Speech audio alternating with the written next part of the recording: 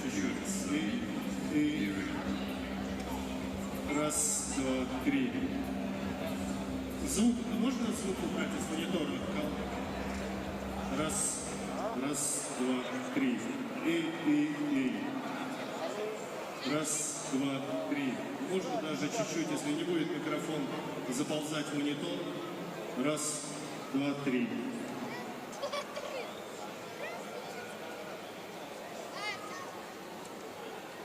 Раз, два, три. И. Раз, два, три, четыре. И. Раз, два, три.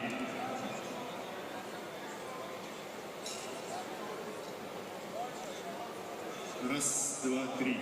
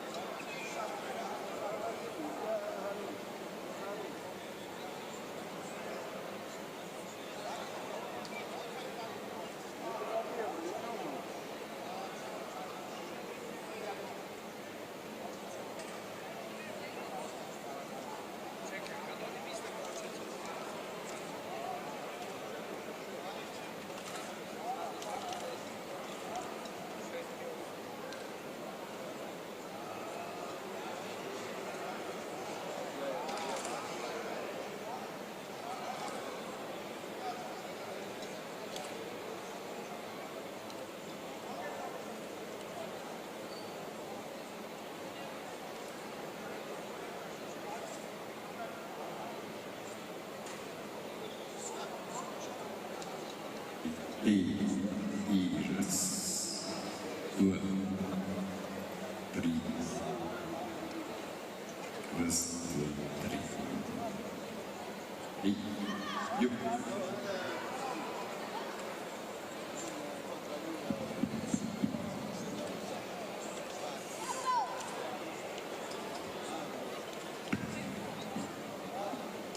Mesame.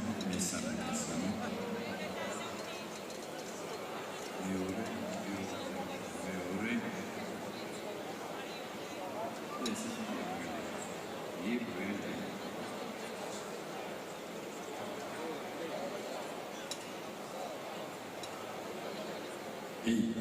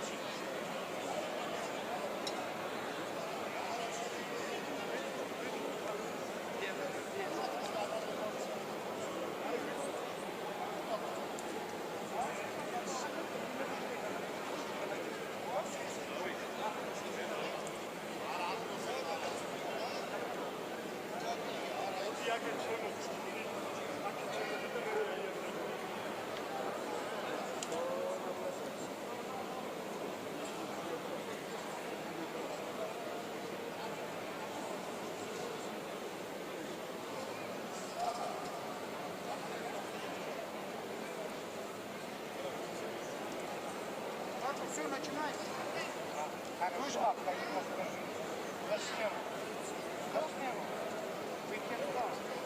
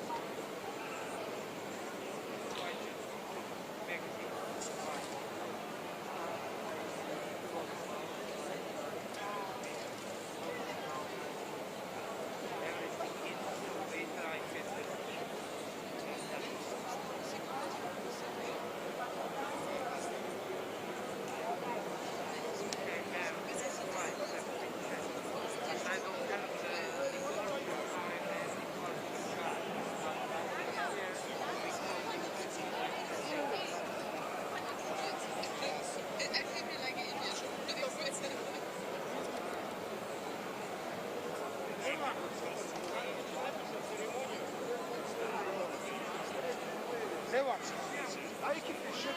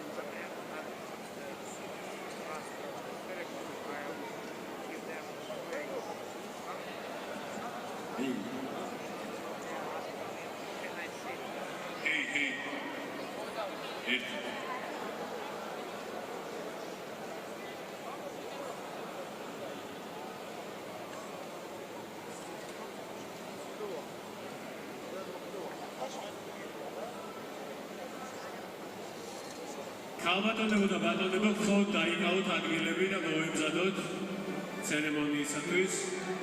Please take your seats.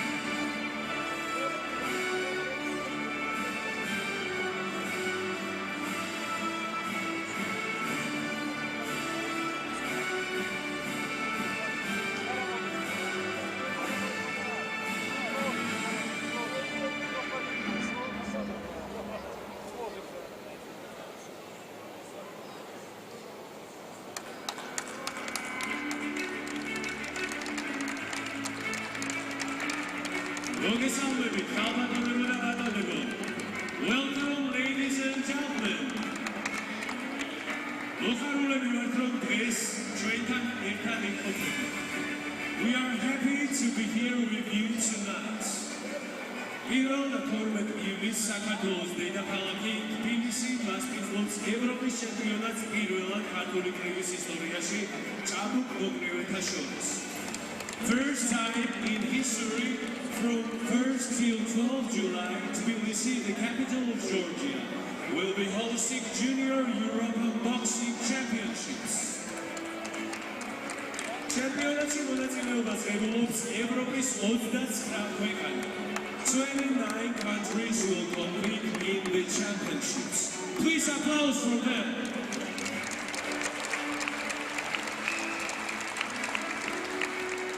Championatis ხარჯები კი არიან.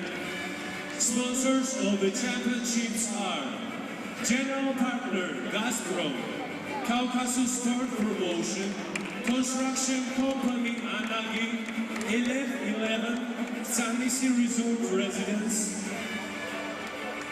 M Group, My Phone, New Vision, IBA, International Boxing Association, EUBC, European Boxing Confederation, Ministry of Culture, Sports and Youth, Tbilisi City Hall. ჩემპიონატის ოფიციალური მწვერვალია New Vision დაზღვევა ახალი ხედვა დაზღვევაში. The official insurer is New Vision Insurance and New Vision Insurance. და რა თქმა უნდა კომპანია ლიდერბეტი ქართული სპორტის მხარდამჭერი. Company LeaderBet. მადლობას ვუხდით თითოეულ მხარდამჭერს გვერდსინგომისთვის. We are thankful to our sponsors for their support. და მადლობას ვუხდით ჩვენს ნომრებს მომხმარებისთვის. We are thankful to our special guests for being here tonight. And now, we invite to speak President of the International Boxing Association, Umar Kremlin. Please.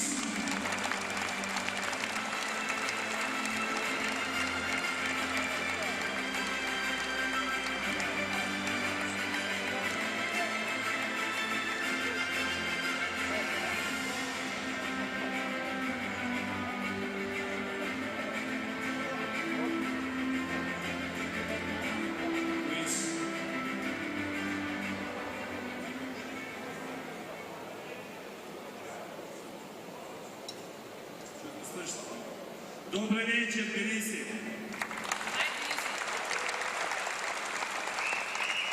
На самом деле мне очень приятно. У меня такое ощущение, не то что как будто я нахожусь дома, такое гостеприимное, кстати.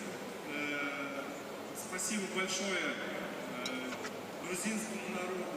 Честно, вот говорю, и мурашки по телу, настолько духовно здесь, уютно и слов просто нет. Спасибо вам всем за такой прием теплый.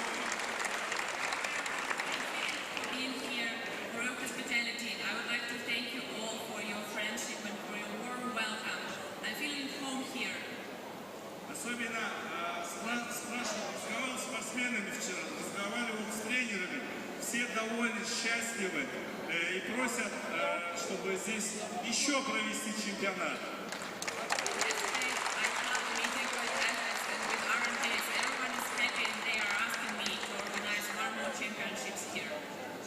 С таким теплым приемом, пусть сегодня праздник бокса всем зрителям пройдет великолепно, всем спортсменам пусть победит сильнейший, пожелаю удачи тренерам.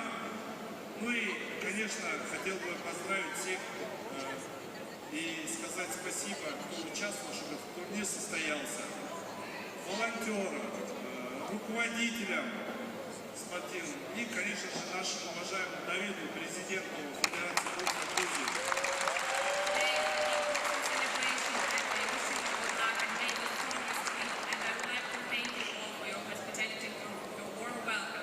Especially for Mr. David, the president of the Georgian Boxing Federation. Видно, как Давид сердцем переживал, чтобы этот турнир прошел на высоком уровне, чтобы еще один турнир притащить. Я заверяю, что Давид, можем уже говорить о чемпионате мира провести в Грузии.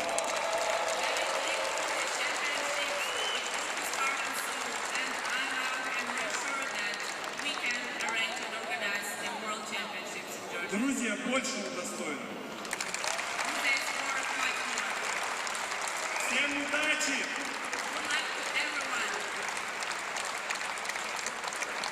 Thank you so much.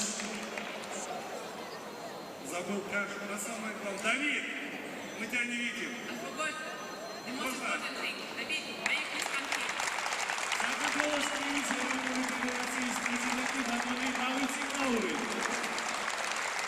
We invite to speak President of Georgian National Boxing Federation David Siklauri. Ринг, подарок, память об этом чемпионате и благодарности.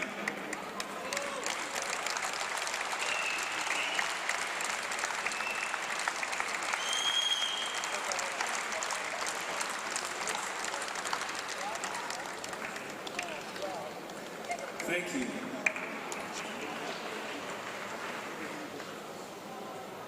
Adal David.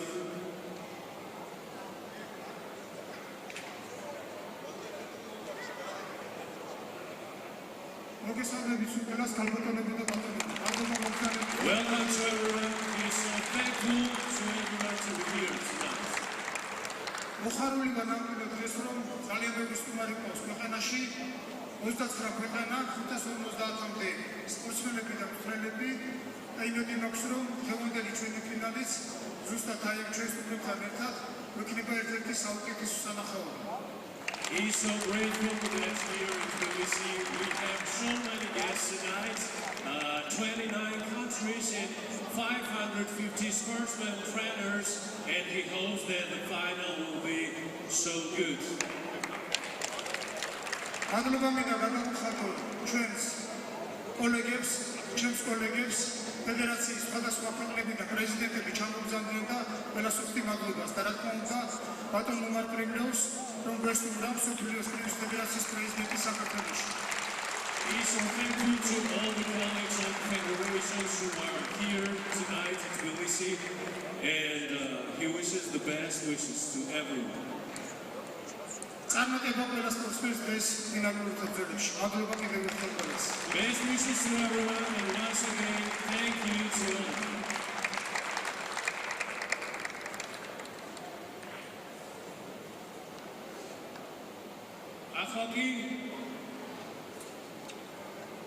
ახალ ბატონ უმარკრევალ საჩუქრად გადავცემთ ხოთ მას წინასთან. Please, we have to invite once again President of the International Boxing Association, Umar Kremlov. Please, once again, applause for him.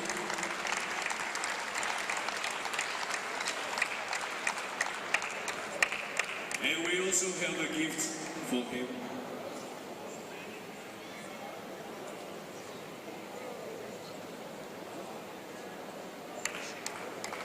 Once again, applauses.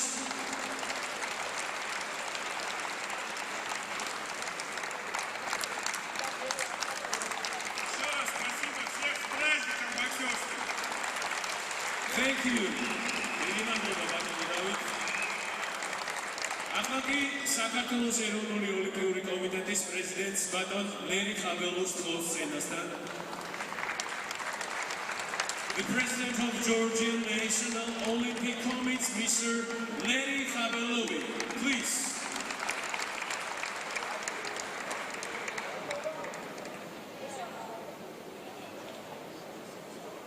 მოგესალმებით ბატონ ლერი, აპლოდისმენტები მეგობრებო გთხოვთ.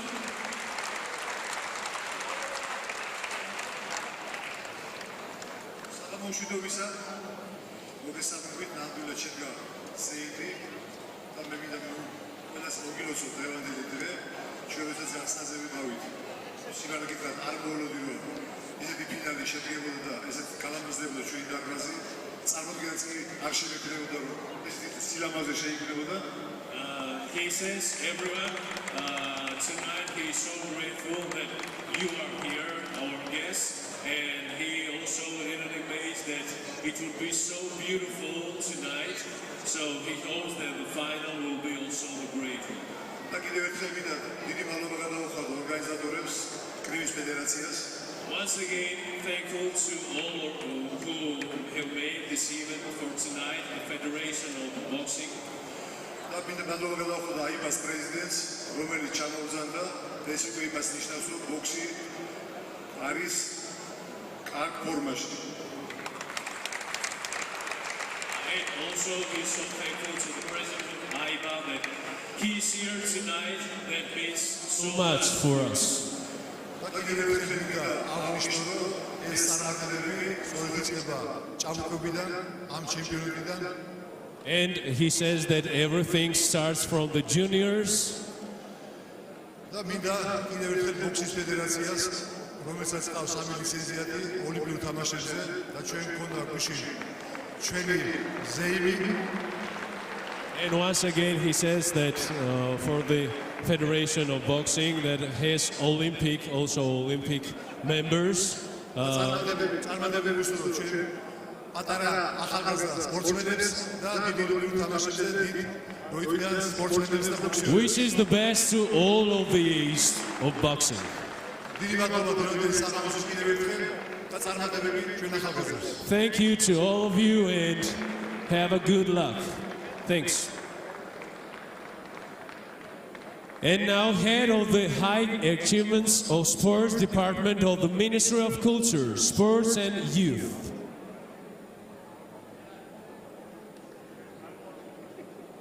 Irakli Dolaberidze, please.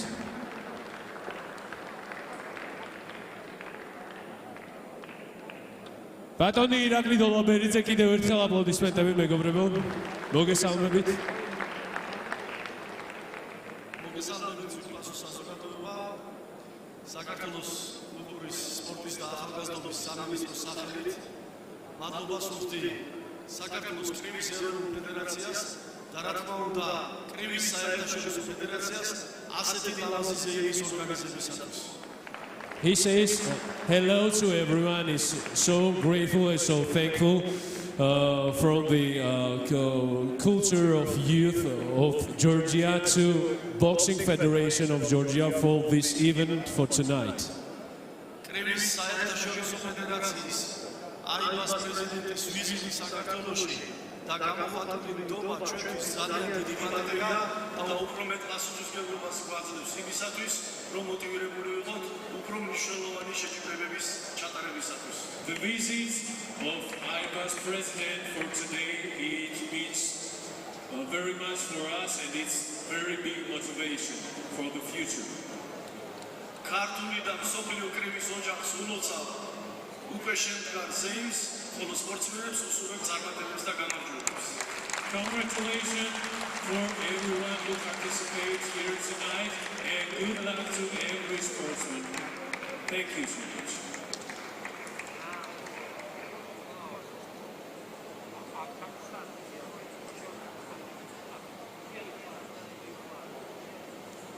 ახლა კი სიტყვას გადავცეთ, მოდი მარიამ. ახლა კი სიტყვას გადავცეთ ევროპის კრივის ფედერაციის აღმას კომის წევრს ბატონ მაქსიმ ჩერდოვიჩს. And now please welcome EUBC Executive Committee member Mr. Maxim Cherdovich.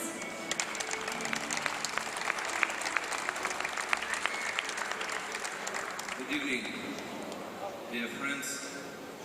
I want to send regards from EUBC President Franco Falcinelli to all of you, all participants, judges, ITOs, technical delegates, spectators, and AYVA President Omar Kremlov.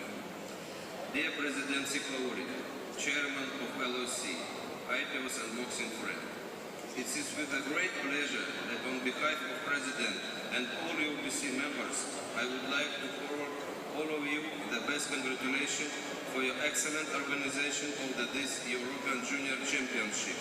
Unfortunately, the guarantee after Rosetta Under-22 EUBC Championship forced President Franco Falcinelli and Executive Director Alexander Egorov to stay at home and asked me to thank all of you with these deep ethers and affections.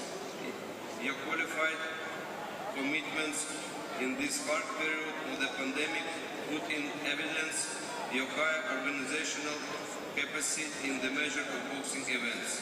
I am sure that in the future, Georgian Boxing Federation will be propagonize the great boxing events.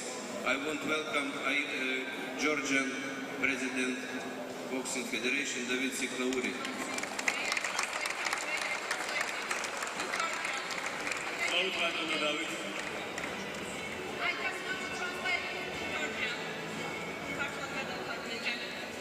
ბატონი მაქსიმი წარმოდგენილი არის როგორც ევროპის კრივის ფედერაციის წარმომადგენელი, მან წარგვიდგინა სიტყვა ბატონი ფრანკო ფაჩინელის, რომელიც არის ევროპის კრივის ფედერაციის პრეზიდენტი.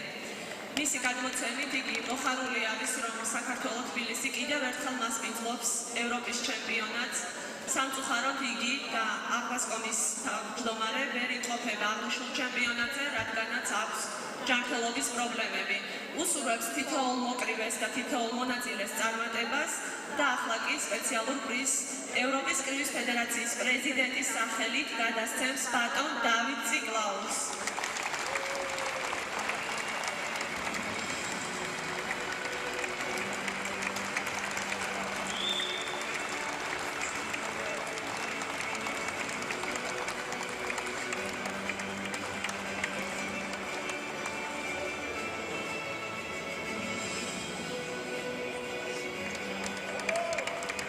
Thank you so much. And now, Georgian Sport Dancing Comedy Studio stars Sofia Jalishvili and Georgi Atsiauri. Please welcome.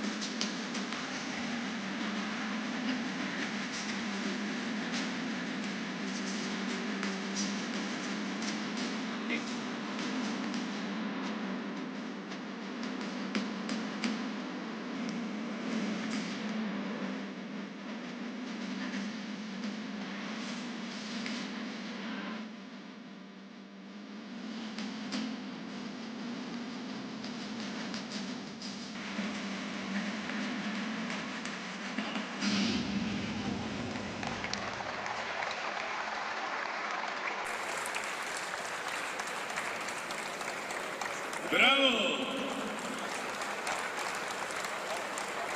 Georgian Sport Dancing Comedy Studio stars Sofia Jalishvili and Georgi Atsiauri.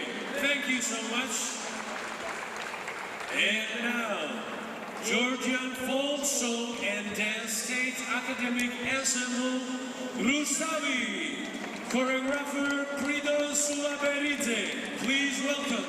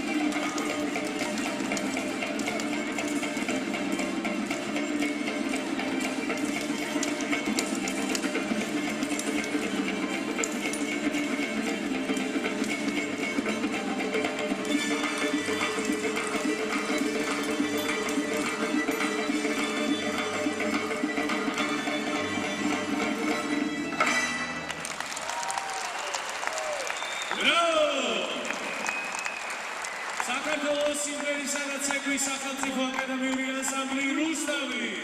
Kamari choreography Prinos Ulaberidze. Once again, Georgian folk song and dance stage academic ensemble Rustavi. Choreographer Prinos Ulaberidze. Applauses from him.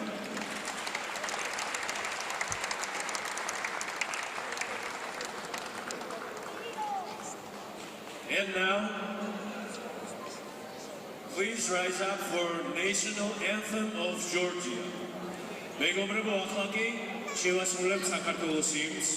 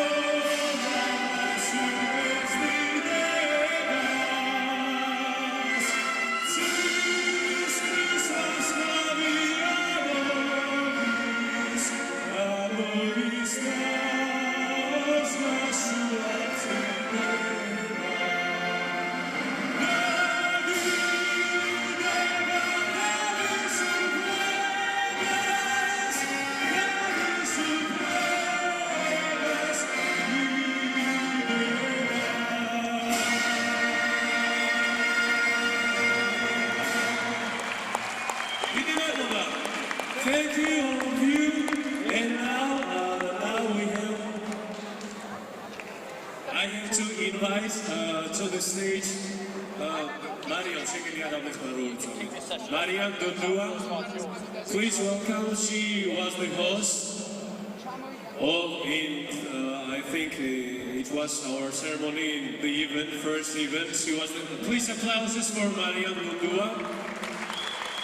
დიდი მადლობა ყველა თქვენთაგანს მეგობრებო დღეს აქ ყოფნისათვის და აპლოდისმენტები მარიამს, იმიტომ რომ სწორედ მარიამი იყო ადამიანი, რომელიც ესე ვთქვათ, ჩემს გვერდით იდგა, როდესაც აქაურობა გავხსენე და დღეს მარიამის ცხოვრებაში უმედლიანი სიმღერა, რადგან მიიხედა იქით მეტავი რა ხდება.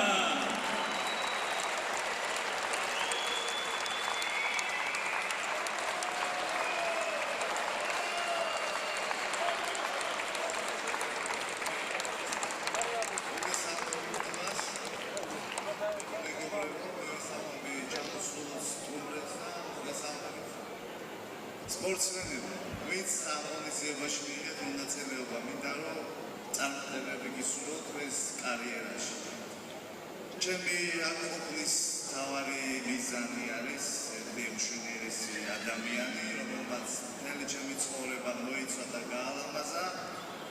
ეს არის მარიამი და მინდა რომ დღეს ეს სიმბოლურად კრივის სამყაროს ხო მარიამის ხედი.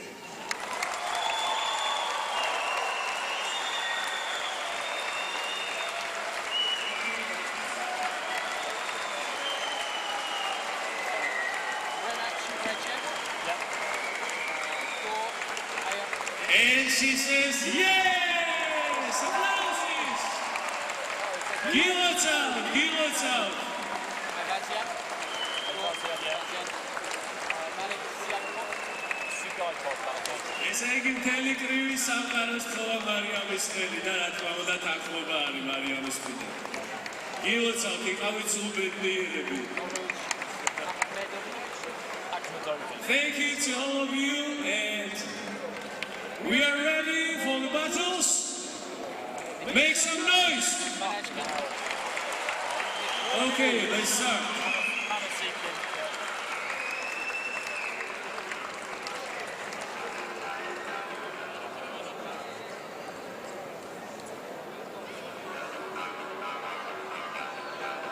HEKTOR, DUMINIK.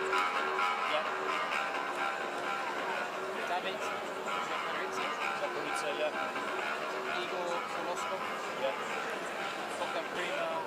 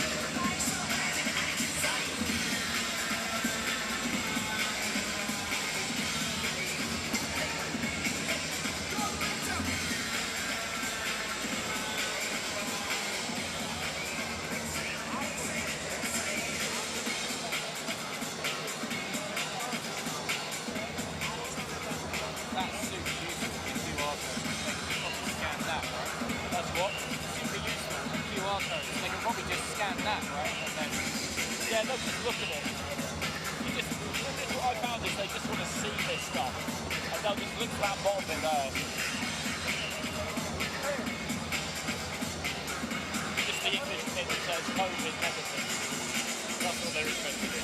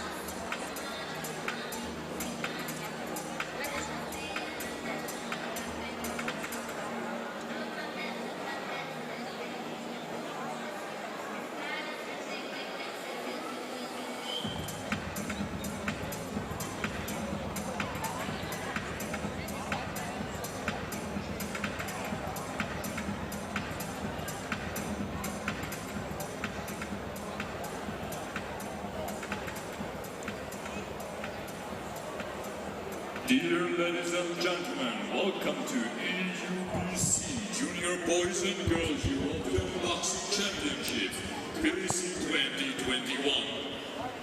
Цивильпросок слободного дебатонего, кетерил гостроени мобзамева EUBC, Европის ხმის ჩემპიონატზე თბილისი 2021, ჭაბუკბაილებსა და გოგონებს შორის. Today we start the evening session with the bout number 284. Well, a very good evening to you and welcome back to ringside here at the EUBC Junior Boxing Championships here in Tbilisi, Georgia. We're just getting towards 7 o'clock local time and it's time to start the men's events, working our way through the lightest to the heaviest of them throughout this evening's session. With 13 gold medals up for grabs, and the Russians looking to continue their dominance that they had from the women's bouts earlier this afternoon. 10 gold medals for the Russians, 1 for Cyprus, 1 for the Ukraine and 1 for Romania. But there is expectation in this arena as you join myself, Ollie Wilson and Andy Clark for the evening session, because we have 5 Georgian fighters in the bouts this evening, and there is a keen audience looking to see Georgian hopes turn to Georgian cold. And we have a Georgian fighter in our opening bout of the evening this evening in the pinweight category, 44 to 46 kilo category. RENAT CHUBREVYCHEV making his way to the ring, the Ukrainian in the red corner. A man who liked to keep his distance on Friday in his semi-final against the Russian Rogozin Vlaschalev. He didn't allow his opponent to get in close at all. Used distance to great effect. He will be taking on a Georgian youngster, the EUBC European Schoolboys champion, the winner of the Montenegro Cup, EGOR AYVAZYAN. The Georgian hopes for a first gold medal this evening land on his shoulders, and he will be excited and buoyed, I'm sure, by a keen home crowd this evening. Came across as a very smart boxer indeed in his semi-final. Timed his shots, tried to be as accurate as possible without flinging a melee of wild arms. And he looks energetic in his approach to the ring this evening as we get the first bout of the evening ready and set to go. And it is an arena that has filled up in our break between the afternoon and evening session. There are plenty of Georgians here in support, as you would expect. Really has filled up, you're right.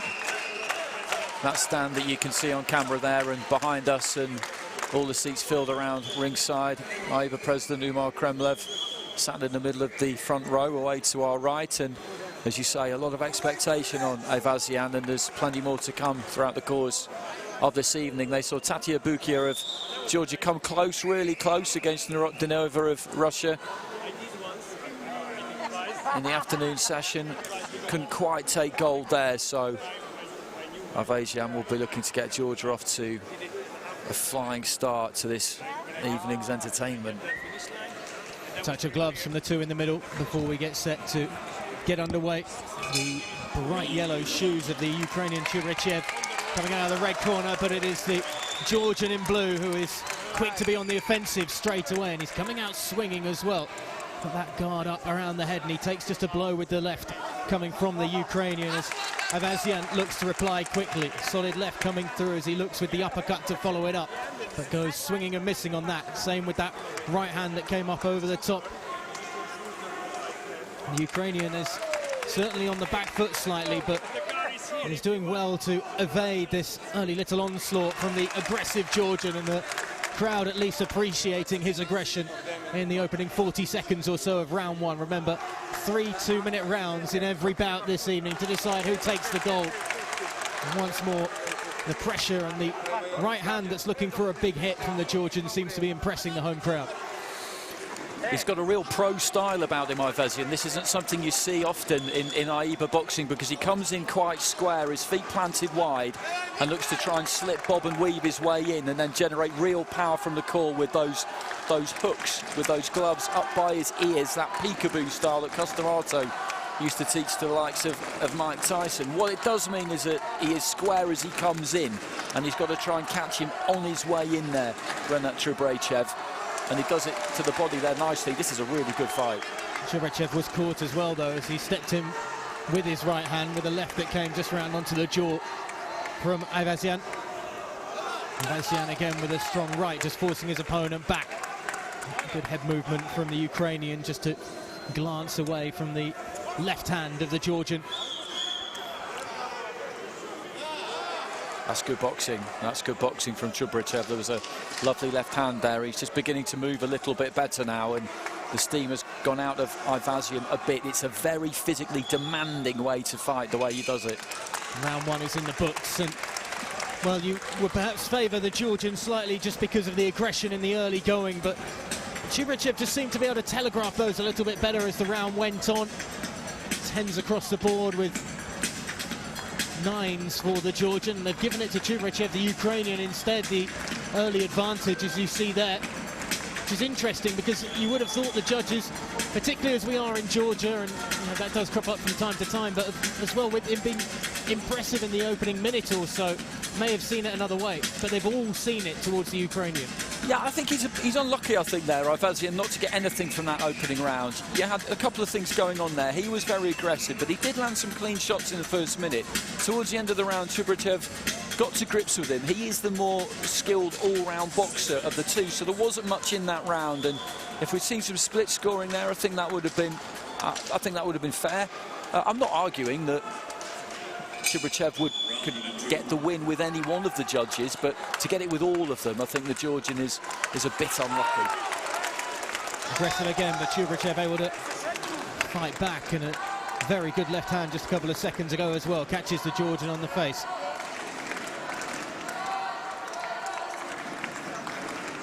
This is a good start to the round from CHUBREVYCHEV. You see the 1-2 there, gets his feet in, gets close enough to throw it, then pulls his feet out. He did catch a right hand there from AYVAZYAN, but he's gone about this business really well at the start of the second round here. But there's that big right again. Caught again, it was a little left, followed by the hefty right that just landed on the chin of the fighter in red, CHUBREVYCHEV. He does, though, it seemed, at the beginning, as we have a moment, just because AYVAZYAN's shoelace needs to be retied. But CHUBREVYCHEV does seem to be, as we saw at the end of the first round, telegraphing it slightly better with his movement to stay away from the attacks of the Georgian. Nice left goes straight down the middle from CHUBREVYCHEV, and a lovely step away as well to avoid the attack. Another good left hand there as well that rocks the Georgian's head back slightly. And he has to pause for a moment before realigning and starting again to get aggressive. A little stagger back because it was a wild right-handed swing after he was able to get a jab to land. He's found his distance really well in this second round, CHUBREVYCHEV. There's a good example, left hand to the body, and then just pulls those feet back. It's a raiding missions. It's sharp work from him, but if he switches off just for a split second, he eats something. And he did that right hand again there from AYVAZYAN. This is a great fight, brilliant to watch. AYVAZYAN's right hand is very powerful. He puts a lot of momentum into it as well. Swinging for the fences with it when he decides to throw that right hook. And again, he looks to try and get in close once more and get in his shooting range. Left hook for good measure as they come out of the clinch. CHUBREVYCHEV still trying to stay on those toes and continuing to just dance around the ring with ease. And he was caught slightly by another right hand from the Georgian. And again, he gets aggressive, AYVAZYAN. Good head movement by the Ukrainian to duck away from a couple of blows. Another fairly even round in the end, you could say. I think CHUBREVYCHEV was better in the opening exchanges, but again, AYVAZYAN just finding a bit of confidence towards the end and finding a way to land some blows. And it's a split decision that time. 2 10s with 9s in the Georgians' favour, but 3 10s with 9s in the favour of the Ukrainian.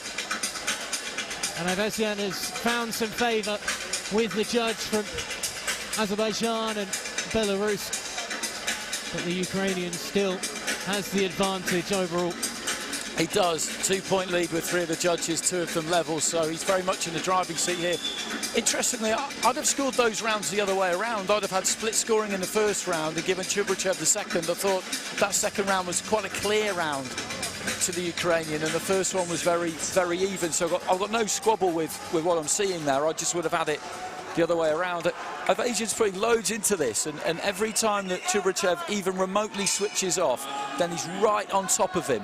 But the more skillful fighter here, it is the Ukrainian. But he hasn't just got skills, he's happy when he needs to set his feet and give it to AYVAZYAN. And you've got to do that against a fighter like him, or he will just roll up on you all day. It's a nice uppercut there, though, by AYVAZYAN.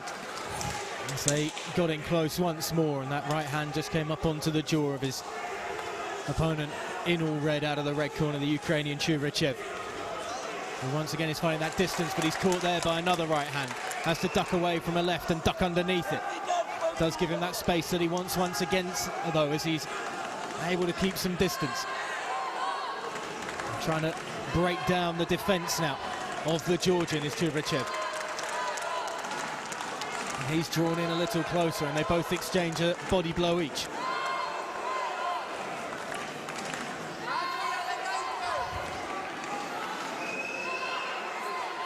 Just kind of agreeing to have a little bit of a walk around with each other there, just to see if they can nick a break. But that's good from AYVAZYAN. Big right hand, stepped in after it and landed the left.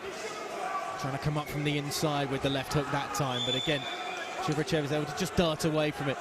It's still such a difficult target to try and aim at, as AYVAZYAN leans more into his punches in this final round. 38 seconds to go. That's a very good right after the good left as well. Caught his opponent. AYVAZYAN's making a really good stick of this in the third round. Oh, he's just caught on the chin there, left himself open to a left-handed straight that rocked him slightly. Starts swinging again, slightly erratically and stumbling forward with about 20 seconds to go in the third round.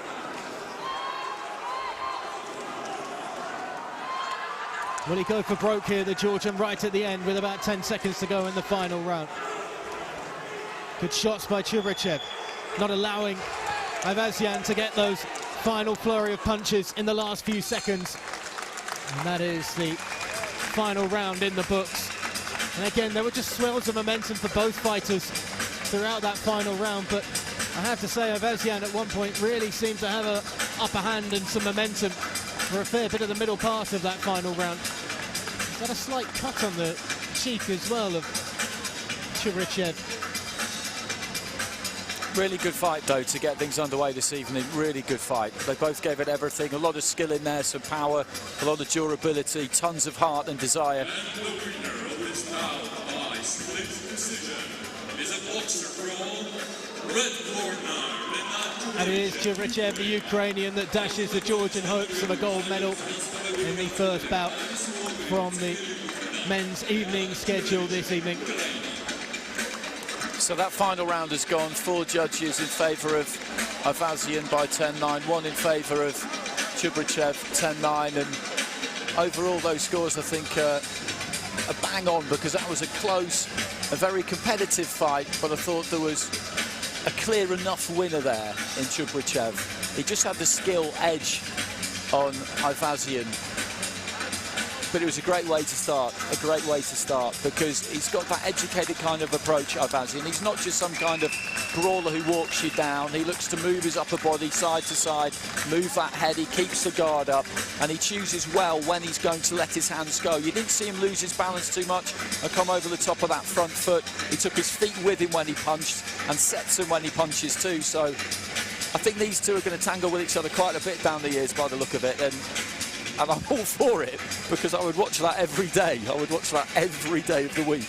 It's set a good tone, at least for the neutral fan, enjoying the evening bouts this evening here in Tbilisi, Georgia. But as I say, it frustrates the Georgian home fans that will have 4 more opportunities to see their fighters in finals as this evening goes on, as we move into the light flyweight category. Into the red corner, please welcome boxer from Russia. And Georgia have got some involvement in this one as well. But first, making his way to the ring for Russia is MALIK SUGAIPOV, national champion, beat Refik Kartal of Turkey 5-0 in his semi-final. We saw the Russian women do spectacularly well in the afternoon session, winning 10 gold medals. Just a good all-round fighter from what I saw of his fight against Refik Kartal. Kartal tried to get on top of him and rough him up at times, but SUGAIPOV just knew a little bit too much to allow that to happen to himself. AKHMEDOVI's a good fighter though, ORUJ AKHMEDOVI. Had a good tussle with Armenia's Samvel Grigorian in his semi-final, beat him by unanimous decision. He's a southpaw, a nice little compact southpaw, good feet, gets in and out with a snappy 1-2. Those kind of raiding missions, in with the feet, pops off the punches, gets back out. So got a good bit of speed to him, nice reactions. Keeps it fairly simple. And he's seen 2 Georgian fighters go for gold already, and both of them have just come up slightly short. Big smile on his face as he came to the ring there. Ukraine, Hungary, Serbia, Bulgaria, Romania. Light flyweight division, 48 kilos, 13 weight divisions, exactly the same set of weight divisions for the females as there are for the males.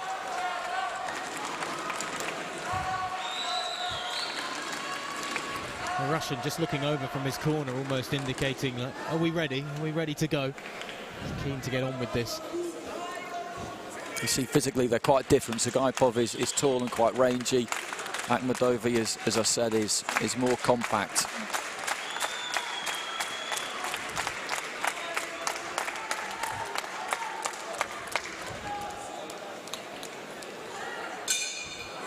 So here we go, a pair of southpaws here, but you see the physical differences immediately. SUGAIPOV has got the height and he's got the reach that will come with it, and he's looking to try and use that jab early on. That is key for him, because, as I said, AKHMEDOVI, you see those feet just bouncing in and out, constantly on the move. At a split second, he can take them in. A split second, he can take them out. But he needs to get inside that jab, get those punches off, rattle them off. 1, 2, maybe 3 punch combination, then pull back out of range. But he's going to need to be very quick to do that. He does have that speed, but Sugaipov, as we say, he's got the height, he's got the reach. He needs to use that jab, but he sets his feet there, Sugaipov, and looks for the right hand to the body, then through the left, straight down the middle. Just hurrying up his feet there, Sugaipov. He can tend to lean in a bit, have that weight on the front foot. He's going after his opponent a bit in the opening round here, which is interesting. I think he's just trying to put the hammer down on Akhmedovi a little bit, because physically, of the two, he is the bigger.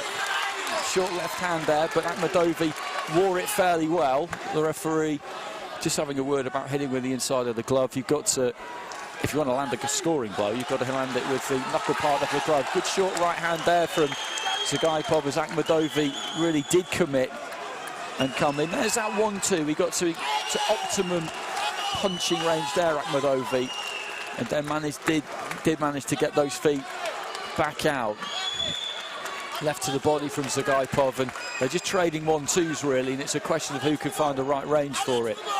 And Sugaipov just ticked off for exactly the same thing. He's having a decent finish to the round here, Akhmedovi. He's found his distance increasingly as the round has worn on and made Sugaipov miss there. Good opening round, interesting opening round. Just have a quick look at the scores. It's split scoring. I'm not surprised by that. 3 for Sugaipov, 2 for Akhmedovi. I think I probably just about would have gone for Sugaipov, just about, but Akhmedovi brought it right back to the wire those final few seconds. Akhmedovi was so energetic and still frustrated Sugaipov, and a couple of spells with his ability to step away from what Sugaipov was trying to throw at him, and a lovely neat side steps to evade the attention of his opponent. And yeah, you're right, in the final 30 seconds in particular of the round, Akhmedovi came back and really started to land a few really good punches, getting up close and so quickly springing away. I mean, there was barely a point when the Georgian had both feet down on the mat. He was always either one or both feet up in the air, bouncing around. It's another really tough style, though, that over 3 rounds of that energy, it's going to be difficult to maintain. Well, he managed to do it comfortably in the semi-final, but in the semi-final he wasn't getting hit quite as often as he is now. He's looking for that left hand to the body every now and again, Sugaipov, and against someone like Akhmedovi, that's a good strategy, again with the left to the midriff, and again off the back of a right hook, because, like you say, he's up on his toes, Akhmedovi. There's plenty of movement, but that trunk, that never moves. And you can take the steam out of him possibly by targeting that area. He's nice and busy at the start of the round again here, Akhmedovi. He will rattle off that 1-2, and he will do it all night long. Again, looking for the right down to the body. Decent lead right hand there from Akhmedovi. Sugaipov again just digs downstairs with that left. Gets good purchase on them for a tall fighter. Nice 1-2, decent lead right hand there from Akhmedovi. He's just trying to keep Sugaipov turning, finds himself knocked back into the ropes with a strong left hand to the chest. That's what I was talking about. That trunk doesn't move. If he can hit that area, hit something, knocks him right off balance, back into the ropes. And they both just trade a couple of punches on the inside. Those leading rights, though, have been far better from Akhmedovi in the last bit of this round, also the last 40 seconds. He's found some joy, and he's getting some joy again with the left now. Good left hand there from Sugaipov, but Akhmedovi landed 2-3 good punches just before that, heading into the final 20 seconds, and this is a difficult round to score again. There's not much in it. He's landed regularly with that left to the body, and again there's Sugaipov. The sheer number of those that are landed, and those are scoring punches, those are clean scoring punches, not as eye-catching maybe as shots to the head, but on the strength of those, again I would go his way in that round probably, but we'll see how the judges look at it. It's hard to tell because somebody's standing directly in front of the screen, which isn't very helpful, but it's 3 scores of 20 to 18 in favour of ZUGAIPOV, and 1 drawn and 1 20-18 in favour of AKHMEDOVI. So 4 judges going for ZUGAIPOV in that second round. The Georgian crowd around us don't like it, I can understand that, but he just hit him to the body so often. I think as well, you said it there, Andy, in that they're not the flashier punches. And ZUGAIPOV has landed, particularly in that round, a number of shots that have been clear around the face, which obviously the crowd really can see from where they are, a bit further back from ringside than us, and are really reacting to that. But those blows underneath from ZUGAIPOV are causing a problem. They are connecting. And as you say, they're scoring punches, and they have to be taken into account by the judges, and they're consistently hitting. So he's got it all to do here, AKHMEDOVI. He's got 1 card, but he's got to turn around one of those 20-18, so that would really take a point deduction from ZUGAIPOV. Realistically, AKHMEDOVI, of course, if he has a massive round here, could win it 10-8. I think we're in for an absolutely barnstorming final 2 minutes here, because AKHMEDOVI's got to give it absolutely everything, but there's no way that ZUGAIPOV is going to stand off and just try and box his way through the final 2 minutes. They've set their feet square at times and just let their hands go, but with a high skill level. We've had a couple of really good fights to kick things off with the boys this evening. We absolutely have. Right hand there landed by AKHMEDOVI. It's a short, stiff little lead right he throws. And again there, it's amazing how often he's landed that. And again, same thing, ZUGAIPOV is maybe just getting a bit single punch happy in this final round. He's looking for something big. You get the feeling he wants to really go out in style here. That was a fantastic 1-2 there from AKHMEDOVI. Quick hands. Not going for the body as much in this round so far, ZUGAIPOV either, and he's allowed himself, by going upstairs on his opponent, to get and walk into some of those right hands that are so fast from AKHMEDOVI. And that's suiting AKHMEDOVI, I think. As I said, I think ZUGAIPOV he's got suckered into a bit of a macho contest in this 3rd and final round. Those body shots in the 2nd round worked fantastically well for him. They didn't take that much steam out of AKHMEDOVI, actually, who's got a terrific engine, because he's been caught plenty in this fight, and yet he's never once looked like he's running out of gas as we head into the final 20 seconds. Fantastic left hand there from AKHMEDOVI, and one came straight back from ZUGAIPOV. Heading into the closing stages, I would say that this is an AKHMEDOVI round, this final round, but because he's 20 points to 18 down on 3 of the cards, it isn't going to be enough for him, if indeed the judges do see it the same way that I have. So it's another superb fight. I think we know who's going to win it. ZUGAIPOV is going to take it by a narrow margin. I think he knows as well, as we've come to the end there. He couldn't really have done any more, ORUJ AKHMEDOVI there, I don't think. He couldn't have done any more. In with a good fighter. Very skillful contest that, really enjoyed it. Yeah, and it's that, you don't, again, we've said it a few times, you don't want to sound patronising, but legitimately the effort level coming from the Georgian throughout that was quite something. I asked the question if he was going to be able to continue that springiness, and he certainly did for the majority of the bout, and took those body blows. They didn't really seem to affect him at all.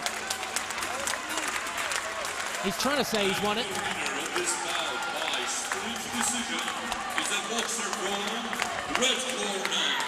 Well, ZUGAIPOV gets it, split scoring in that final round. 4 out of the 5 judges go ZUGAIPOV in that final round.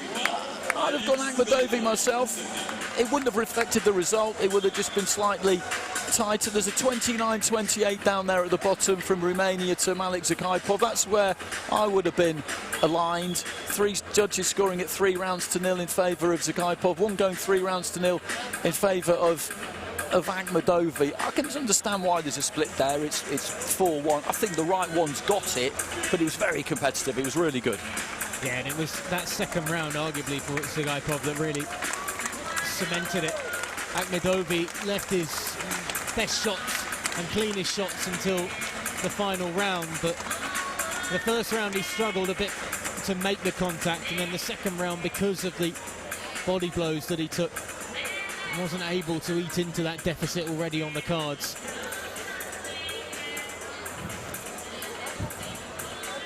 As the lights dim, the ring is cleared and cleaned, and we continue to rattle our way through the first few bouts of the evening session as we move into the flyweight category, 50 kilograms, and once more we have a Russian stepping into the ring. Nikita Manasikhin will make his way into this arena. Did a very good job of getting past a sometimes frustrating Turkish southpaw in his semi-final, Berat Karazlan. But he had wonderful timing when he chose to throw his strikes, and that's what you mean about the execution and the accuracy. When you can time it so well and land your shots cleanly, it really is fantastic to watch. And Manasikhin, really was able to pull that off in his semi-final. Had a great patience in the ring with his victory as he gets set to take on the Ukrainian HEKTOR DUMINIK. And his opponent in the blue corner, representing Ukraine,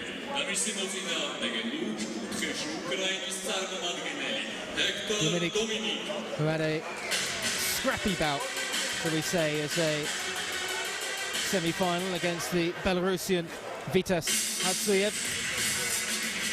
the winner of the BOGDAN Memorial Tournament. This youngster wasn't really able to land too many clean shots in his semi-final. He was one with a lot of energy, but not really much accuracy when it came to either fighter. HEKTOR DUMINIK will get the headgear on and get himself in the right frame of mind for his battle against the Russian, just looking to continue the gold-paving road all the way back to Russia that the women prepared for the men in the afternoon session, and they're continuing to pave so far in their first encounter of the evening session, as we've just seen.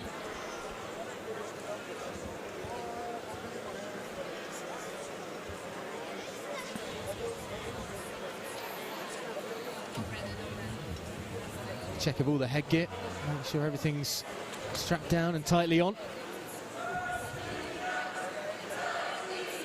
And the two look like they're going to exchange gifts before the bout.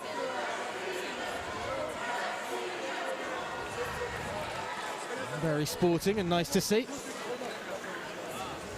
Haven't seen that yet this evening. Don't often see that in... No, that's the first time this evening, isn't it? The pennants there, Russia against Ukraine here, the first Russia-Ukraine battle in the boys. And the Russian coming out of the red corner, Manasikhin, looking to utilise that left jab straight away, and once, twice, three times there he's able to connect with his opponent, and he's working it well. It's slightly more erratic from his opponent, DUMINIK. Very fast and quite frenetic start to this round. They're both willing to put their heads in at time and get right up close.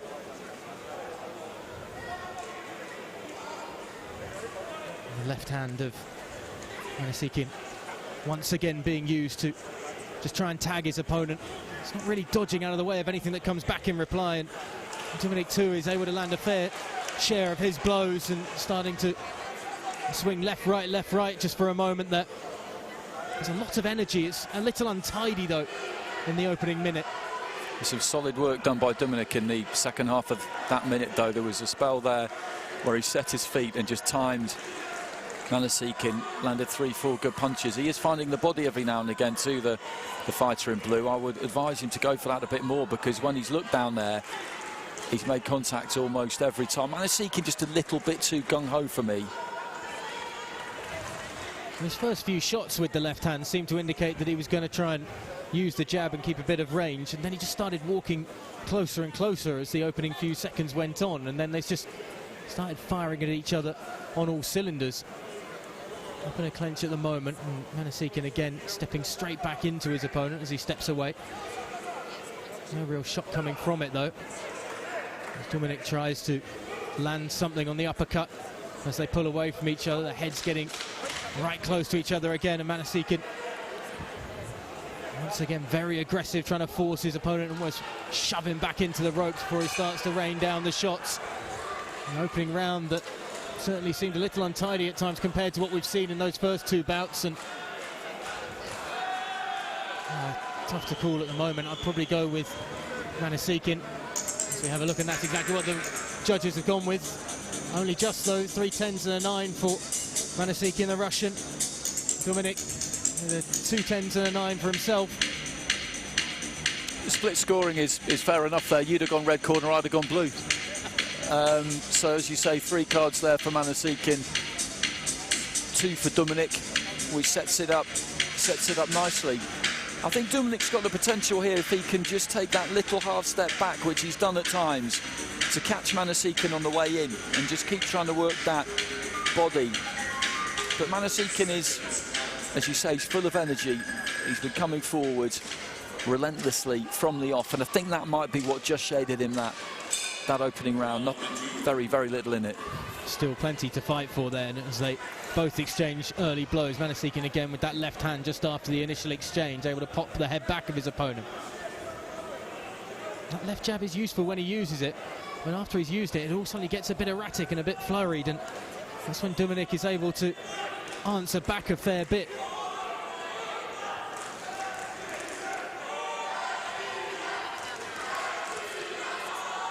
DUMINIK trying to throw a right, but MANASIKHIN ducking away from it.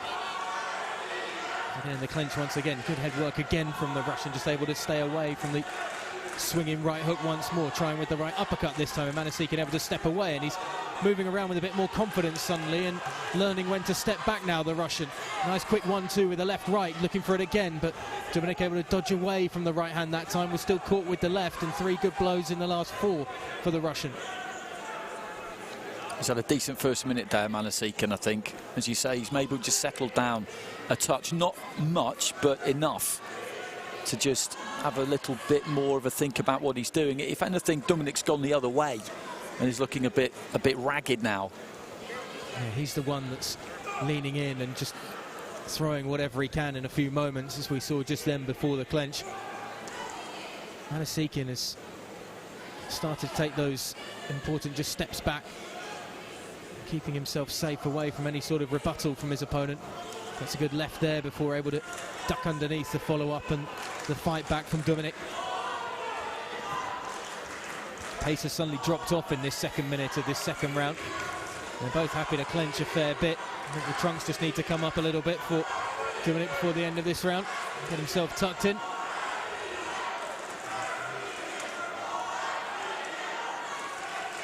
The official's growing a touch impatient, and it can't be done quicker. And these last few seconds of the second round can tick away. Again, it's that untidiness to finish the round that we saw at times, and they're still going. In these last 10 seconds. Well, not too pretty on the eye, the end of that second round, but there were certainly some really nice aspects for it for that man in red, MANASIKHIN, the Russian, in the early exchanges. That is why it is 10s across the board for MANASIKHIN, and DUMINIK finds themselves with just 9s in the second round, and I think that's probably a fair result after what we saw in the opening minute before it got a little scrappy and hectic once again. Yeah, I thought that was a pretty clear round for MANASIKHIN. He just showed a little bit more composure than DUMINIK. He made the adjustments better, really, because in the first round I thought he was a bit too frenetic, and he just calmed down enough in that second round. DUMINIK, meanwhile, as I said, kind of went the other way, and maybe having dropped that first round by majority, if you like, he felt he had to go after it in the second, and I'm not sure he did really. But MANASIKHIN is in a handy lead now because he's got a 2-point advantage with 3 judges. He just needs to maintain that, and he's a gold medalist. So round 3 gets underway. Again, they're up close and almost hooked onto each other. And DUMINIK not happy with that. So had a look at the official. He was caught as well there by a left, as he once again looks to get in close and start swinging a little wildly. Oh, the big right hands once again easy for MANASIKHIN to duck away from. Caught with a left as well, DUMINIK, as he walked onto that jab. There's not much in reply. Looks for the body that time, DUMINIK, and MANASIKHIN just able to arch his body away from it nicely.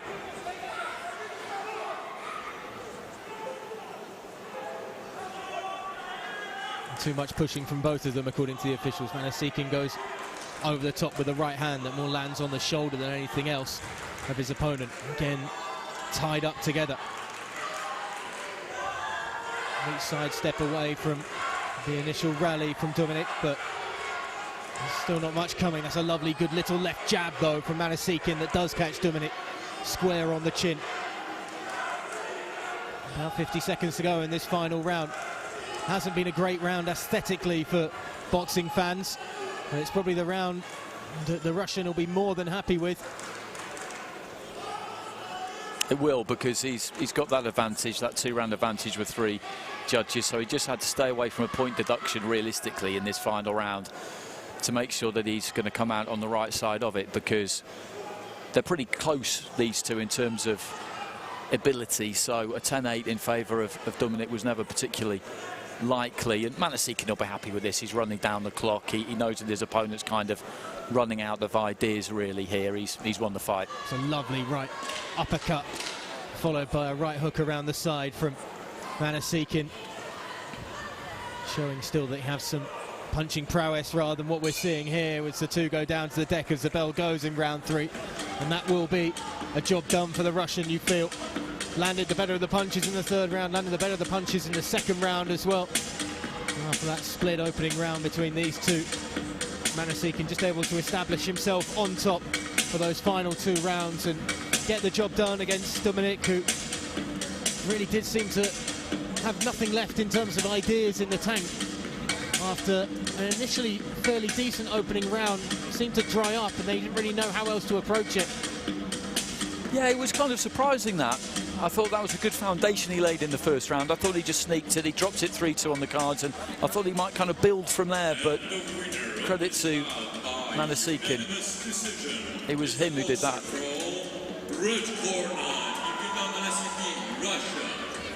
Nikita MANASIKHIN then takes the gold medal.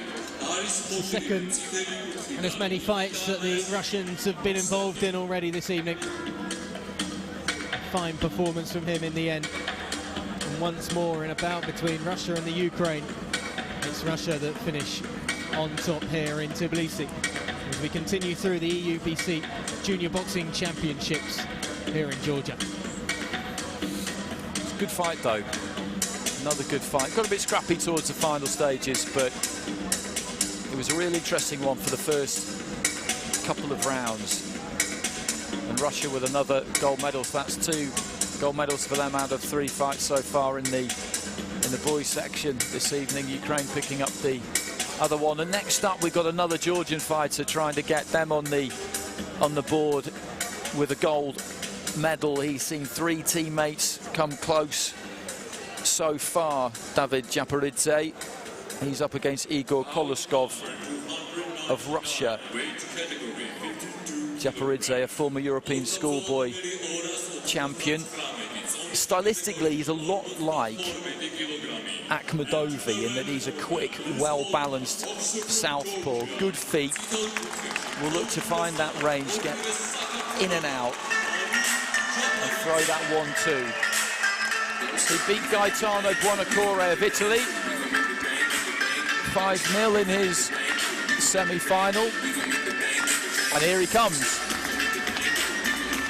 And the crowd are absolutely thirsting for a Georgian win here. Tatia Bukia came close, so did AYVAZYAN, so did ORUJ, AKHMEDOVI, and they've got some more finalists to come after this, but they would love to get off the mark here. But the task is a difficult one because he's in with a Russian fighter, and Igor Koloskov, he looked like a good all-round operator to me in his semi-final against Yehor Kurilius of Ukraine, and he scored a 1st-round knockout against Maciej Marcel of Poland in his quarter-final, and that is unusual. You see RSCs, you see referees stop the contest, but you don't see knockouts very often, particularly at these lower weights. So it'll be interesting to see if Koloskov has got a bit of dynamite in those gloves.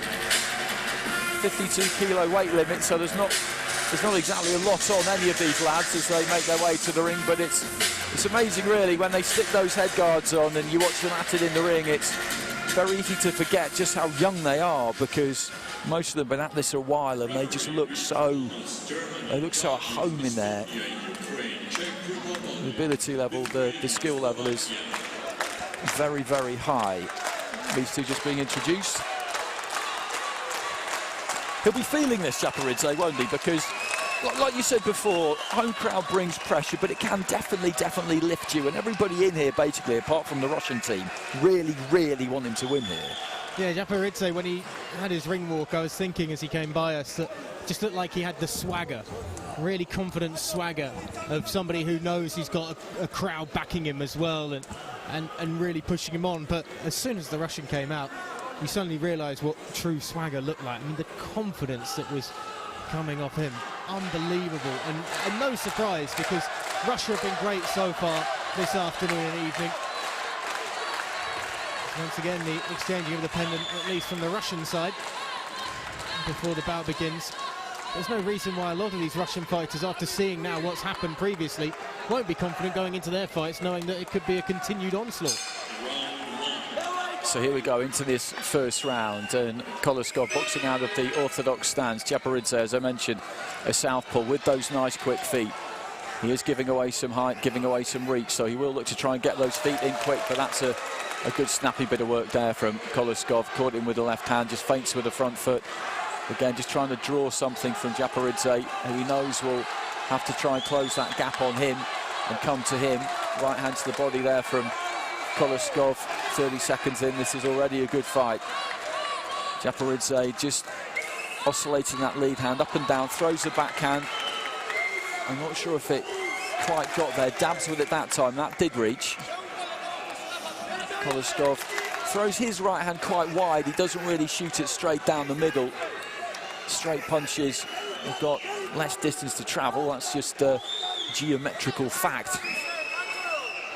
And that straight shot, I think, would serve him a little bit better. Leads off with a wide right hook. That right hand down the middle there, I think, did just about get through. He's kind of taking his natural reach advantage away a little bit, KOLOSKOV, by not throwing too many straight shots deep into the second minute of the round. There's a nice right hand there by the Russian too just a moment ago that certainly knocked the Georgian back onto his heels slightly. The speed that right hand that has the JAPARIDZE, and the way it moves and darts all over the place, and it's quick as a flash when it comes out from his body to try and tag his opponent. Decent bit of work there from him. Right hand to the body. He's looked to the body in the second minute quite a bit, KOLOSKOV, and he's found it often. And the majority of the time he's thrown it, he's found it. Look for it again there and tries to climb into a big left hand. He does tend to load up on his punches a bit, KOLOSKOV. He puts quite a lot into almost everything that he looks to throw. There goes the bell at the end of the round. There's a good competitive round that. JAPARIDZE certainly had his moments in it, and the split scoring there, which doesn't come as a great surprise. KOLOSKOV has got it with 4 out of the 5 judges, and I would have gone his way with that one. JAPARIDZE, I think, could maybe have got a little bit more than the 1 card there. He finished that round quite nicely. Did do some good work with that lead right hand up close, as you said, but KOLOSKOV just kind of, he looked like the boss, didn't he? And that makes a big difference sometimes. Yeah, I mean, the right hand of JAPARIDZE was energetic, and it was solid at the very beginning of the round, but it started to fade out of the equation in that middle part, and then came back to fruition again later on in the round. But really, KOLOSKOV was the one that was landing cleaner punches for a fair bit. I mean, I'm a little bit surprised that JAPARIDZE got one, to be honest. I thought KOLOSKOV might have done enough to edge it across the board there. I think it was just a more stoic but composed first round from the Russian. So into the second round we go. KOLOSKOV wears the left hand there from JAPARIDZE early on into the first 10 seconds, but there's a lead left hook there from KOLOSKOV, who physically is by some distance the bigger of the two. It might sound like a strange thing to say because we're down at light bantamweight and the gap between divisions, the lower weights, is not big, and they have to stay on weight all the way through the competition, but different physiques, different physical makeups. Well, it's mystifying at times how somebody who seems quite a lot bigger than somebody else can be the same weight, but that's what we've got here essentially. KOLOSKOV just clubbing to the side of the head and then leading off with that left hook again there, flinging it up from the waist and getting really good purchase on it. He's had a good opening minute to round 2 here. He's got good feet as well. He cuts off the ring well. JAPARIDZE isn't running by any stretch, but he's just not really got any room to manoeuvre, the Georgian. Good right hand there again from KOLOSKOV, who's corralling him back into the corner of the ring, and this is a dominant round from the Russian so far. JAPARIDZE, about the minute mark, had his first real clean 1-2 that he's been able to land on the Russian, but aside from that, it's very much been the fighter in blue that's just controlling the tempo and exactly where this fight goes around the ring as well. It's all on his terms. Nice right hand to the body from KOLOSKOV. Just shoveled that up. Right into the pit of the stomach, throws another one there.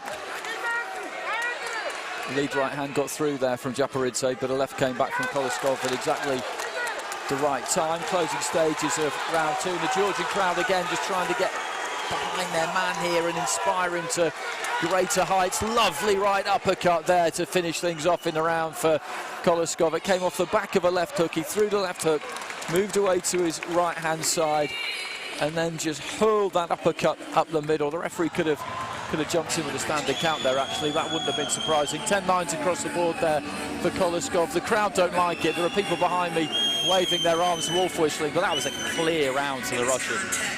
Yeah, JAPARIDZE had that flourish at the end, just when KOLOSKOV rolled almost into the ropes, and suddenly JAPARIDZE smelled blood for just a few seconds.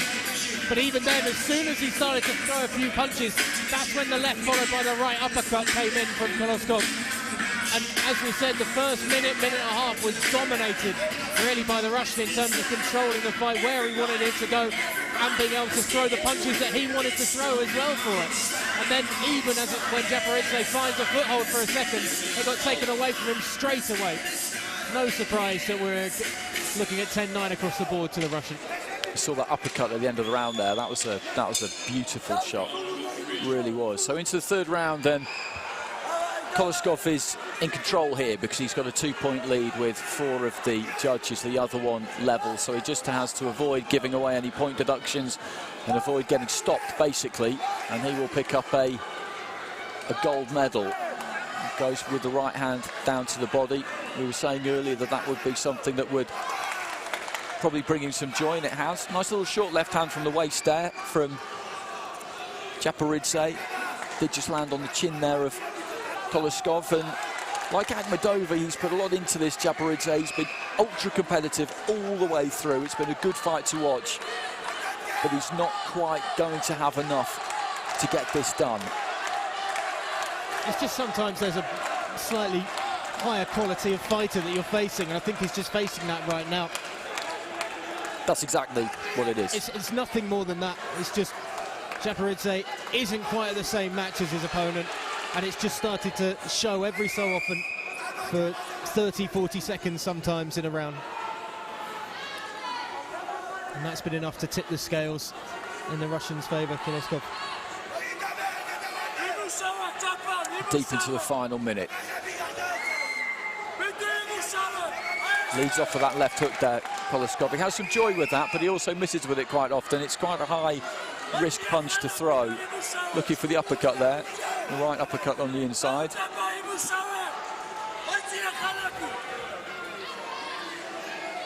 Right to the body.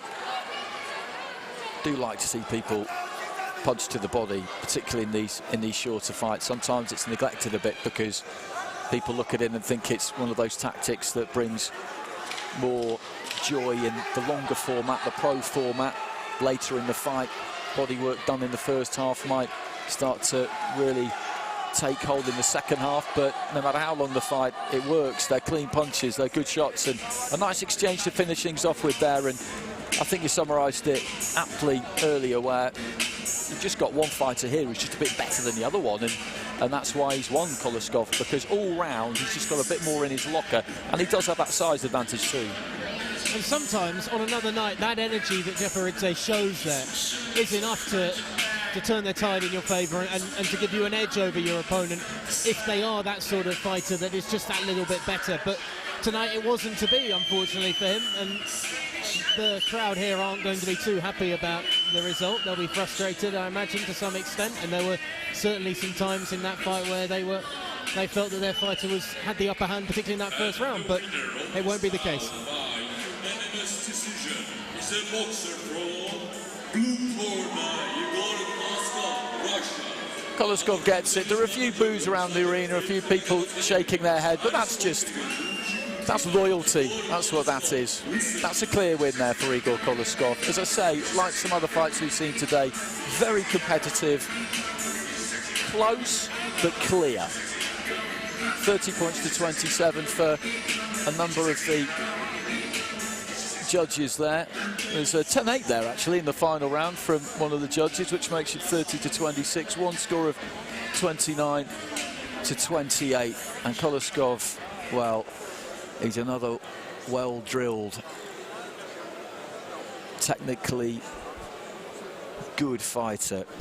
And these Russians are walking away with a barrel load full of medals, because that's their third in 4 fights in the boys section. Picked up 10 this afternoon, so it's 13 in total. It's extraordinary stuff, really. It's quite impressive, and there could be another Russian atop a podium at the end of the final of the bantamweight category, which is up next, as the Russian Bogdan Prima gets set to make his way into this arena and continue and do exactly what his fellow Russian teammates have done in their last few bouts. And that is just keep on winning, winning, winning. And if his semi-final performance is anything to go by, well, it could be a tough night for his opponent, MAHAMMADALI GASIMZADA from Azerbaijan, as Prima was supreme in his semi-final. A unanimous decision against Bayrak of Turkey, and a fight during which he had the utmost control throughout all 3 rounds, all 6 minutes of the bout. The result was never in doubt from the word go. And it was, much like we've just seen, it was just a fighter that was far better in terms of the calibre and boxing quality that he possessed in his locker in that semi-final. This man has made a big splash, though, the Azerbaijani. MAHAMMADALI GASIMZADA beating the reigning champion Daniel Giuliano from Romania 4-1 in the semi-final. Giuliano, who was very much, as you would expect as a reigning champion, a favourite to come here and repeat the feat once again in Tbilisi, Georgia, but he had real speed and clinical timing in his attacks with GASIMZADA in the semi-final. And a really impressive victory, an EUBC, European Schoolboys champion as well, winner of the Montenegro Cup. And he was down as one of the other favourites for this tournament, the Azerbaijani, and he cemented that favourite status with that semi-final victory. This is going to be a really interesting bout, because both of these two fighters, as we've seen already from the men's category and with obviously the women's earlier today, very, very quality fighters, particularly over these 2-minute, 3 rounds of action.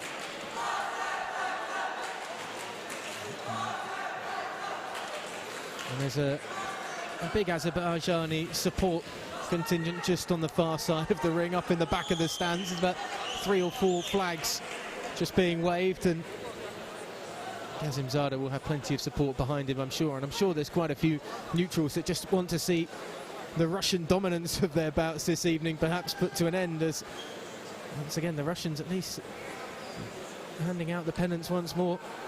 The sporting nature of their pre-fight ritual, perhaps giving a false sense of security to their opponents in the men's category as we get round 1 underway. 2 minutes of bantamweight action in the final. And the Russian is quick to try and throw a couple of 1-2s, and the Azerbaijani fighter GASIMZADA just looking to go downstairs as his first initial attack and step forward. Bogdan Prima goes downstairs as well, and they both exchange the same blows, and they're both really swinging at each other in such a ferocious manner, but they're both throwing the exact same punches and mirroring each other in the first 30 seconds pretty much. The referee asking for a little bit of space before he restarts, and the Russian Prima comes over the top with the left hand, as does the Azerbaijani fighter in blue. And they lock up again. It's a nice blow just to the top of the forehead. May have been slightly on the top of the head, in fact, from Bogdan Prima there. So he tries to lead with the left. He's just caught as he stepped in, and GASIMZADA looks to reply. Goes low with the body with the left hand, then comes upstairs and tries to get something with the right round the side of their head, but that's well blocked off by the Russian. He was just caught there, though, by a right hook. Quick 1-2 from the Azerbaijani fighter, but Prima once more comes back with a right hand of his own before he has to duck away and clench up, because both of these fighters are really dangerous with the shots that they're throwing. There's a great awareness, you feel, from both fighters of the impact that the other can make, and they're quick to try and step away and guard up when they have the opportunity after they've thrown the shots that they want to throw.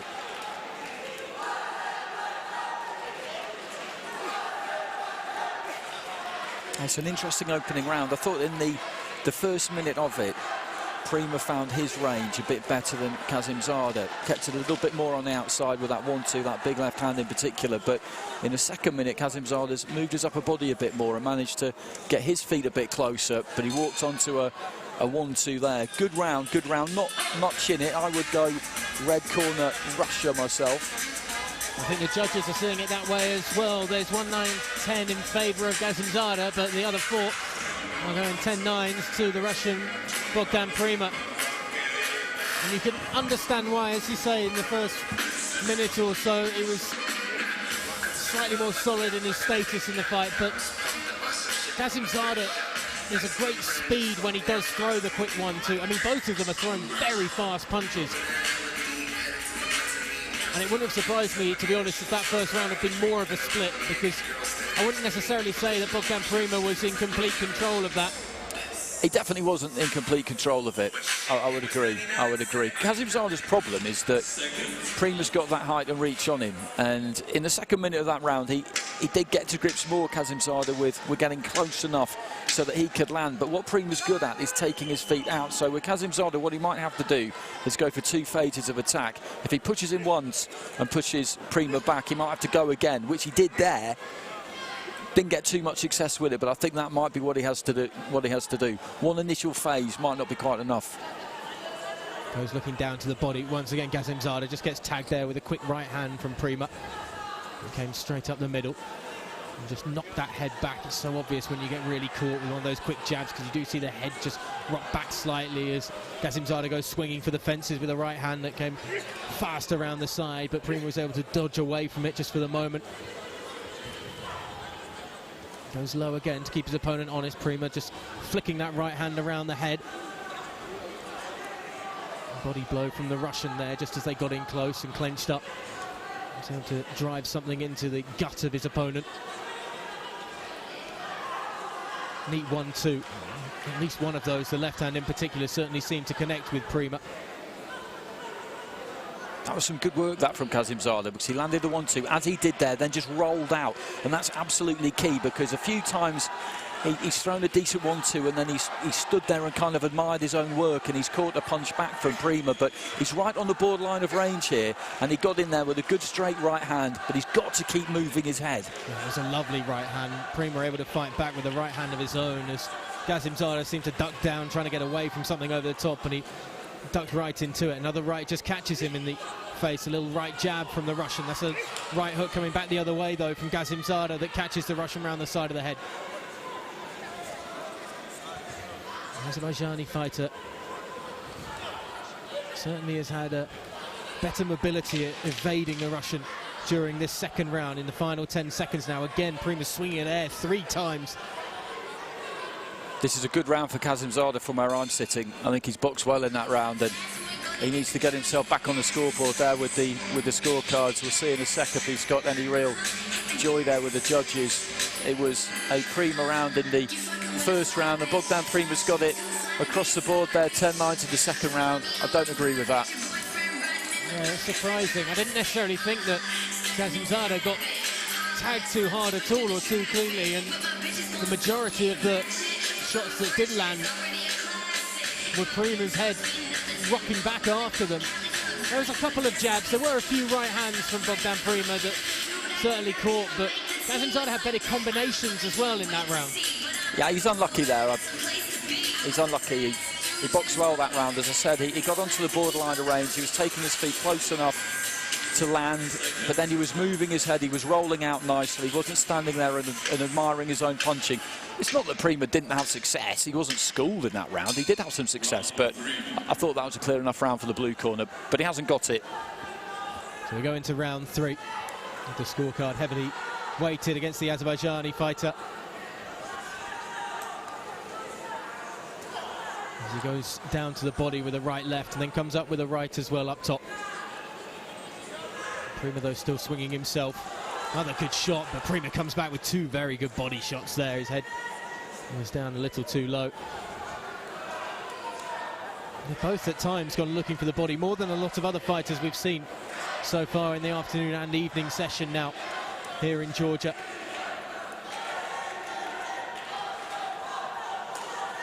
Straight right from GASIMZADA, trying to find a way through those big paws in red of the Russian. A little tag with the right jab from Prima. Again, another combination, but no real way through those hands that time for GASIMZADA. The last minute or so in this final round. That defence has been quite tight from Prima too. The hands are tough to break through when they're up, and he's able to batter his way with 2 right hands through the defences of GASIMZADA. Nice right to the body there from Prima. When he throws that, he throws it well because he leans in, then he gives himself just a little bit of room and just stabs it right into the pit of the stomach. Good left hand there from GASIMZADA. Not much in this round, as you've been saying. There's been a lot of gloves and forearms hit. It's pretty even. Nice little 1-2 though there from the Azerbaijani fighter as Prima stepped back and away, trying to get some space. Last 10 seconds of the final round. Right hand doesn't really connect. Now just lunging forward, GASIMZADA, and that will be the bell at the end of the 3rd and final round. And I don't think there's anything in there to tempt the judges the other way as Bogdan Prima looks set to continue with the Russian dominance here in Tbilisi in all of the finals that they've participated in so far this Sunday. I thought he was really good, Prima, in the first round, and I thought he was probably good enough there in that last round without doing anything too special. And it's only that middle round that has gone his way, when perhaps on another night it could have gone to the Azerbaijani fighter in the end. But probably overall just about the right result. Yeah, he's going to get this, and I've got no big issue with it. Just the scoring of the second round, I thought that was quite a clear round for GASIMZADA. They were both pretty spent heading into the final stages of that 3rd round. They put an enormous amount into it. It was a good fight.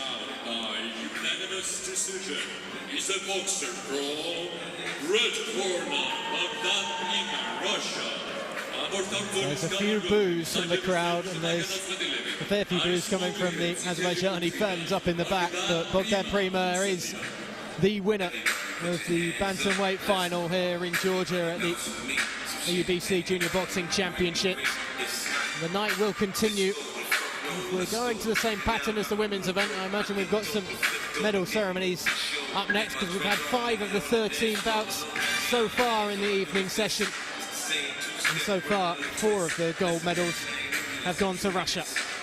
You look at the scores in the final round there, it's split. There's 3 for Prima and 2 for GASIMZADA. It was a close round, and there's 3 scores of 29-28, which is 2 rounds to 1 in favour of Bogdan, and all 3 of those judges gave him the second round, which I wouldn't have done. So if that had gone the other way, those 3 would all have been turned around. So ifs, buts and maybes, but that was a close fight. It was a good fight, and as you say, Russia continue their dominance. It's not unheard of in these junior competitions, not by any stretch. They do have this aura around them, like the Cubans. like the Brazilians in football, if you like. You think of any country that kind of dominates in a particular area in recent years, Jamaican sprinters.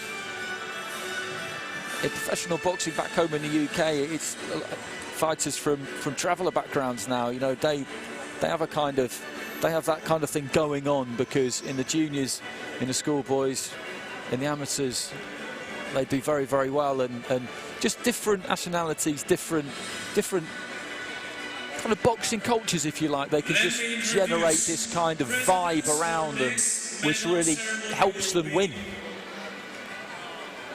Just seen somebody walking across in front of us with a very big stack of giant checks to hand out, which is probably one of the most valuable stacks that's of, I don't want to say paper, but of forms that's getting carried around this arena, and the hustle and bustle of going on. But we can get the first medal ceremony of the men's evening bouts underway. I call medal winners of bantamweight category 44-46 kilograms. The pinweight category up first. There will be bronze medals for Vyacheslav, the Russian, who was defeated in the semi-final by the eventual winner, CHUBREVYCHEV. Eric Astamian as well of Armenia will also be receiving a bronze medal. Goes to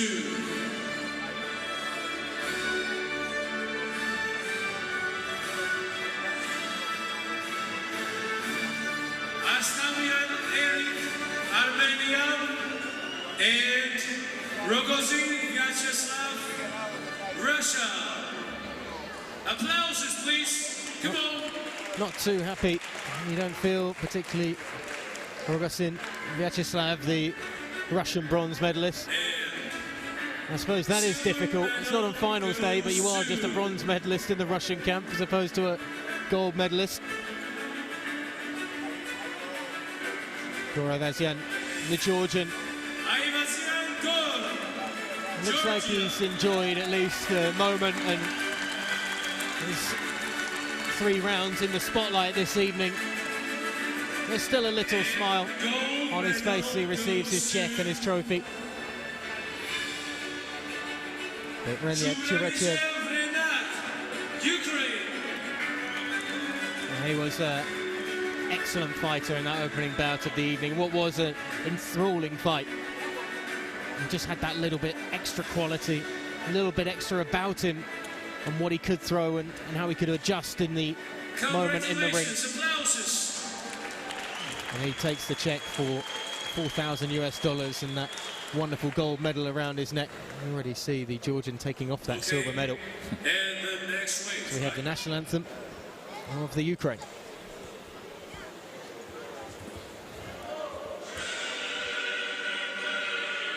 The anthem of Ukraine. Please raise up for this anthem.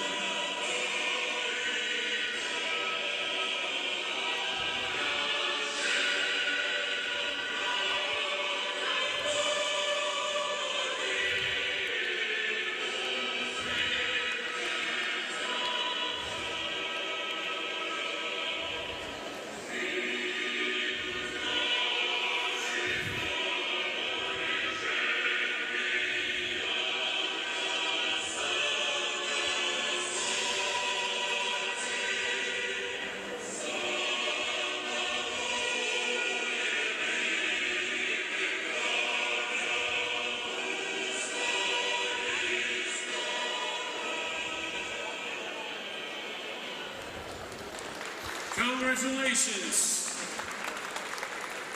Thank you very much. Well, we know what anthem is coming for the next 4 medal ceremonies. We're going to hear it quite a few times, I'm sure, I imagine. As we will have the light flyweight medal ceremony in just a moment's time in the 48-kilo category. Thank you. So the pinweight's just leaving the stage.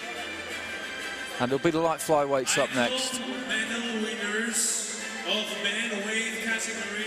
Bronze medalists of 48 kilo, Samvel Grigorian of Armenia. 48 kilograms. Refik Kartal of Turkey.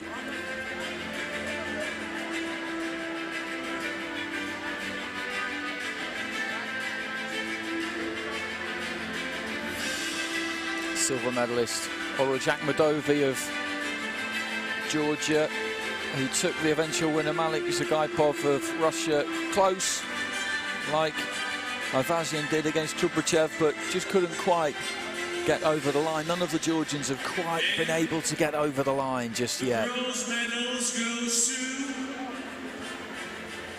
We remarked upon it over the course of the evening a few times, but the setup here is absolutely phenomenal. The way that these tournaments have been put on since the start of the year, really, since the new AYBA regime of presidency has started, have been on an entirely different level. I've been covering this boxing since about 2014, 2015, and previously the tournaments were nothing like this. That's not a knock on those who organised it before. They did it the more traditional way, the way that it had always been done, without too much pomp and ceremony. But it's a different world now. These fighters are getting the rock star treatment. There's prize money on offer. The lighting, just the whole setting is in a totally different league, and it's great to see. It makes the whole sport, the whole code of international amateur boxing, just that bit more TV friendly, just more appealing in general, and that was the whole idea behind it. That's a silver medal for AKHMEDOVI, and here's MALIK SUGAIPOV of Russia, who gets that trophy, the check, that keepsake, and the gold medal as well. So congratulations to him.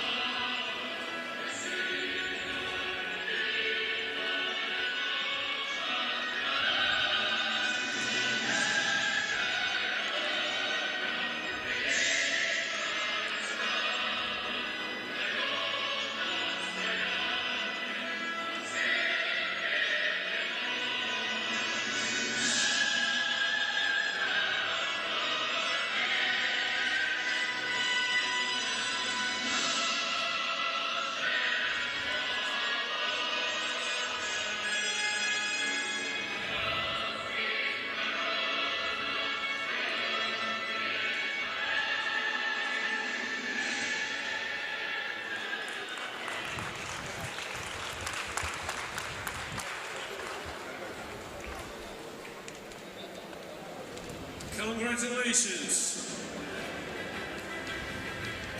Well, they might as well keep the anthem on repeat, because we're going to have it a few more times in the next few minutes as we get to the final of the flyweight category, the 50 kilo category. 50 kilograms.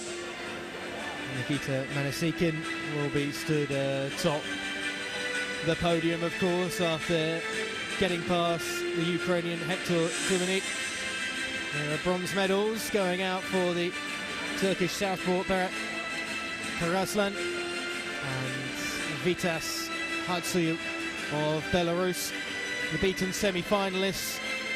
MANASIKHIN making light work, really, of the Turkish fighter in the semi-final with a victory through that unanimous decision. But after the frustration of defeat yesterday, there's at least a moment to enjoy on that third step, the wide step of the podium. Hatsuyu just saying, just make a bit of room for me on this third step, will you please, to his, well, not compatriot, but his, well, not even former combatant either, Karaslan. But they will have to, well, they won't have to fight for that, they can just share it.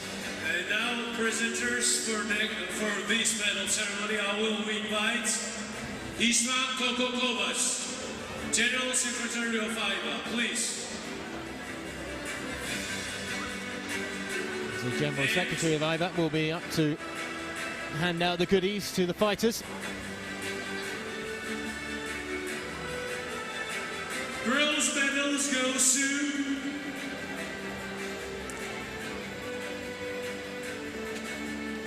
Hatsuyu Vitas, Belarus. And Karaslan Berat, So the two bronze medalists get their rewards and their checks for $1,000 US, $208,000 US in total prize money being handed out here at the Junior Boxing Championships in Tbilisi, Georgia. DUMINIK HEKTOR, Ukraine. Hector DUMINIK, the silver medalist. Frustrated, perhaps a little. Doesn't look too happy about only being second on the podium. NIKITA, Russia. Manasikhin, though, on the top step. Barely a smile from him either. It's just job done. And he will take the token wooden outline of Georgia, the trophy, the gold medal. $4,000 US and wait for the Russian national anthem.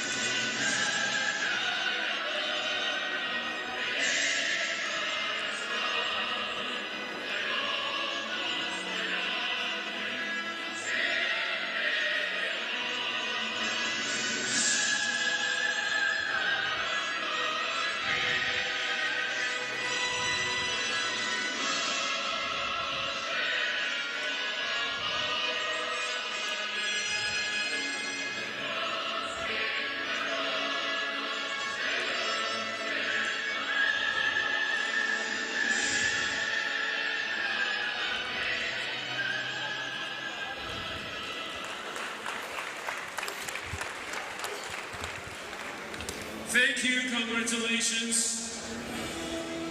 Thank you to Umar for being here. And for the next medal ceremony, we want to invite on stage. So next up we've got the light bantamweights. And another fight in which we saw a Georgian fighter come up.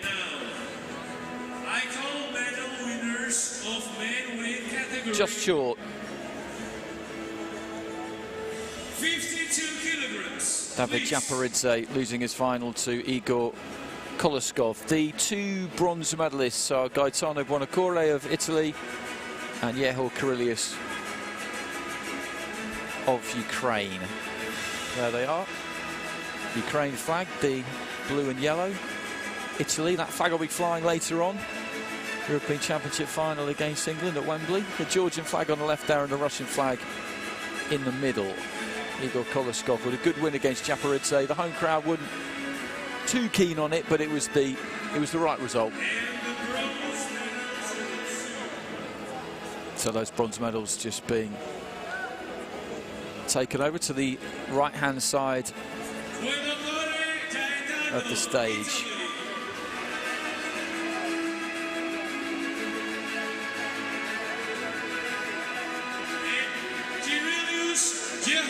Pretty strong showing from Italy in these championships. They've had a number of fighters that have got into the medals, either getting to the semi-final stage or reaching finals.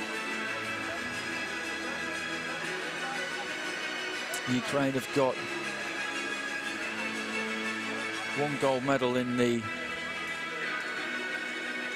evening session so far, picked up one this afternoon. They've had a number of losing finalists during the course of the afternoon, particularly found themselves thwarted by their great rivals of Russia on numerous occasions.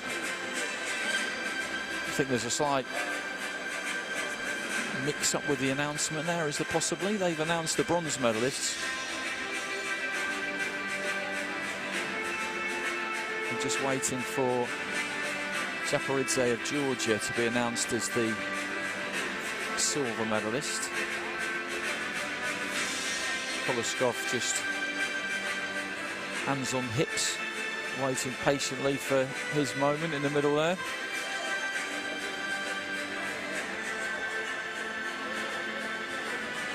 Big Master of Ceremonies is just checking through a few pieces of paper, just trying to make sure he's got everything in order and correct. It's a conveyor belt of stuff there, and it's not an easy job. I've done that job, and I would be the last person to criticise anybody. He's doing a fine job. And there is JAPARIDZE of Georgia, European schoolboy champion. Congratulations. Now a silver medalist at the European Juniors. Would love to have got that gold, but that honour goes to Igor KOLOSKOV.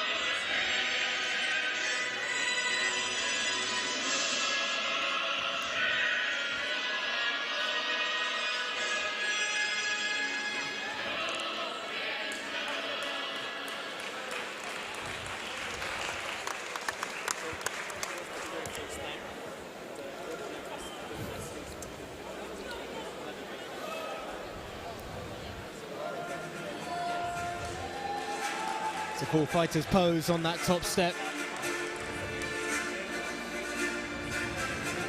You always wonder if maybe, I know they're frustrated, those that didn't get their hands on gold, but if they get that picture and regret not showing a bit of a smile or something on top of the top step. They generally don't smile that much, fighters, though, do they? It's not really in the manual. It's part of the persona of being a fighter that you don't ever really seem to show that you're enjoying yourself. Enjoyment is weakness to a lot of people, I think, in boxing. I'm sure once they get behind the curtain with their checks, there's a few high fives and slightly beaming smiles, particularly once they get back in with their teams and coaches. Obviously not old enough to be popping the champagne yet. I don't know what the age is in Georgia to be able to do that, but I doubt it covers 15 and 16. There's the podium ceremony for the Bantamweight final. Begins to take place, and the third place beaten semi-finalist, the Turkish fighter Talabhayrak, and the former European Juniors champion Daniel Giuliano, the Romanian, stood only on the third step of the podium, and he probably will be frustrated because, as we spoke earlier about the expectation on a reigning champion coming back, and there's pressure on you as a favourite to reach such lofty heights once again. Although it's a step on the podium, it's too short perhaps for him, after he was beaten in the semi-final by the man that will be picking up the silver medal, MAHAMMADALI, GASIMZADA. Talabhayrak receiving his bronze medal there as well, the Turkish fighter. Silver medal goes to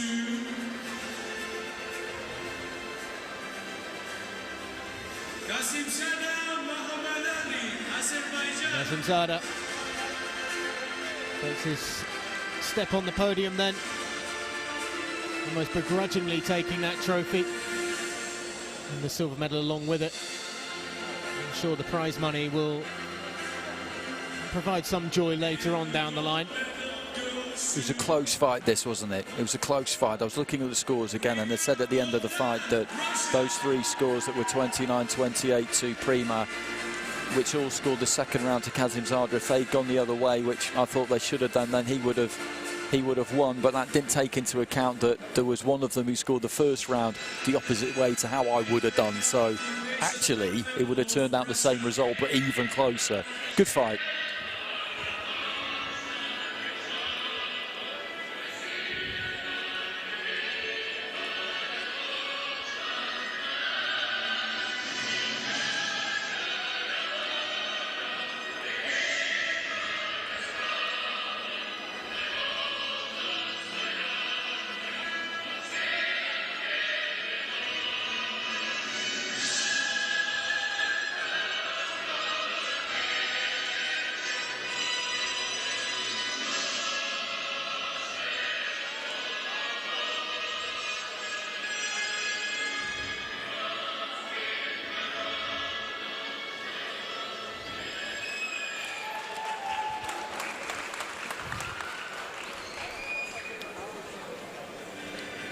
Well, we all might know the words to that anthem by the end of this evening, once we're done and dusted with here in Tbilisi, Georgia. There's still plenty more bouts, though, to come this evening on the schedule. We've only had 5 of the 13 so far, still 8 more to come. And up next on the card is the featherweight category at 57 kilos. And that will be getting underway in just a moment or two as we continue to rattle through the very crowded card that we have, as we did so in the evening session with the women. And this is a really interesting fight at featherweight at 57 kilos, because in Hungary's Levente OLAH, you've got probably the form fighter in European junior boxing currently. He's won all 3 of his fights here inside the distance, 2 by RSC, and then a disqualification in the semi-finals against Turkey's Abdul Samet Eroglu, who basically was in survival mode from midway through the second round. He stopped trying to punch and just kept spoiling, and after taking away a 3rd point, the referee threw him out. And what was interesting about that is that when you see a fighter do that, you know that they've been hurt, you know that they've been hurt badly, and that they're a bit panicked, and as far as is ever possible with fighters, a bit scared. There wasn't any one single punch which seemed to really hurt him, but that's how that happens. A fighter just shuts up shop and tries to kill the clock. It's because they've been hurt, and they know that the power from their opponent, in this case Levente OLAH, is real. A European schoolboy bronze medalist. He's unbeaten this year and has had a lot of stoppages outside this competition as well. He bobs and weaves, generates power from the corner, and as I say, he must have a dig on him.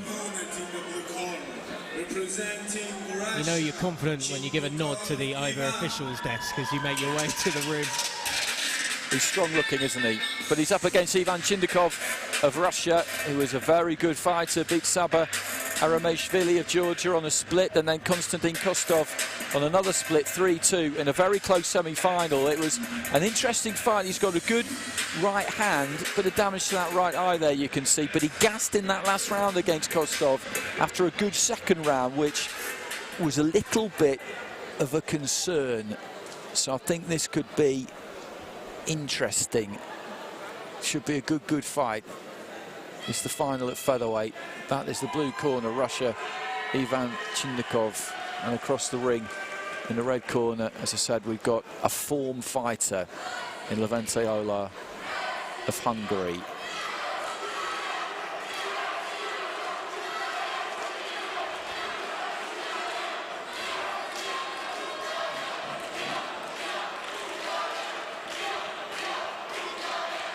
Just prowling in his corner, OLAH across the ring there.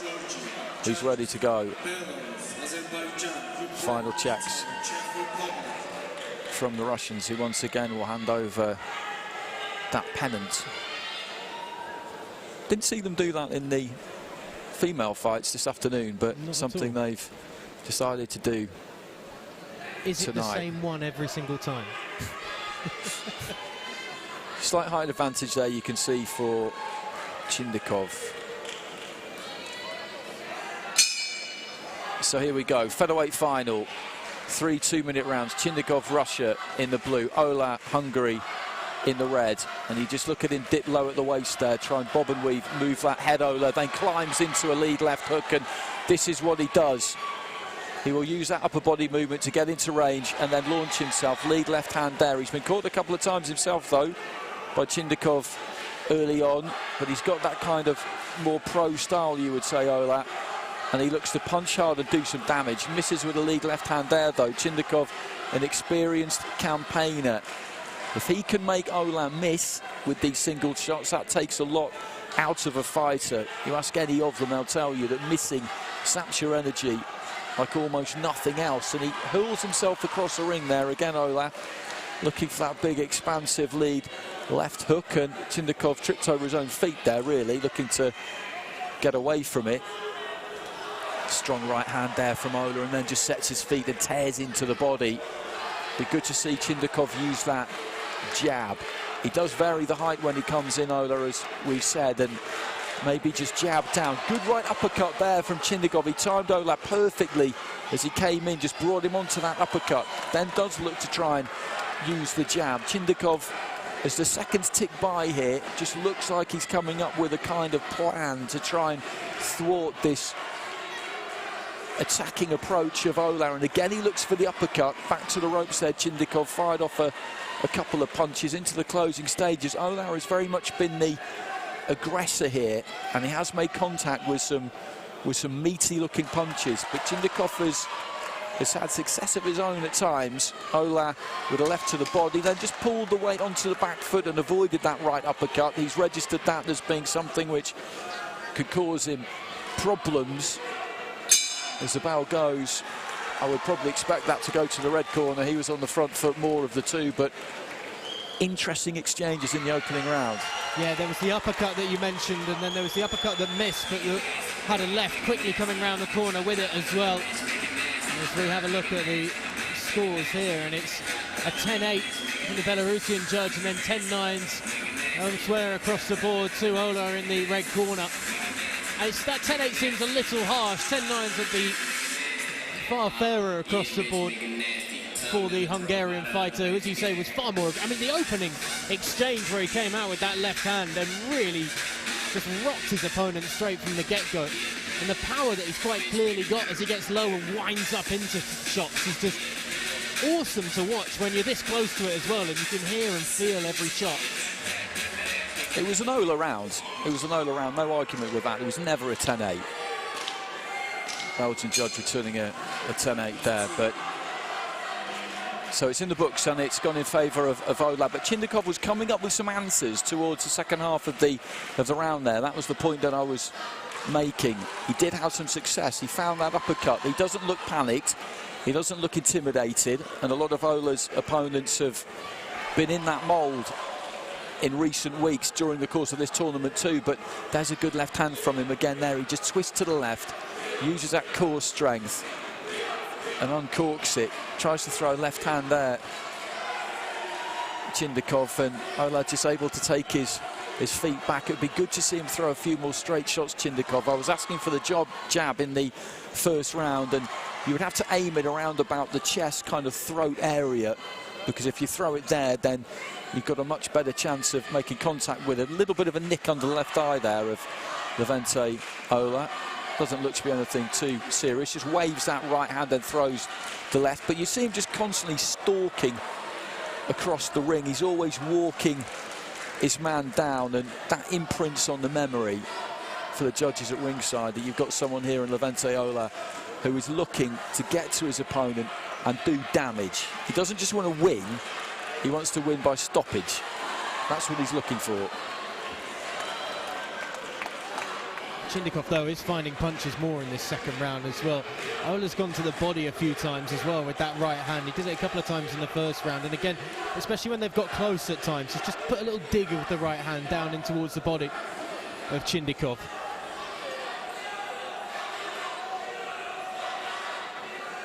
Timeout called by the referee. I think the doctor's going to have a look at that slight wound underneath the eye over in the other corner. And that's Chindykov. He's doing a decent enough job in there at the minute, but he's losing the fight.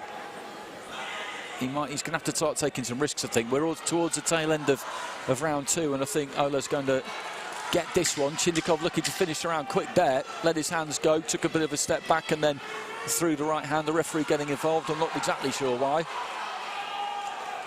Closing stages of round two, and it was a little bit scrappy in stages, but it goes again across the board to Levente OLAH. So he's 2 rounds up with all of the judges there. 2-point margin with 4 of them, 3-point margin with the other one. So he's got this in the bag, and he is, well, to describe him as a handful would be an understatement, because he's up against a Russian #1 here in Ivan Chindykov, and I wouldn't say that he's bullied him. That would be unkind to Chindykov, but Chindykov has really only been able to kind of stay in the fight.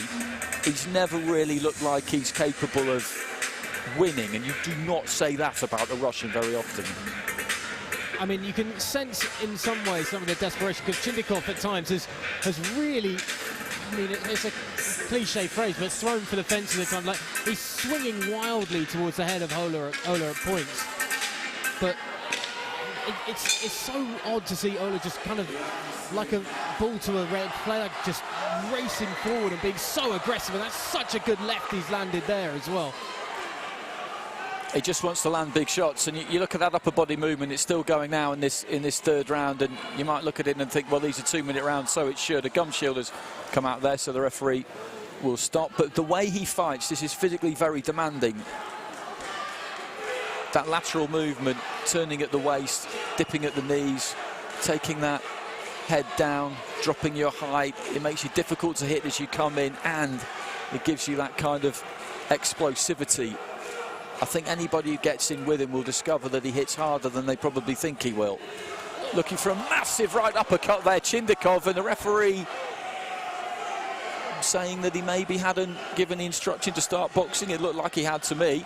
Down goes Levente OLAH, and he said that his feet came together. He tripped over his own feet. But you look at that damage beneath the left eye there. There's a bit of swelling as well as the cut, and CHINDYKOV has had success. And in this third and final round, he is going for it because he knows he's behind. He knows that maybe in the first two, particularly in that second, I think he was just boxing a little bit safety first. That's a very easy thing to say from here because OLAH is genuinely dangerous. But CHINDYKOV, credit to him, has thrown caution to the wind in this final round and is just letting his hands go. OLAH hits him as he was on his way down there. He hadn't touched down, he wasn't actually down, so that was absolutely fair. And they come together again, and both of them end up on the canvas. And the referee's taking a point away there from CHINDYKOV for wrestling OLAH down to the ground. I think that's a little bit harsh. I think they were both kind of at it there, if I'm honest. And again, he just looks to climb into that big left hook. But CHINDYKOV that time isn't having it, looks to try and push him back into the ropes and impose a bit of physicality on OLAH. Closing stages. And it's been a good watch, this. It's been a decent fight. Pretty tight opening round that went OLAH's way, a fairly clear second round that went his way. This third round, CHINDYKOV has put everything into it, but it's going to be too late for him. Congratulations there from the Hungarian corner. He's going to pick up a gold medal and continue what has been an extraordinary run because he's unbeaten in 2021, and we are more than halfway through the year now. And not only that, but the Russian dominance is broken this evening, finally, as OLAH is able to just batter his way through. And I mean, that's such an enjoyable fight to watch from such a almost carnal place of just two people going hell for leather, trying to win physically rather than tactically. It was a really enjoyable fight to watch. And there is only one winner.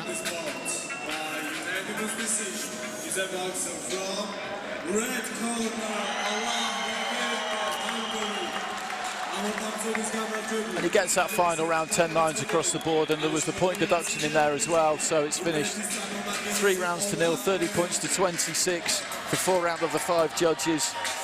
30 points to 25 for the top judge because there was a 10-8 in the first round there from the Belgian judge, as well as the point deduction. He was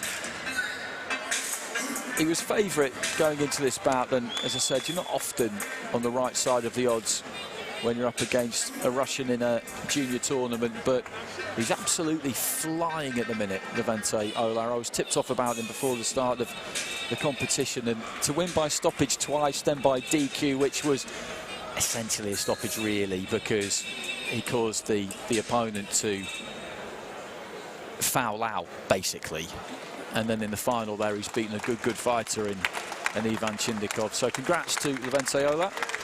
That's a gold medal for him. Gold medal for him and a gold medal for Hungary, their first of the evening, and the only one that they will be getting as well in this evening's contests. As I say, just thoroughly enjoyable to watch, sit back and watch that. On the balance of it, the Hungarian doing enough. So we move to the light category, the 60 kilo category.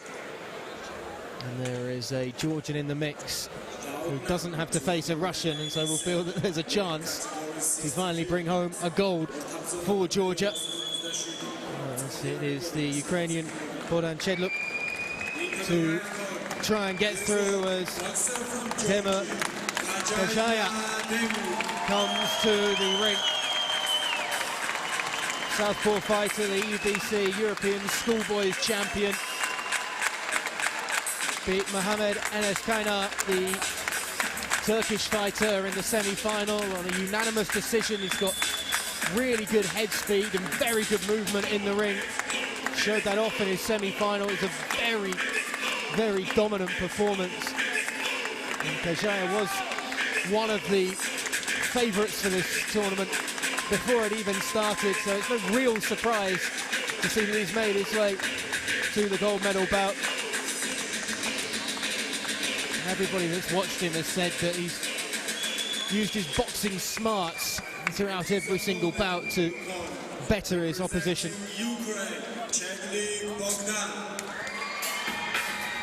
Bogdan Chedluk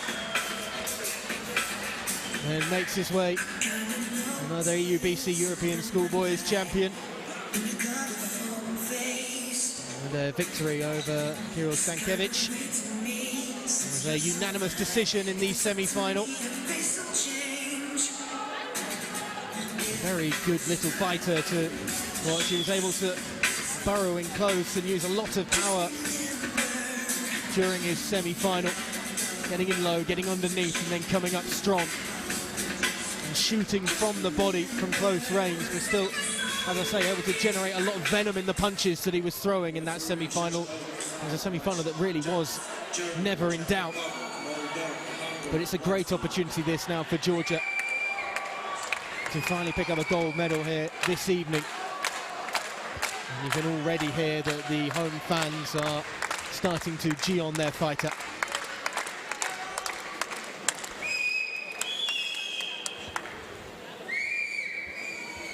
And there you see the Georgian trying to take it all in before this bout gets underway.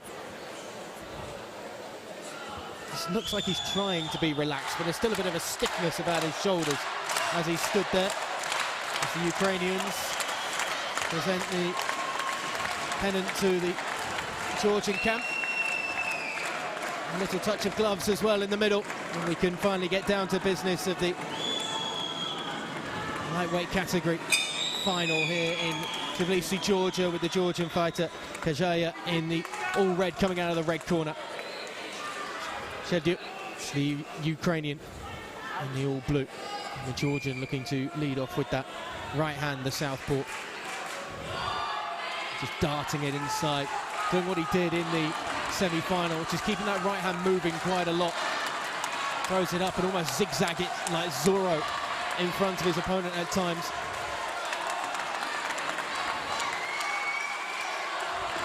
And we've said a few times this evening that some fighters don't really have that quick snap, but he certainly does with that right hand. He's trying to use it well in the opening minute or so. Hasn't been too much to follow up with. Hasn't really caught the Ukrainian too often, although that one, again, just tags him slightly on the chin. Not too much power in it.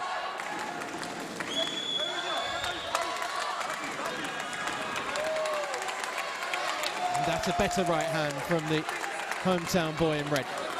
That's a good jab, a couple of good jabs there. He looks like he's got nice balance there, Kajaya, and when he throws that lead hand, he puts something on it. He means it to be a weapon, and he's kept Chedluk quite quiet so far. He's muscled his way in a couple of times and let his hands go, but hasn't really managed to land too much. And the reason he's slightly apprehensive or hesitant is because of that jab. That's what it can do for you. If you're the taller fighter, you've got that physical advantage, and you've got a jab. It makes it very hard for the shorter man to close the gap without fear of being punished. Yeah, he hasn't been able to do what he did in the semi-final, Chedluk.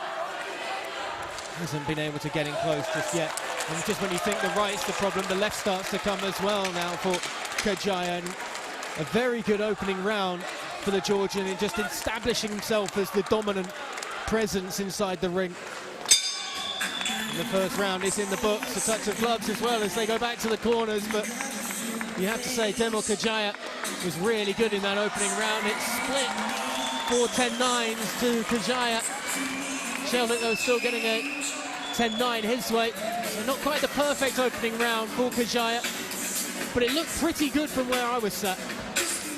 No, boxed well, and we've seen a number of contests over the course of the week where you've got a tall fighter who's got the height and got the reach that comes with it, and they haven't really used it. I see it often in all codes of boxing, but in AYVA boxing, maybe more than pro boxing, they don't really use that jab. It's not really a weapon, and when they've got the shorter fighter looking to walk them down, that is what you need, because that is what can keep them at bay, and he's got it, Kajaya, and he uses it, and then he threw that left-hand lead a couple of times too and caught Cheldick. That was a good round, he won that round clearly. More of the same from Kajaya, from his corner, and from every Georgian here inside the Olympic Centre. And again, goes to work with the right hand. This time you see Cheldick just trying to use his left hand to bat away that jab before it comes in, as he looks to get inside there, but he goes in too low, and Kajaya is able to just step into it and see the head go underneath the armpit, and there's no real problem in that sense for the Georgian. Now he leads with the left, the fighter in red. Before going back to that right jab once more, Kajaya. Cheldick getting in close this time, trying to be a little braver and step in a little bit more. Goes with the right hand to the body, but Kajaya is quick enough as well to step away. And look at him trying to goad on his opponent a little bit there, just leaning that head out, leaving it hanging there. Cheldick once more looking for the body instead, ignoring that head, ignoring that tease. And again, another right hand just down low. A little left just pops his opponent. He's just taking what he can get at the moment, Cheldick, but it's not quite enough.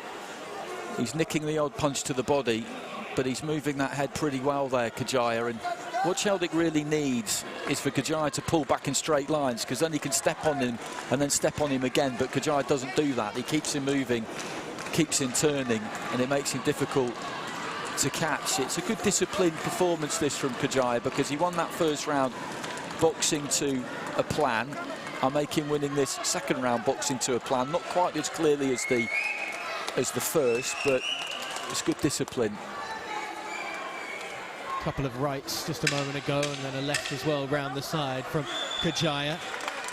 Now he's starting to throw a few more punches when Cheldick comes in close to ensure that he stays away, and a little left just right at the end there.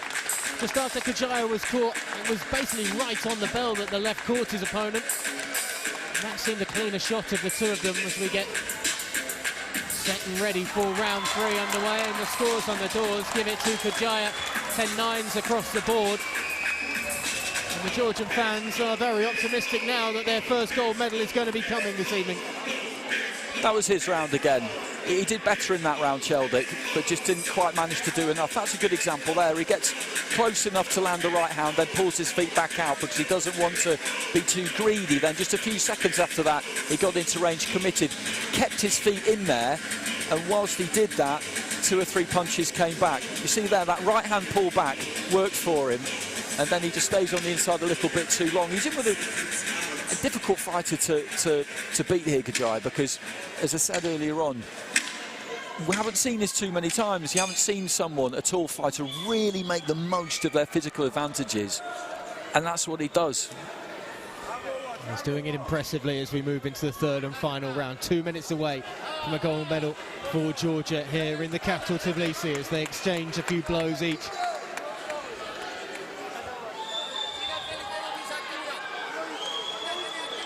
Kajaya keeping the space, catches him with a right hand as Cheldick steps forward.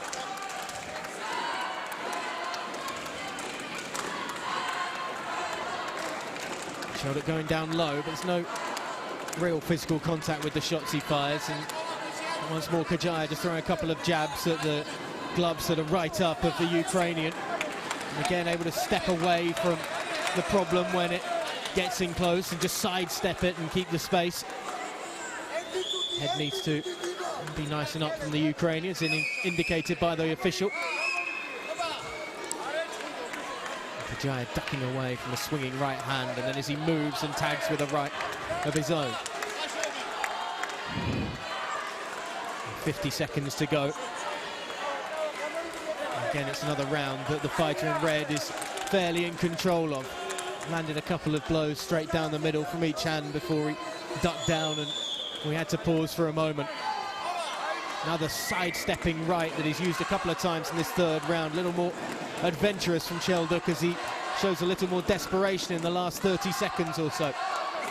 I make this a fairly decent performance from Chelduk, to be honest, because he's not just flying forward trying to be gung-ho and walk through Kajaya, because that won't work. He knows that won't work. He's tried to make the adjustments. He showed some intelligence here in the way that he's gone about it, but Kajaya has had an answer for him. So it's a solid enough display from the Ukrainian, but Kajaya here has responded to the occasion, responded to the pressure, boxed smart, stuck to the plan, and won the fight. It's just difficult to hit as well, and we saw it a lot in that latter part of the second and obviously the third round. That just still had a lot of movement, and you always think that like a big lanky fighter is going to be easy to tag if you do get inside, but the speed in which he was able to sidestep and move away, and not only that, but swing while doing it. One thing he does well, which you mentioned, was that he kind of leans in with the head, so he plants his feet quite wide, so he's got that solid base, and he leans in with the head, just uses that waist as a hinge. It makes it look like he's got his weight on the front foot and he won't be able to get it back, but actually he hasn't, because he's just hinging at the waist, leaving that head in. You go for it, he pulls it back, and then he throws. He's a good fighter, so's Chelduk. I enjoyed that. Split decision is a boxer from red corner,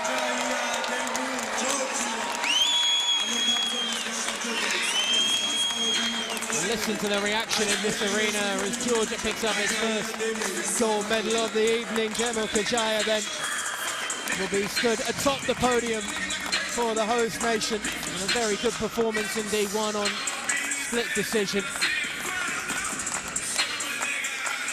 And as you say, Andy, it was just he had answers. He had answers to everything.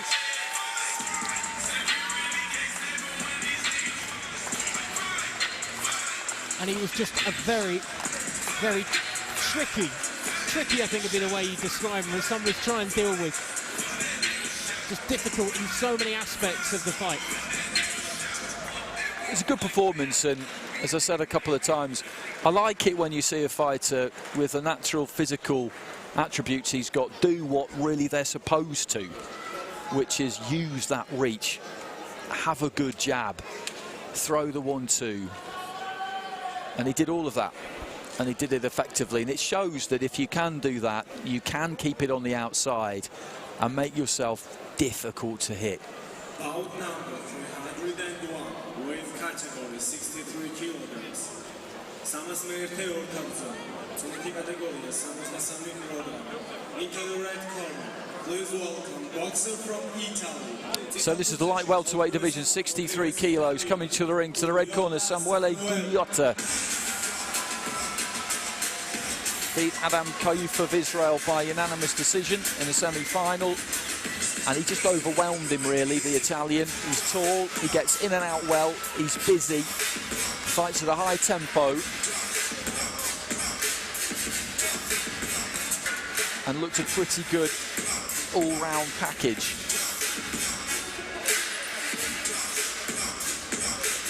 But he's up against another Russian in Ivan Tikhonov, and I like the look of Tikhonov when I saw him in his semi-final against Mamuka Sartanya of Georgia. He's also beaten Ivan Kucharenko of Poland. He's a very mature fighter, Tikhonov. When you look at him, physically he looks quite mature, he's strong, but he's got good ring craft. He puts on pressure with his feet really well, and when I saw him in the semis, he managed to manoeuvre his opponent around the ring and get them to go where he wanted them to go, and managed to get the fight at his kind of range. Just look at the shoulders on him there. For a 15, 16-year-old, he's quite physically mature. And mentally, he's kind of the same. As I said, he's got a good boxing brain on him. So this should be quite an intriguing battle between these two. Guyotta is quite aggressive, will set a fairly high tempo. Tikhonov will look to try and slow him down a little bit, I would say. I don't think he'll necessarily want to go with him at the pace that Gugliotta sets. And whoever can get control of that and get control of the distance, well, that's really what it's all about. So this one at the light welterweight limit of 63 kilos. Tikhanov has won a silver medal at the European Juniors before, so he's looking to go one better here and get the gold. He's in the blue. That's him there, representing Russia. Gugliotta of Italy in the red, and he towers over him really. He's very tall for the weight, Gugliotta, and he does look to try and use it.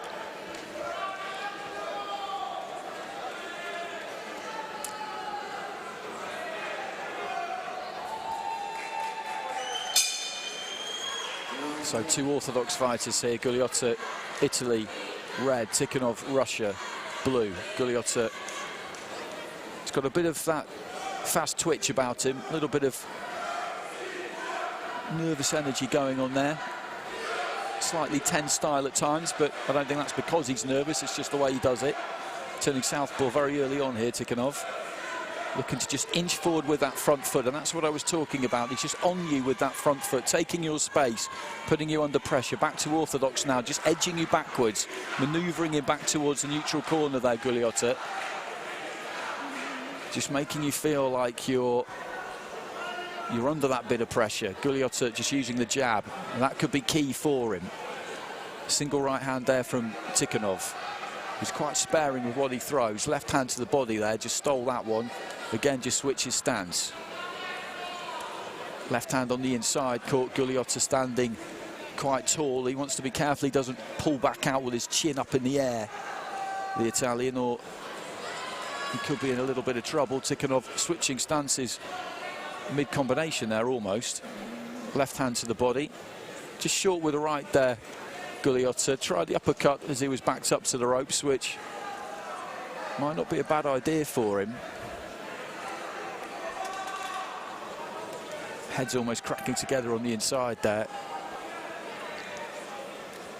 Single left hand gets through, another left hand gets through from Tikhanov. As I said, he does punch quite sparingly, but quite accurately. Short left hand gets through there as well. And this is why he's a clever fighter, because, as you say, as I've been saying, he just inching forward, creeping forward with that front foot. He's holding the centre of the ring for the most part, and the accurate punching that's come in this round has come from him. And increasingly as the round has gone on, he's making Gugliotta fight his fight and fight at his pace. And 10-9 across the board there from Tikhanov. Do you see what I mean about him? He's got this Jedi mind trick hold over you. He makes you do what he wants you to do. Gugliotta will not have wanted that to happen in that round. The first 30 seconds went the way he might have wanted. Nice and busy, up on his toes, in and out. By the end of the round, it's like he's in a trance. It was just too easy as well for that distance to be closed down for Tikhanov for at least half of that round. You wouldn't expect, because Gugliotta was having his arms, particularly that left arm, outstretched quite a lot to try and keep him at bay. But the Russians still able to find that way in, which some of the people that have used their range and that jab so well, that we've seen it throughout today so far, some of their opponents haven't been able to do, but the Russian has been able to find that way to get underneath, to get inside.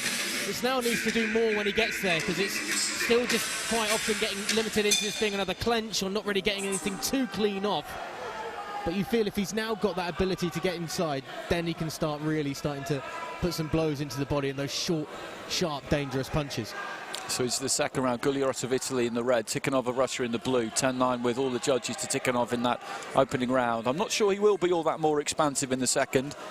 I think he just goes about his business. He's confident in his approach. He's confident that he can land enough and stay out of the way and win the round clearly enough without really having to open up too much. Gugliotta just hitting mainly gloves there. Good upper body movement from Tikhanov, but this is busier at the start of the round from Gugliotta. That's when it needs to be, but a nice left hand to the body again there from Tikhanov. It doesn't really look like there's much on these punches, but it's always hard to tell unless you're the one in there. It's interesting talking to fighters sometimes. I'll tell you that some fighters really don't look like they bang that hard, but actually when you take one off them, you're surprised by what it can take out of you. Tikhonov just stepping in there, looking for the left to the body, then switches upstairs, and that was a lovely left hook. And again, he's just using his feet to corral Guliota around the ring. Nice combination on the inside here. It's just good ring craft. 1-2 from Guliota, mainly taken on the gloves. Right hand from Tikhonov, who gets through with another left there, heading in towards the final 30 seconds of round 2. I'm absolutely sure at the start of this fight, Guliota's plan would have been to really try and unsettle Tikhonov, disrupt that rhythm, disrupt that flow, not let him settle in the way that he has. But he's just found it very, very difficult to do. There was a right hand there from Tikhonov, who again has switched between orthodox and southpaw, and he's not necessarily the kind of fighter who will catch some people's eye, Tikhonov, but there's that combination at the end of the round. But I like him a lot, just the way he goes about it. For somebody so young, he looks like he's been doing this forever. Yeah, totally stood in his comfort zone for the majority of that round, and there's 2 10-8s and 3 10-9s in favour of the Russian there. He takes a commanding lead then on the scorecard. It's almost like he's not curled up in a shell so much that he's being safe, but he's just poised and ready to go, but very solid, and he just makes his opponent move around where he wants him to without really moving too much himself.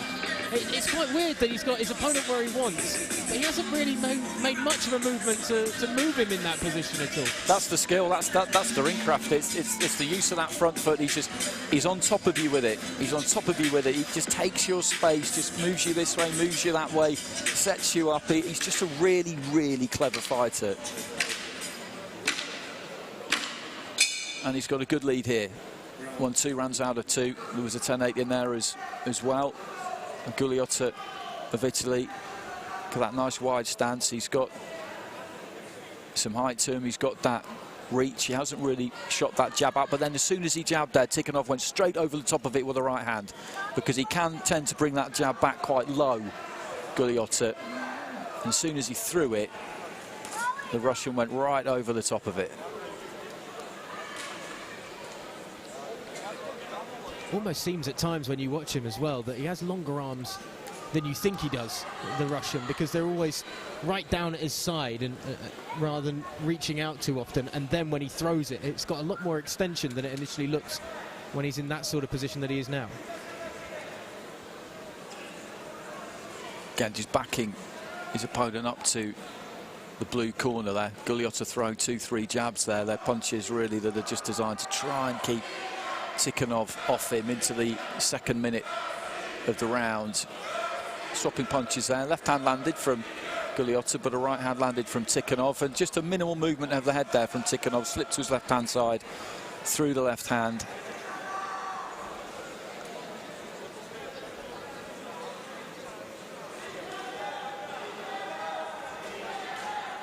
Just catching that jab, and then throws the right, short right hand from Tikhonov. Referee just having a word with Guliota about sticking the shoulder in there. There wasn't anything particularly untoward about that. Left to the body from Tikhonov, and Guliota's stuck to his task here. He's hung in there, but he just hasn't really been able to make too much of an impression on Tikhonov. A little bit of a laboured right hand there from the Italian. He just catches a couple as he's manoeuvred back towards the ropes, and that would be the word for the bout, really, manoeuvring, because that's what Tikhonov has managed to do to the opponents he's faced during the course of the last few days. He makes you fight his fight, controls the distance, and in boxing, if you control the distance, then you control the fight, and he's won that one at an absolute canter. I don't want to be too unkind to Guliota, because he's a good fighter, but Tikhonov made that look like a spar at times. Yeah, he's that good, I think. Guliota with the bludgeon nose a bit as well, that shows the damage that has been done to him. Yeah, it's just perplexing at times to watch of how he's able to control a fight with such ease and confidence. And we'll go to the ring for the official announcement. Is a boxer from blue corner, Tikhonov. And some 10-8s in that final round, 3 10-8s in fact, so he's won that by wide margins. 3 scores of 30-26, 1 of 30-25, and 1 more straightforward 30-27. He's won every round comfortably, and a good display. I was impressed with him in the semi-final. You could tell that there was something, there's nothing flashy about him, but something special about him. I look forward to seeing him again in the future. It's another gold medal for Russia. Guliota can hold his head up high there because he's had a very good tournament, and he gave everything he had there. And as we said in some previous bouts, sometimes, some nights you come up against somebody who's just that bit too good for you, and there's no shame in that. Yeah, there's no discredit at all in losing to a fighter that is just better than you. You will always feel on another night that there may have, it could go differently and you may get your chance, but tonight for Guliota there was very few chances in that bout for him to really make an impact, and nothing he could really do about the end result. As you say, Russia keep storming on. We have a bout up next though that has no Russians in it, which is, well, continues to catch us off guard slightly when we are rattling through these fights in the welterweight category, the 66 kilo category. And the Ukrainian OLAH taking on Mehman Namazov of Georgia. As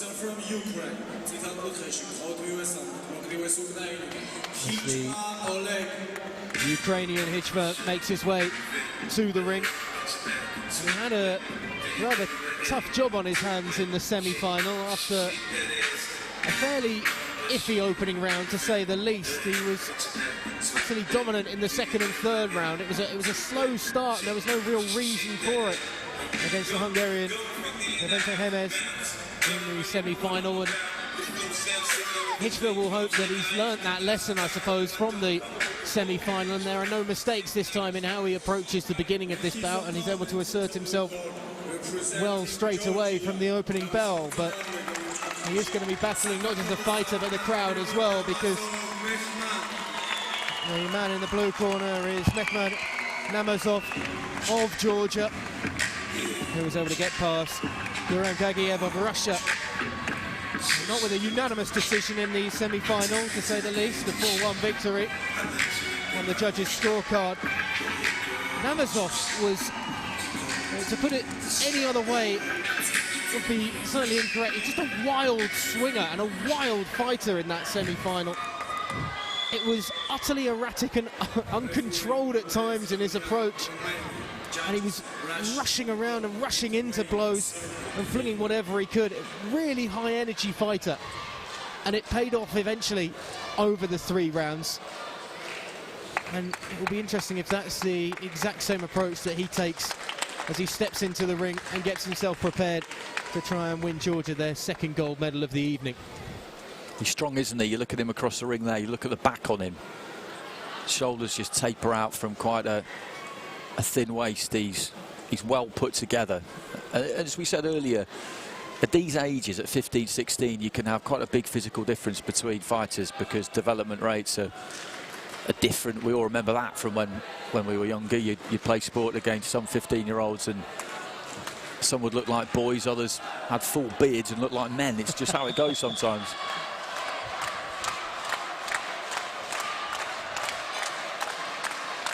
There's a 2-step into the centre of the ring then, and the crowd just starts to pick up once more. Fair height advantage that the Ukrainian has. I wonder if again that will mean that the approach from Namazov is once more that wild, aggressive approach that we saw in the semi-final. Could be really fun, this one. It could end up being rather scrappy as Namazov comes out of the blue corner, the Georgian, and Hichva comes out of the red corner, the Ukrainian, and Namazov goes straight away, trying to work with a lot of speed and intensity. But you see the Ukrainian is quick firing with that right-hand jab, but Namazov just comes in and gets as close as he can and just starts swinging away. And that's what I mean about a rather unstylish fashion, but it got the job done in the semi-final. That was lovely, the little 1-2, caught with the right for sure, not so much with the left. The left better that time. Again, he gets in close, tried to throw a couple to the body before looking a little higher up the torso of his opponent. Again, he steps straight into the mix. There's no respite just keen to step forward, close the gap, and get right in on his opponent. And already that jab is being almost nullified by the Ukrainian with the intense pressure that Namazov is putting on.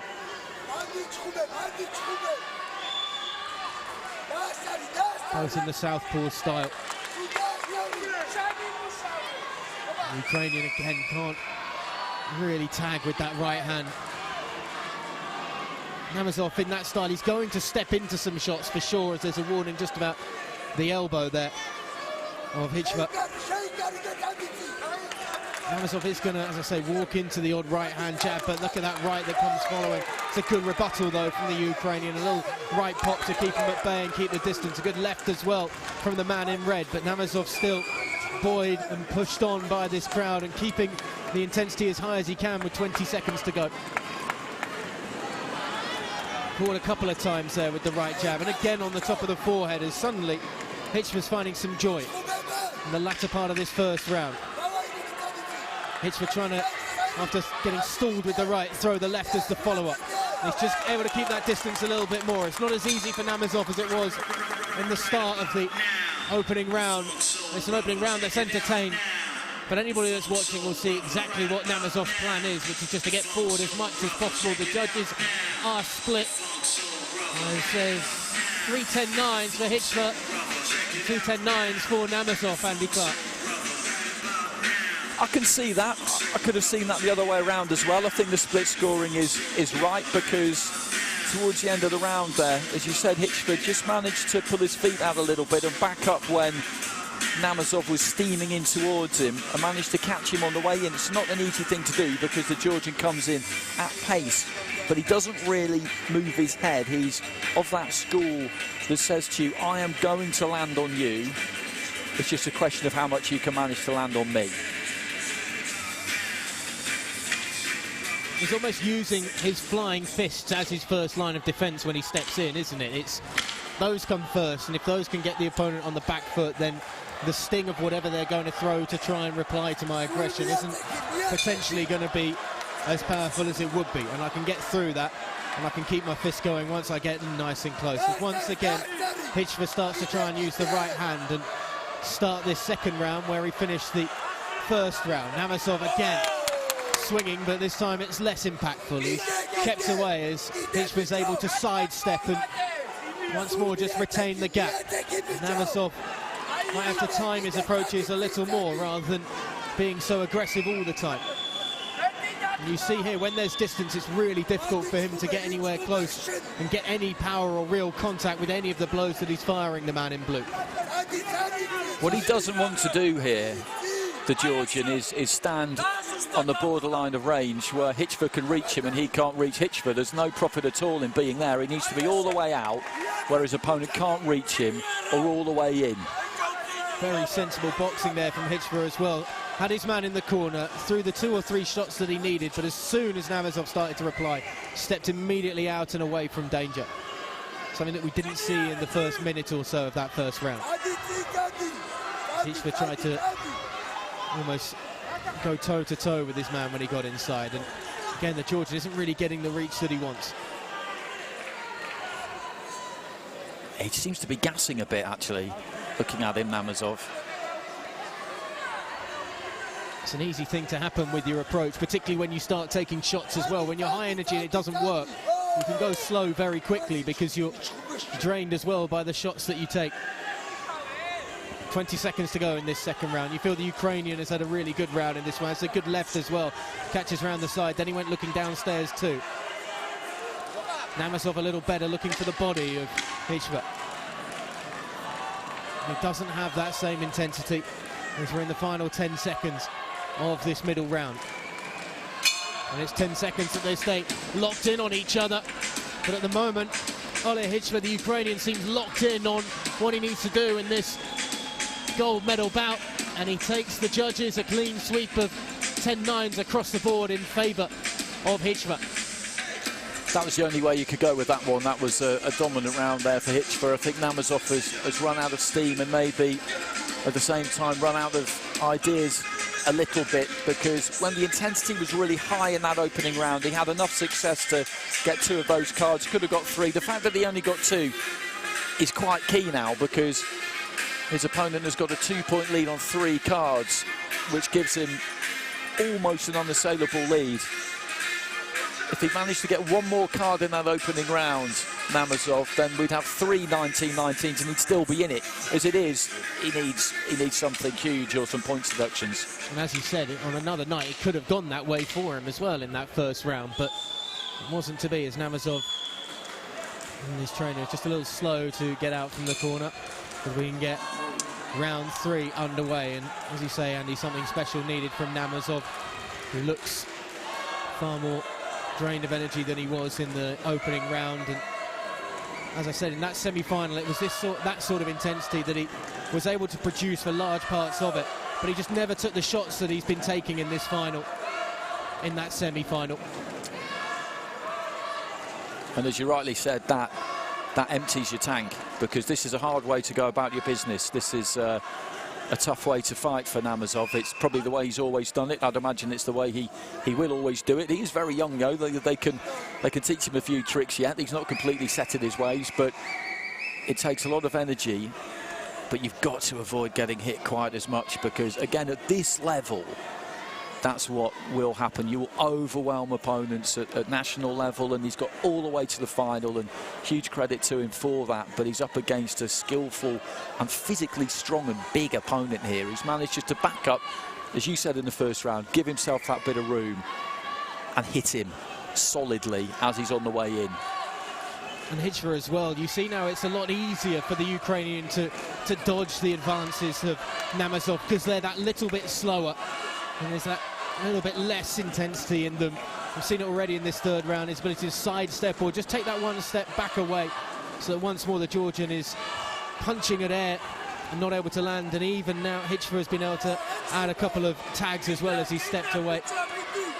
It's a nice left hand there by Namazov.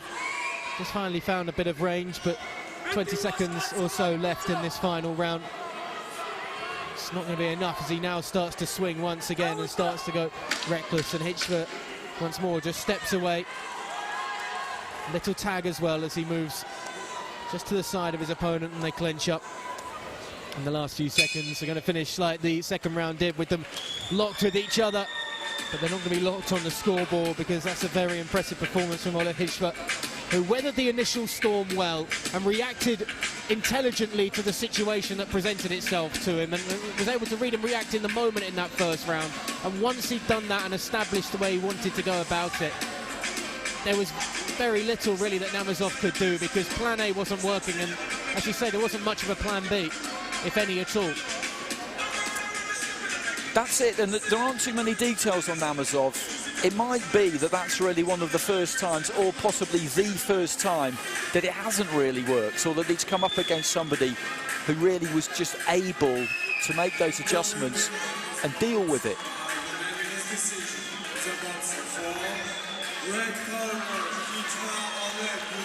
OLAH HEKTOR takes the gold medal then.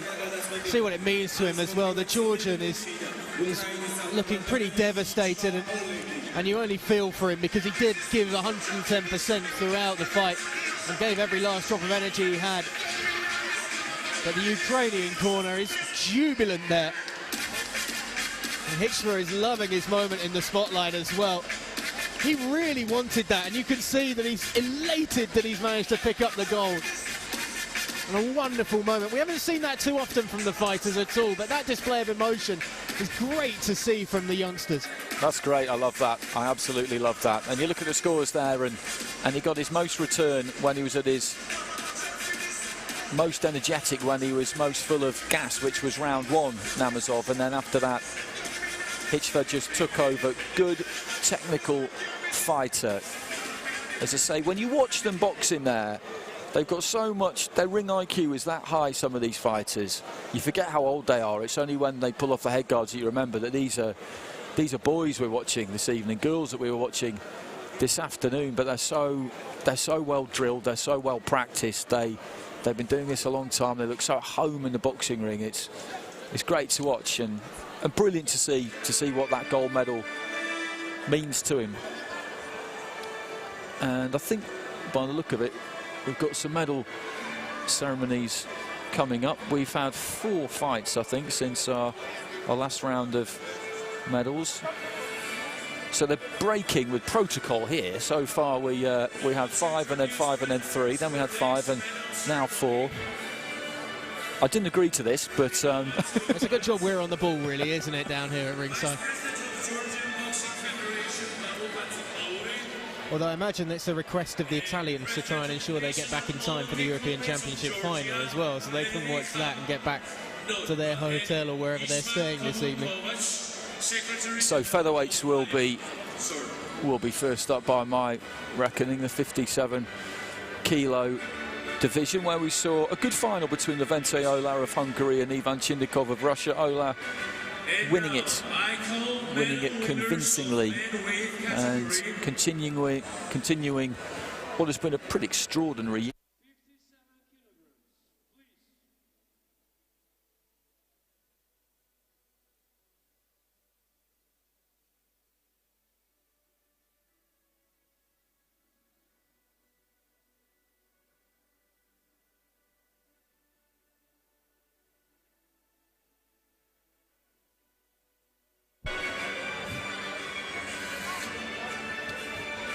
So just heading across to the bronze medal positions there, we've got Abdul Samad Eroglu, who lost to OLAH in his semi-final, Konstantin Kostov of Bulgaria, who lost a real tight one against Chindykov of Russia in his semi.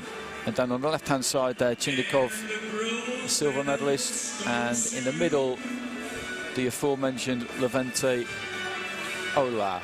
And his fellow countryman, actually, István Koko Kovács, one of Hungary's finest, maybe Hungary's finest ever, actually. Certainly as an amateur fighter in recent times. Abdul Samad, Turkey.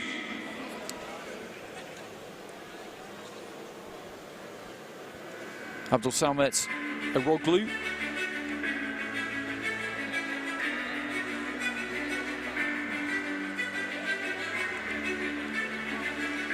Picking up his bronze medal. Difficult job for him against OLAH.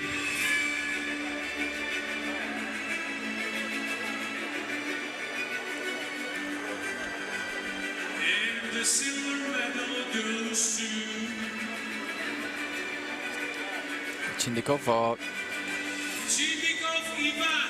silver medalist. There's Mr. Kovac on the left-hand side there, poised with the checks. I forgot Laszlo Papp. I can't install Koko Kovács as Hungary's finest ever IEBA or Olympic boxer. For most other nations he would be, but he had an illustrious predecessor. So Levente OLAH, be interested to see what he might go on and achieve in his career after this gold medal in the European Juniors, right at the very start of it. But he's got an interesting kind of style, the kind of style you just wouldn't really have seen in AYVAZYAN boxing before they changed the scoring system back in 2013. He's got a kind of pro style.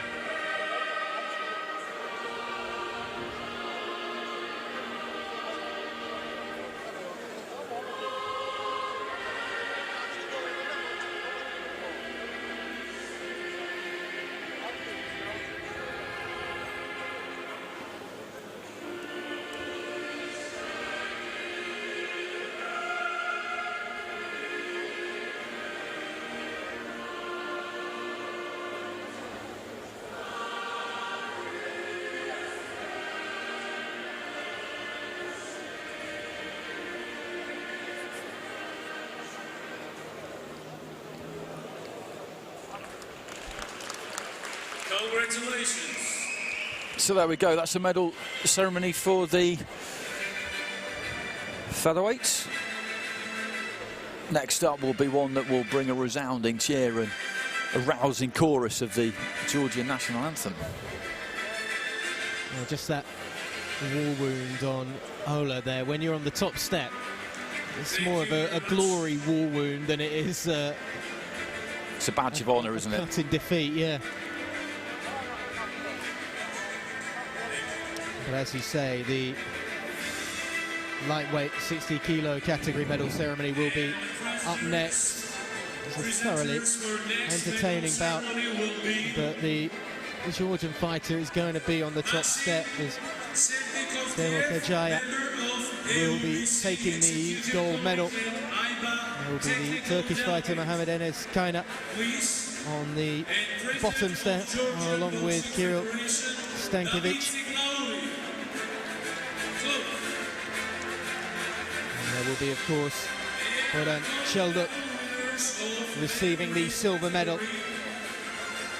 But Kajaya has entertained and importantly brought the first gold for Georgia this evening that these fans are going to be able to celebrate. The flags of Turkey and Belarus are displayed behind the third step on the podium. And of course, the Ukrainian flag on the second step of Chelduk.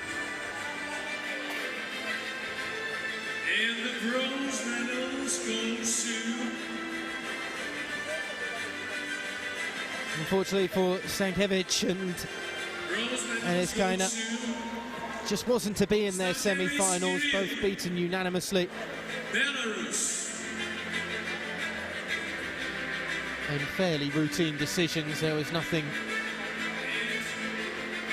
really that could be done for either fighter. They were just outclassed by the two that ended up in the final.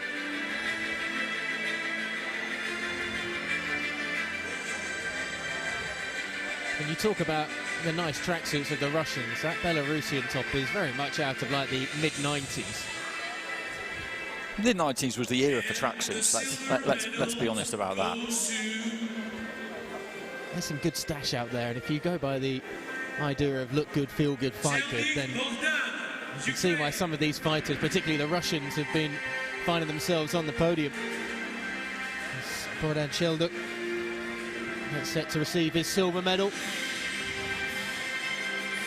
Not allowed to wear the tank top in a number of the buildings around Tbilisi, but you're allowed to wear it in here on the podium.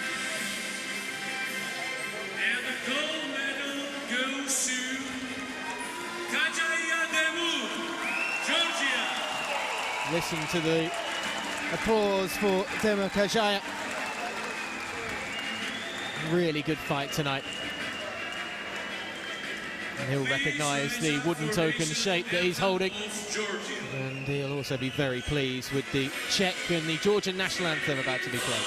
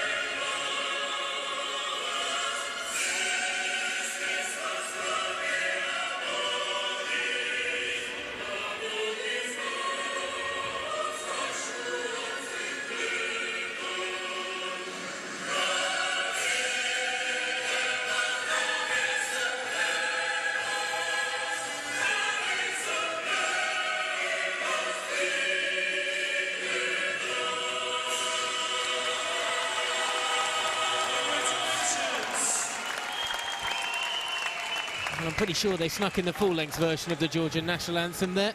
I don't think there was any trimming that one down. Can't be 100% sure. But a mighty fine round of applause. And a mighty fine paycheck, as I say, for the victor. So we are done with the lightweight medals presentation. And we'll move on to the light welterweight medals presentation coming up in just a moment.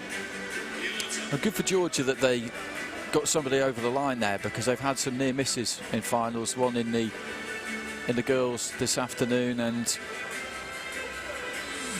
AYVAZYAN came close, ORUJ AKHMEDOVI came close, as did DAVIT JAPARIDZE, but not quite close enough, so they were 0-4 at that point. So congrats to Demir Kajaya for boxing such a skillful, disciplined fight and managing to get on the top step, because it's a very difficult thing to do. Like welterweight, 63 kilos.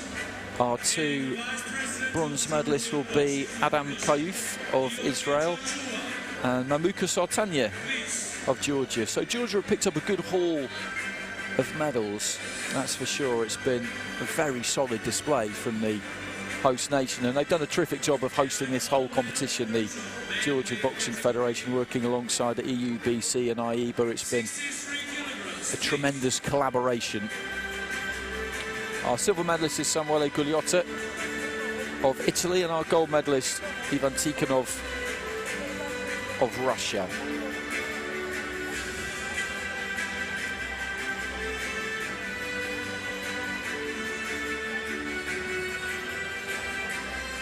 Very good performance from Tikhonov in the final. A very mature fighter, very intelligent fighter.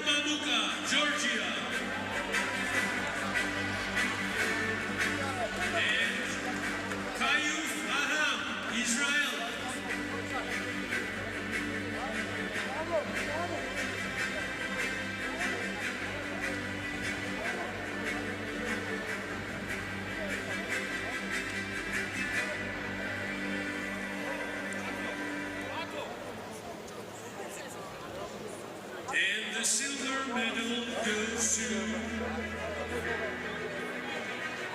Gugliotta Samuele, Italy. So Gugliotta picks up a silver. Good display from him in his semi-final, convincing win against Adam Kayuf, but Tikhonov just came up against somebody who just had a bit too much for him, knew a bit too much for him.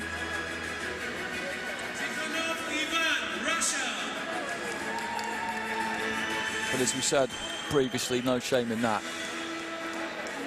Tikhonov is a high-level fighter.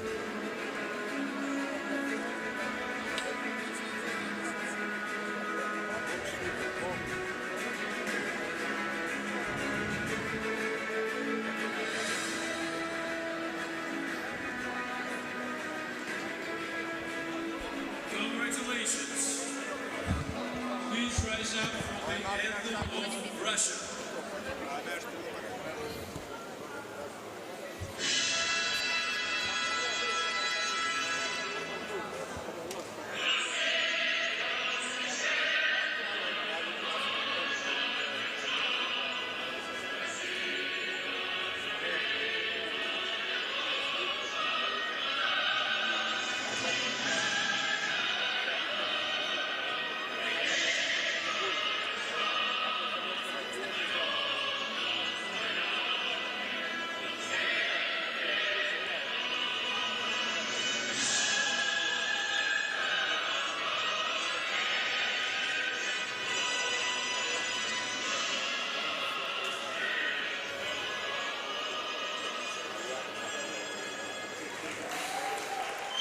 Congratulations.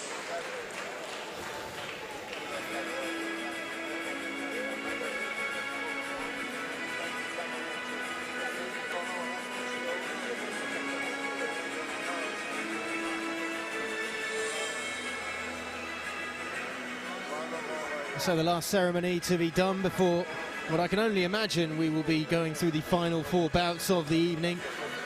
This, of course, from the welterweight category, as we saw just a few minutes ago. And Ukraine picking up their second gold medal of this evening session from the men's event. Presenters for next medal ceremony will be... And there will be a Hungarian and a Russian on that third step of the podium. LEVENTE and Gagiev, the two beaten semi-finalists, and the Hungarian in particular, would have thought at one point in that semi-final that perhaps he was going to have a chance to fight for the gold, until OLAH HEKTOR came back in the second and third rounds and asserted himself in that semi-final. Same with GASIMZADA and the split decision that saw him lose to the Georgian Mehman Namazov. What was a fascinating fight to watch, just for pure entertainment of Namazov's approach and how he was able to keep that challenge going throughout the 3 rounds. But it fell short eventually in the final against HEKTOR, who was able to control that erratic, aggressive style. Namazov just ran into too many problems and too many punches in the end. And it wasn't to be another gold for Georgia yet this evening, although they do have one more shot at a gold when we get back to the action in a few minutes' time. One last shot to pick up the second spot atop the podium. As the Hungarian and Russian receive their bronze medals. And of course, everybody who makes the podium getting one of those golden trophies.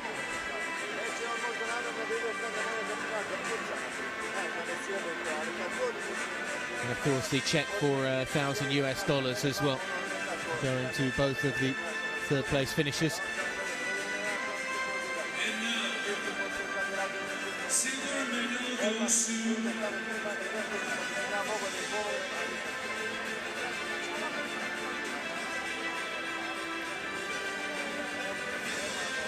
and the man who's up next on the podium will be a little frustrated to not have the opportunity to be just one place higher. And obviously, when you've taken on such a formidable opponent in GASIMZADA in your semi-final, and that style that you've used and you've been able to maintain it throughout the bout has got you there, there's no reason to think that it's not going to get you through that final as well. And obviously every single fighter that comes into these finals believes they've got a chance. It just wasn't to be, though, as OLAH HEKTOR was very controlled and intelligent in his approach to how he dispatched that final. And the grin is still there as well, which is great to see. And a big smile as he receives his gold medal. And we have the national anthem of the Ukraine.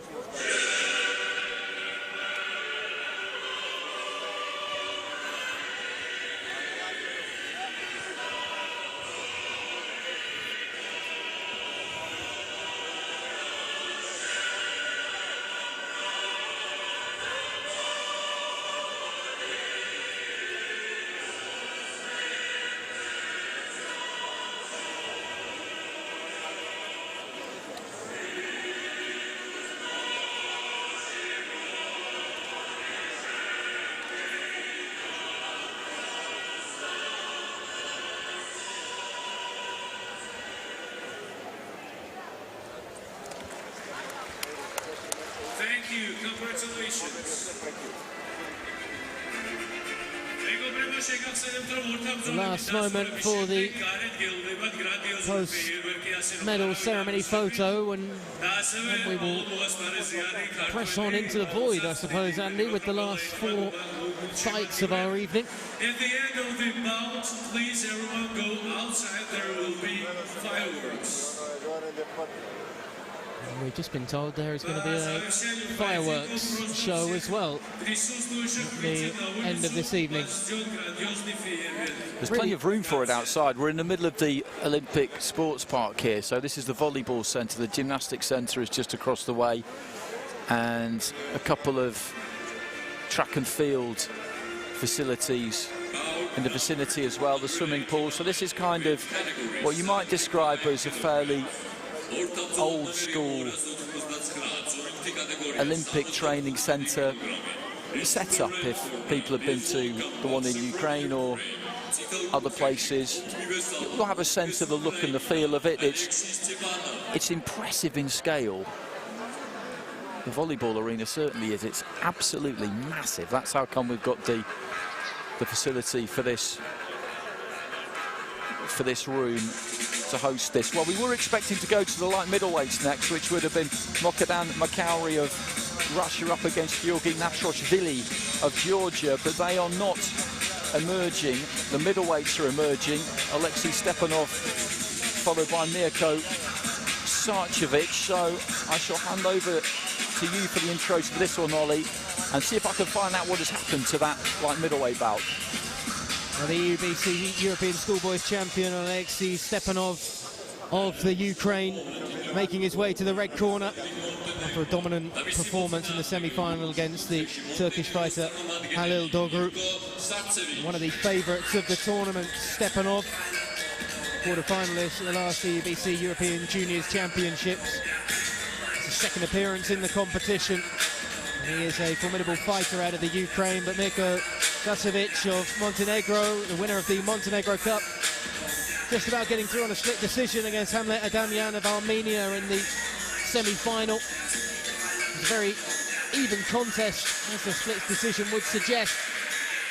There's nothing really exceptional that caught the eye of Sarcevic, just a good all-round fighter in that semi-final. You get the feeling, though, that with the weight of expectation on Stepanov and how he performed against his Turkish opponent in the semi-final, that it will be the Ukrainian that is considered the favourite, as he has a last stretch off in his corner before getting the check over and the gum shield in from the officials. The Montenegrin in the blue corner, just a last shake off of the arms and a quick check as well. So that light middleweight final is going to come as our final fight of the session. So we'll go from the middleweights into the light heavyweights and then the heavyweights and then back to the light middleweights. They've just jigged around the order. I don't know exactly what the reason for that is. It doesn't particularly matter. What we do know is that we'll finish tonight with a fight involving a Georgian in Georgi Natroshvili against BOGDAN Makary. But anyway, here's the middleweight final. Yes, we have the Ukrainian Stepanov in the all-red trunks and top coming out of the red corner, of course, and Sarcevic, the Montenegrin, in all blue. And the Ukrainian, the initial aggressor. Nice left hand as they came out of the clench there, though, from Sarcevic. Needs to be on his toes, though, the Montenegrin, just because in the early exchanges, Stepanov seems to be quite aggressive and keen to quickly get his way forward. Was down low, looking to the body, but he left his head very exposed as he came in there, Stepanov. Again, little right hand just fluttering towards the body from Stepanov. He seems to be going down there a fair bit in this first 50 seconds or so. That was a nice left hand coming the other way from Sarcevic. He keeps on getting tagged by the aggressive Ukrainian in this first round or so.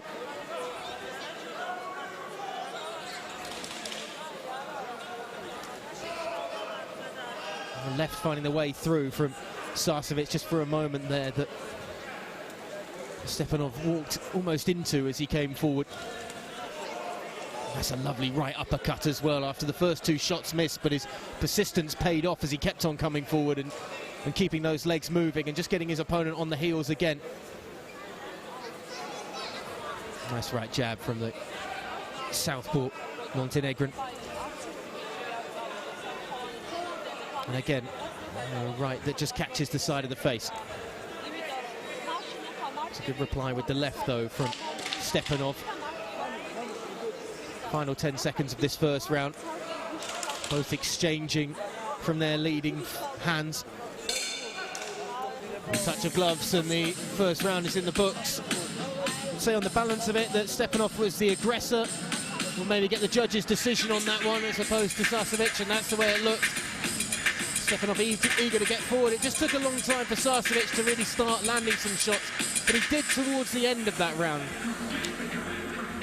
It was a clear Stepanov round, though. It's interesting to watch him fight because you won't see a more committed fighter than him. And what I mean by that is that when he attacks, he completely commits to it. If he misses with the first punch, with the second punch, even with the third, he will keep coming forward until he lands one. And that makes it quite difficult to counter. That short right hand he landed was a good example.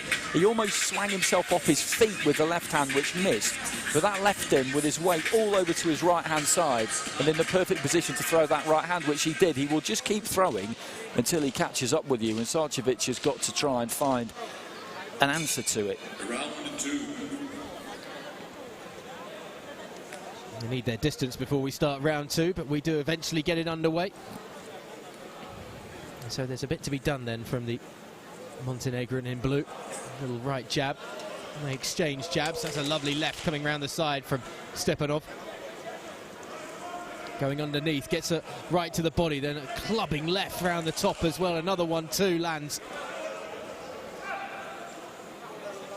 Those shots just keep on coming and do eventually catch.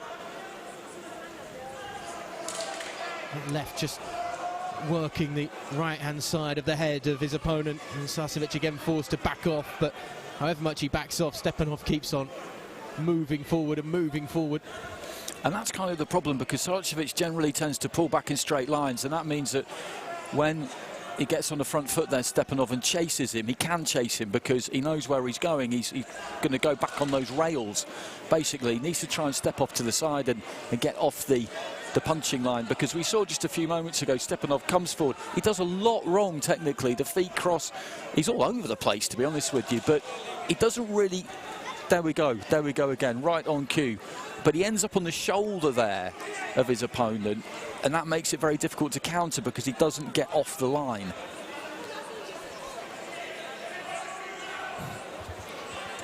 The two exchanging pops before the dance begins again, as we wait for the Ukrainian to push. And he was caught by a left, but he certainly got a left at the exact same time under the jaw of the Montenegrin Sarcevic.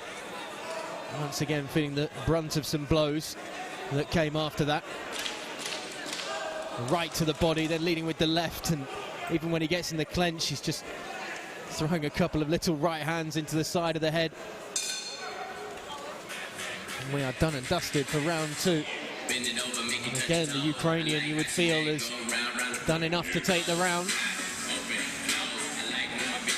Well, three of the judges have gone Sarcevic in that round.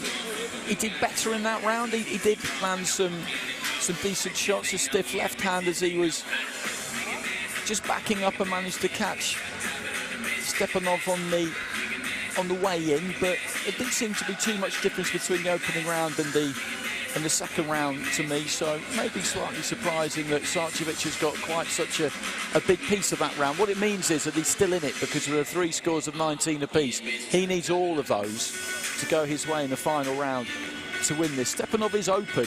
He is there to be picked off.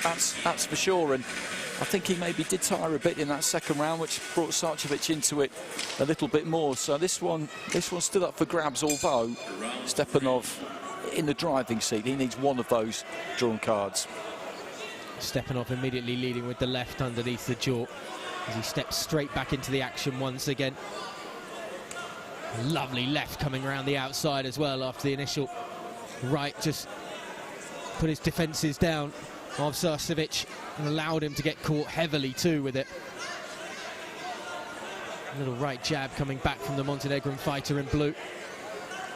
Stepanov swinging for the body once more. Did that a few times in the first round in particular.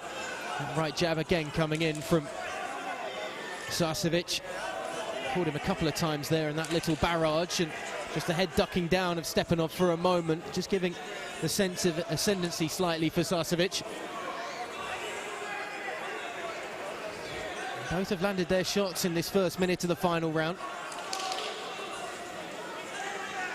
Stepanov using that left hand to move the right arm away and then stepping forward once again, almost going across his opponent slightly. Another left comes round the side from the man in red. The hefty thud that catches on the side, and that's more of a hug in the end rather than a punch.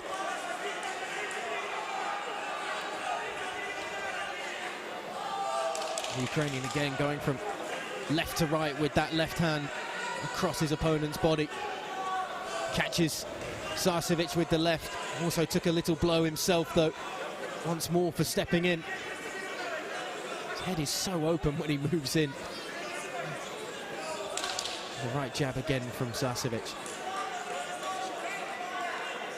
He's got to do more, Sarcevic, I think, in this final round, and he's running out of time because he'll have known that there were 3 cards there he needed, and he hasn't really gone out to try and grab this round by the scruff of the neck, whereas Stepanov has. That's kind of the way he fights 24 hours a day, to be honest with you. But I think that Sarcevic needed to give us a bit more in that final round, because the chances of him turning around, turning those 3 drawn cards into winning cards, he'll be fortunate if he manages to do that with all 3, because I thought that was a Stepanov round myself. Not a massive amount in it, but he just seemed to want it a bit more, went after it a bit more. And yes, he's clumsy and he misses quite a lot, but he also gets through quite a lot too. And Sarcevic, I just didn't think did all that much in that final round, to be honest with you. There's a big smile and a hug coming from Sarcevic's corner there. So we'll see how the judges will score this. He certainly feels like he's got it. I think both fighters probably do. Decision is a boxer from red corner, And Sarcevic and his corner can't believe it, but I think that is the right decision, that Stepanov, the Ukraine, takes the gold medal. Montenegro camp aren't very happy about it at all, really. Well, it's 3-2, and 4 out of the 5 judges have gone to Sarcevic in that final round, and the one in the middle there has gone to Stepanov, and I think it's that score in the middle that has given him the victory. Basically, it's that single round score in the middle his way that has given him the win on the split 3-2. Personally, I think it was a close fight, but I thought Stepanov did do more. Sarcevic of the 2 is probably, he's the more technically correct boxer, he's the more aesthetically pleasing boxer. Stepanov does do a lot wrong. He is a bit of an ugly brawler at times, to be perfectly honest, but it doesn't matter how you do it, it doesn't matter how you land what you land, it just matters what lands. This isn't figure skating. It's not, you don't get points for style, it's just what you land. Doesn't have to look good as long as it's effective. That was the modus operandi for Stepanov, then the Ukrainian, who had the EUBC European Schoolboys champion, now a EUBC Junior Boxing champion. As we go to the light heavyweight. And this could be a fantastic fight, this. It really could, because we've got Angelo Teodorescu of Romania up against Rasul Gadzeev, and these two are similar in the way that they approach it. Teodorescu marching his way to the ring there, beat Mateo Pejic of Croatia by unanimous decision.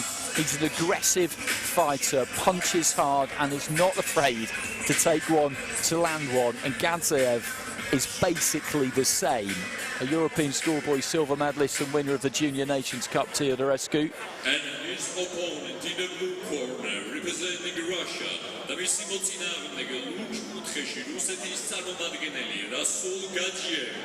Gadzeev of Russia, a 2-time national champion. He's making his way towards the blue corner. There's Teodorescu, just having the gum shield put in. This is the light heavyweight division, 80 kilos. Gadzeev beat Ilya Yusenkos of Latvia and then Vladislav Halivoda of Ukraine, both by unanimous decision. And as I say, both of these two are not backwards in coming forwards. So this could be quite explosive between the pair of them. Good fight between Teodorescu and Pejic. Really enjoyed that one.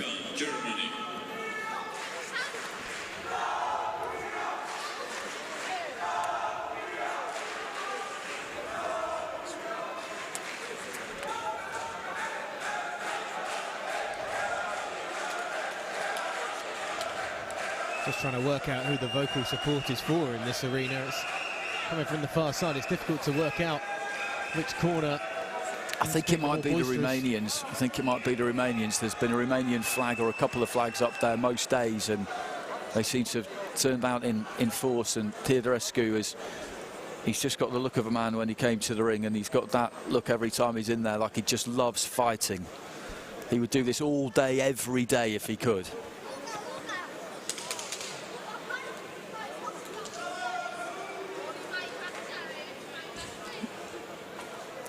touch of an advantage height-wise maybe there for Teodorescu, but it's pretty negligible. Physically, these two aren't that dissimilar. Slightly longer levers there on Teodorescu as well, but Gadzhiev is a little bit more muscled.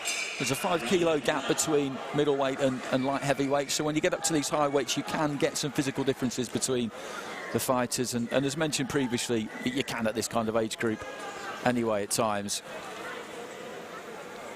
Teodorescu in the red, Gadzhiev of Russia in the blue. Nice little right hand there from Gadzhiev, and the left to the body as well. Body shot that time was blocked, but he got into good range there, Gadzhiev, and you could see him just dig his toes in and really let those hooks go. And he covered up well to the body there, Teodorescu, but he's finding it hard to get any punches off at the moment. He has managed to block quite a lot with his gloves and his forearms in the opening exchanges, the Romanian.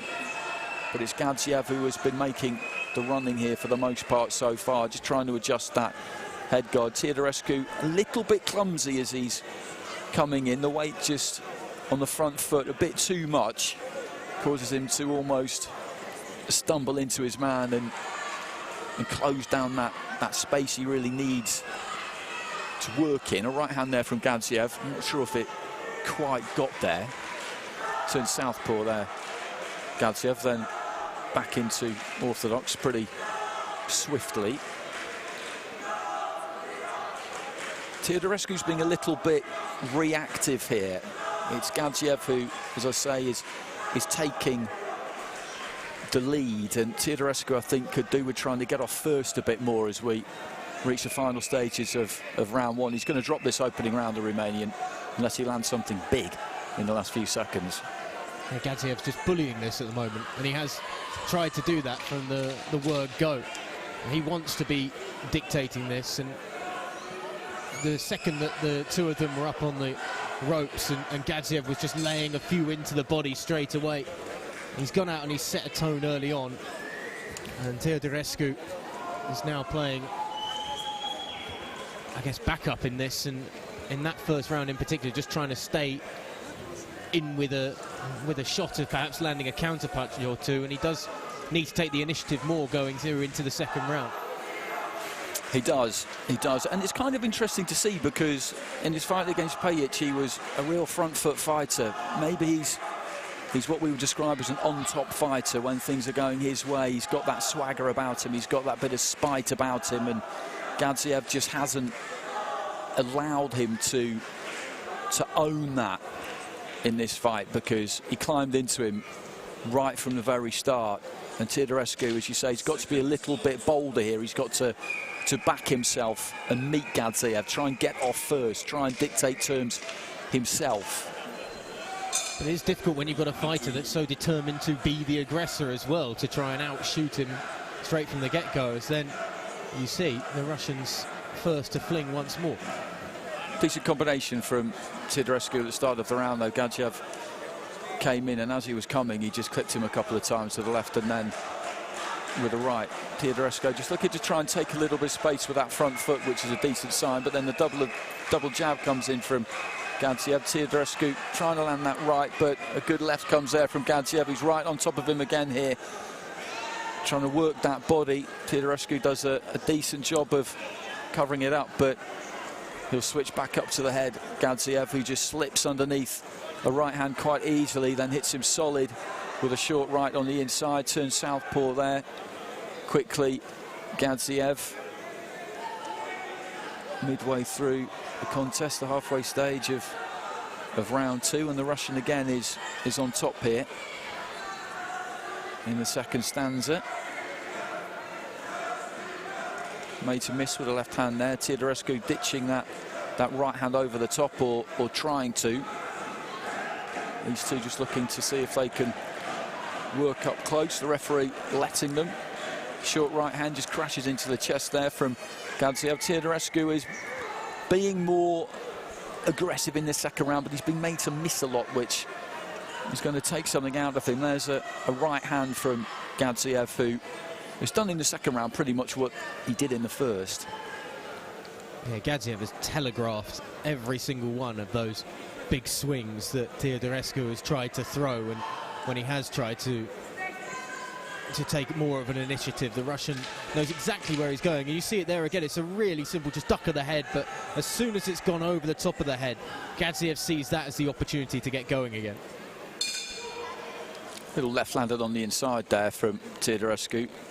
Bell goes, troops back over to his corner, and 10-9 flash up pretty quickly there at the end of the round. So Gadzhiev with a 2-point lead with all 5 judges.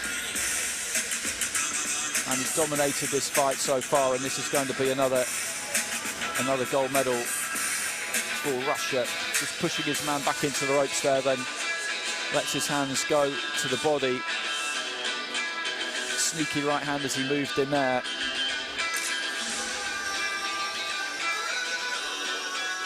There's those points as well when Gadzhiev had him on the ropes, and he's really quick to go and work the body as much as he can when they get into that moment. He knows he can't get his hands up and around and get to the head at all of his opponent, but he will take whatever he's been given of Teodorescu to shoot at. And Gadzhiev more than happy to do exactly that.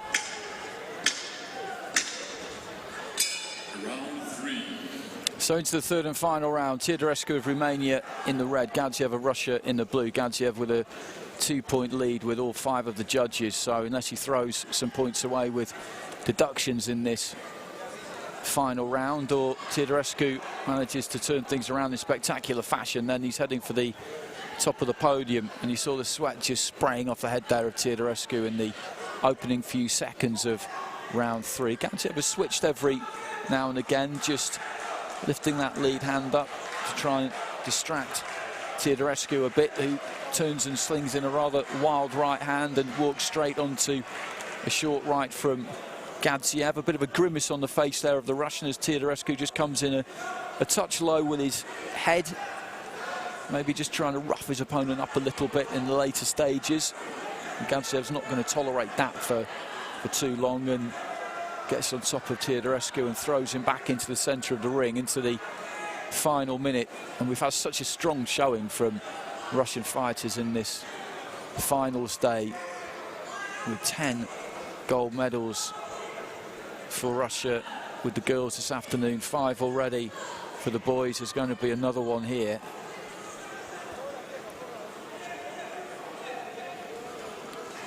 Nice left hand to the body there from Gadzhiev. He's looked for body punching from the beginning, really, and Teodorescu's just never been able to make an imprint on him. He's never really been able to push him back or give him too much to think about. And it's just another example of something we've seen throughout the course of the day, where you've got one fighter who is quite simply better than the other one.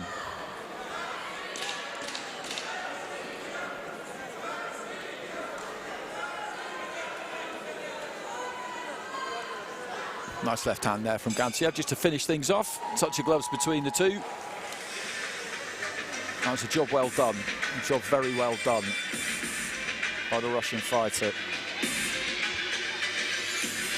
Yeah, once again, it's a very simple reason why the bout's gone the way it has, and it must be tough for the Romanian to get in there, and once you realise that you are taking on somebody that it is unlikely that you're going to be able to establish yourself or overturn, it's then just about trying to make it look as pretty as you can do, as you have to go through those 3 rounds, and especially the last 2 rounds, or round and a half. And he gave a valiant effort and kept on going, but it was only one way. Unanimous decision is a boxer from blue corner, Russia. 10-9 across the board there in round 3, so 3 rounds to 0 on all 5 of the judges' scorecards, and that was one of the easier jobs for the officials at ringside. But as you say, Teodorescu put everything into that. It's a tough place to be when you get in there and you realise that the person you're up against is just that bit better. And when you're at this stage at schoolboy or schoolgirl level or junior level, and this might be a first major international competition that somebody's been into, if you get to a final and you face someone like Gadzhiev, the chances are that you're going to be boxing someone who's better than anyone you boxed before, and that can come as an almighty shock to the system. And he did look a little bit like that at times, Teodorescu, like he this was a bit new to him and he wasn't quite sure how to get a grip on it. He just went about things in the way that he normally does, and what has always worked before this time didn't. So now we head into the big boys, heavyweights, 80 kilos plus. And this has been a battle I've been really looking forward to after the semi-finals, and particularly to see this man, Ahmed Rasuev, the Russian, who was quite simply just a joy to watch in his semi-final when he broke Georgian hearts and pretty much destroyed Tariel Sharikadze in a unanimous decision. But it was a fight where Sharikadze never had a chance. He's a big lumbering heavyweight, Sharikadze, compared to Rasuev, who, as you see from the way he looks going towards the ring, he's almost looking like Prime, real Prime. Big shoulders, big arms, but he's got a grace of his movement, particularly when he took on Sharikadze in that semi-final. Just able to easily sidestep a rather large and cumbersome fighter, and showed really good footwork to just step from side to side and drain the opponent with his movement as he rushed forward, as well as the barrage of punches that he was able to rain down on him. He didn't ever have to punch too hard, and we never saw him be as explosive as we thought he could. And much could be said for the same with this man, Alexander Zelensky, who perhaps isn't as much of a physical specimen, the Ukrainian, but had a very similar semi-final fight when he took on the Croatian Lovro Pacic. A unanimous decision again, and again Pacic very much a cumbersome, lumbering, larger fighter, very stocky in his build, and again it was a movement from Zelensky, and able to use his range really well with his jab to keep his opponent at bay whenever he rushed forward, and he just rushed straight into that jab and be met with something similar again. He's a big Mike Tyson fan. He doesn't fight like Mike Tyson, which is a shame for us here at ringside. But it would be a really interesting fight, this, after these two have taken on opponents in their semi-finals that are almost their complete opposites and very different to how these two fight, but these two fairly similar in the approaches of how they dealt with it. But Rasuev, just on the look alone, as you see them there, just looks that slightly bit bigger, a bit sharper. You see that in the shoulders in particular as they're side by side there. I'm really looking forward to see how both of these two approach this, and could see some really big clinical heavy hitters as we get set for round one of the final of the heavyweight category. Rasuev in the red for Russia with the southpaw stance to start, with that right hand just leading. More orthodox from Zelensky, the Ukrainian, in all blue. The left hand lead as he goes down low with that right just coming underneath, but that's woken up Rasuev slightly, who leads with a very good left hand there. And he goes jabbing down towards the body too. Flick of the left hand just to keep the Russian well away. Beating away a moth under a nightlight, just keeping him as far away as possible when he looks like he's about to throw.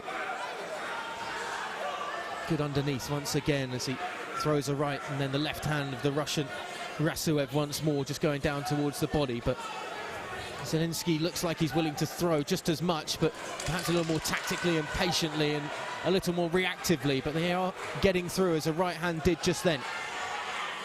50 seconds or so to go in this first round.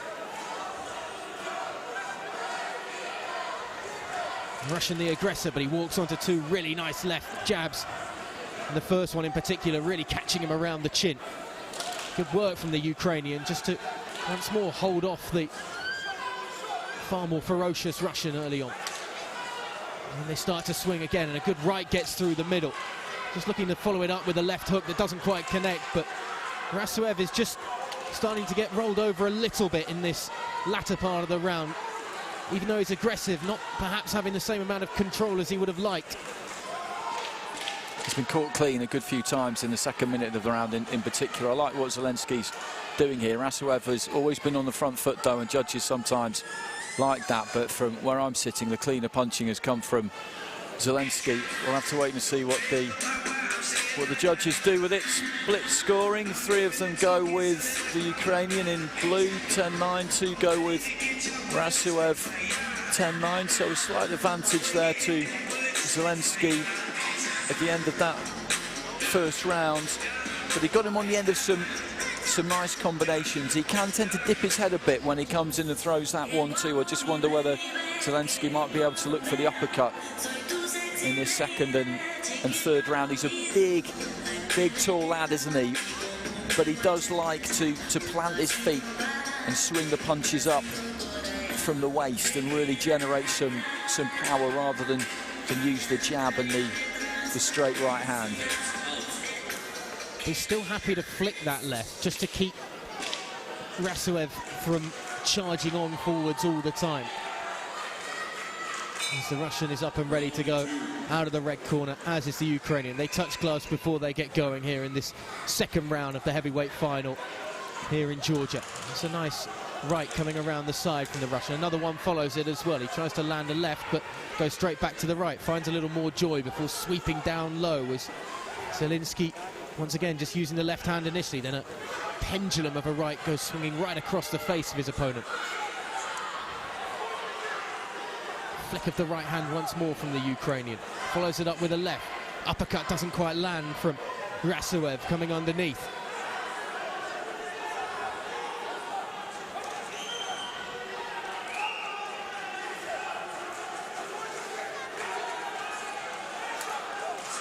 A couple of jabs with the right before the left follows as Zelensky's just moved and started to lead with the right for a few seconds in this round before he goes back to the left, then follows with a straight right to start with. And the Russian trying to get in close once more, but two underneath the armpit of the opponent. A couple of flicks with the right before a big left straight tries to come through, and he tries it again after a little bit of success with it. Does Rasuev. Another right hand goes down low into the body of the Russian from the Ukrainian. Not quite as dominant Zelensky in this latter part of the round as Rasuev is just trying to find a way to work through and avoid those punches as well that seem to come. He ducked away from one for a moment and then immediately tried to get inside once more and goes looking for the body again. There's not much in this round though. Rasuev has done a decent job of trying to stay on top of Zelensky and put him under pressure. Zelensky switched a bit too much, I think. He's been flying around between the orthodox and the southpaw stance, and his feet have been all over the place. He's not really been set to punch. He doesn't have to be completely set to generate some power. He's that kind of a fighter, but I think that's fairly tight. And Rasuev has got it. Rasuev has got it with all five of the judges there, and that's interesting. That means that it's a 2-point lead for Rasuev with two of the judges and 19-19 with the other three. I'm okay with that. I'm okay with those 10 lines across the board because he stuck to a plan there, Rasuev. Boxed the way he did in the first round, really. He is a bit one-dimensional, but Zelensky, he just didn't really commit to one thing or the other. As I said, he was swapping stances all the time. His feet were never set. He was flicking the hands out, but he didn't land a lot. Well, he went away from what was working in the first round, which is surprising to see. And I wonder if he was maybe overthinking it and his corner were overthinking it in don't let Rasuev get comfortable. So now start trying to change and change what you've done in the first round to catch him off guard again. But Rasuev quite clearly is going with the one game plan he's got, and he's happy to continue to persist with it. And now he has the advantage on the scorecard, and it's his to lose as round three gets underway in the heavyweight final. There's Rasuev again using that head work well just to avoid the blows that come over the top from the rangy Ukrainian. Hasn't done as good a job in the last round, Zelensky, of limiting the distance. He gets that left hand out once again though to try and do what he did in the first round a fair bit. Rasuev comes forward once more. He's able to beat away the initial bludgeon that he was about to face and trying to club over the top with the left hand. He moves, Zelensky, he moves a lot. That's the way he fights. He's never not going to do that. But in this final round, I think he should just stick to orthodox and try and set his feet just a little bit more. Open up that distance, throw off the back foot as he did in that first round. That'll give himself a much better chance. And just signs in the last 10-15 seconds that he might be starting to do that. 1 minute to go.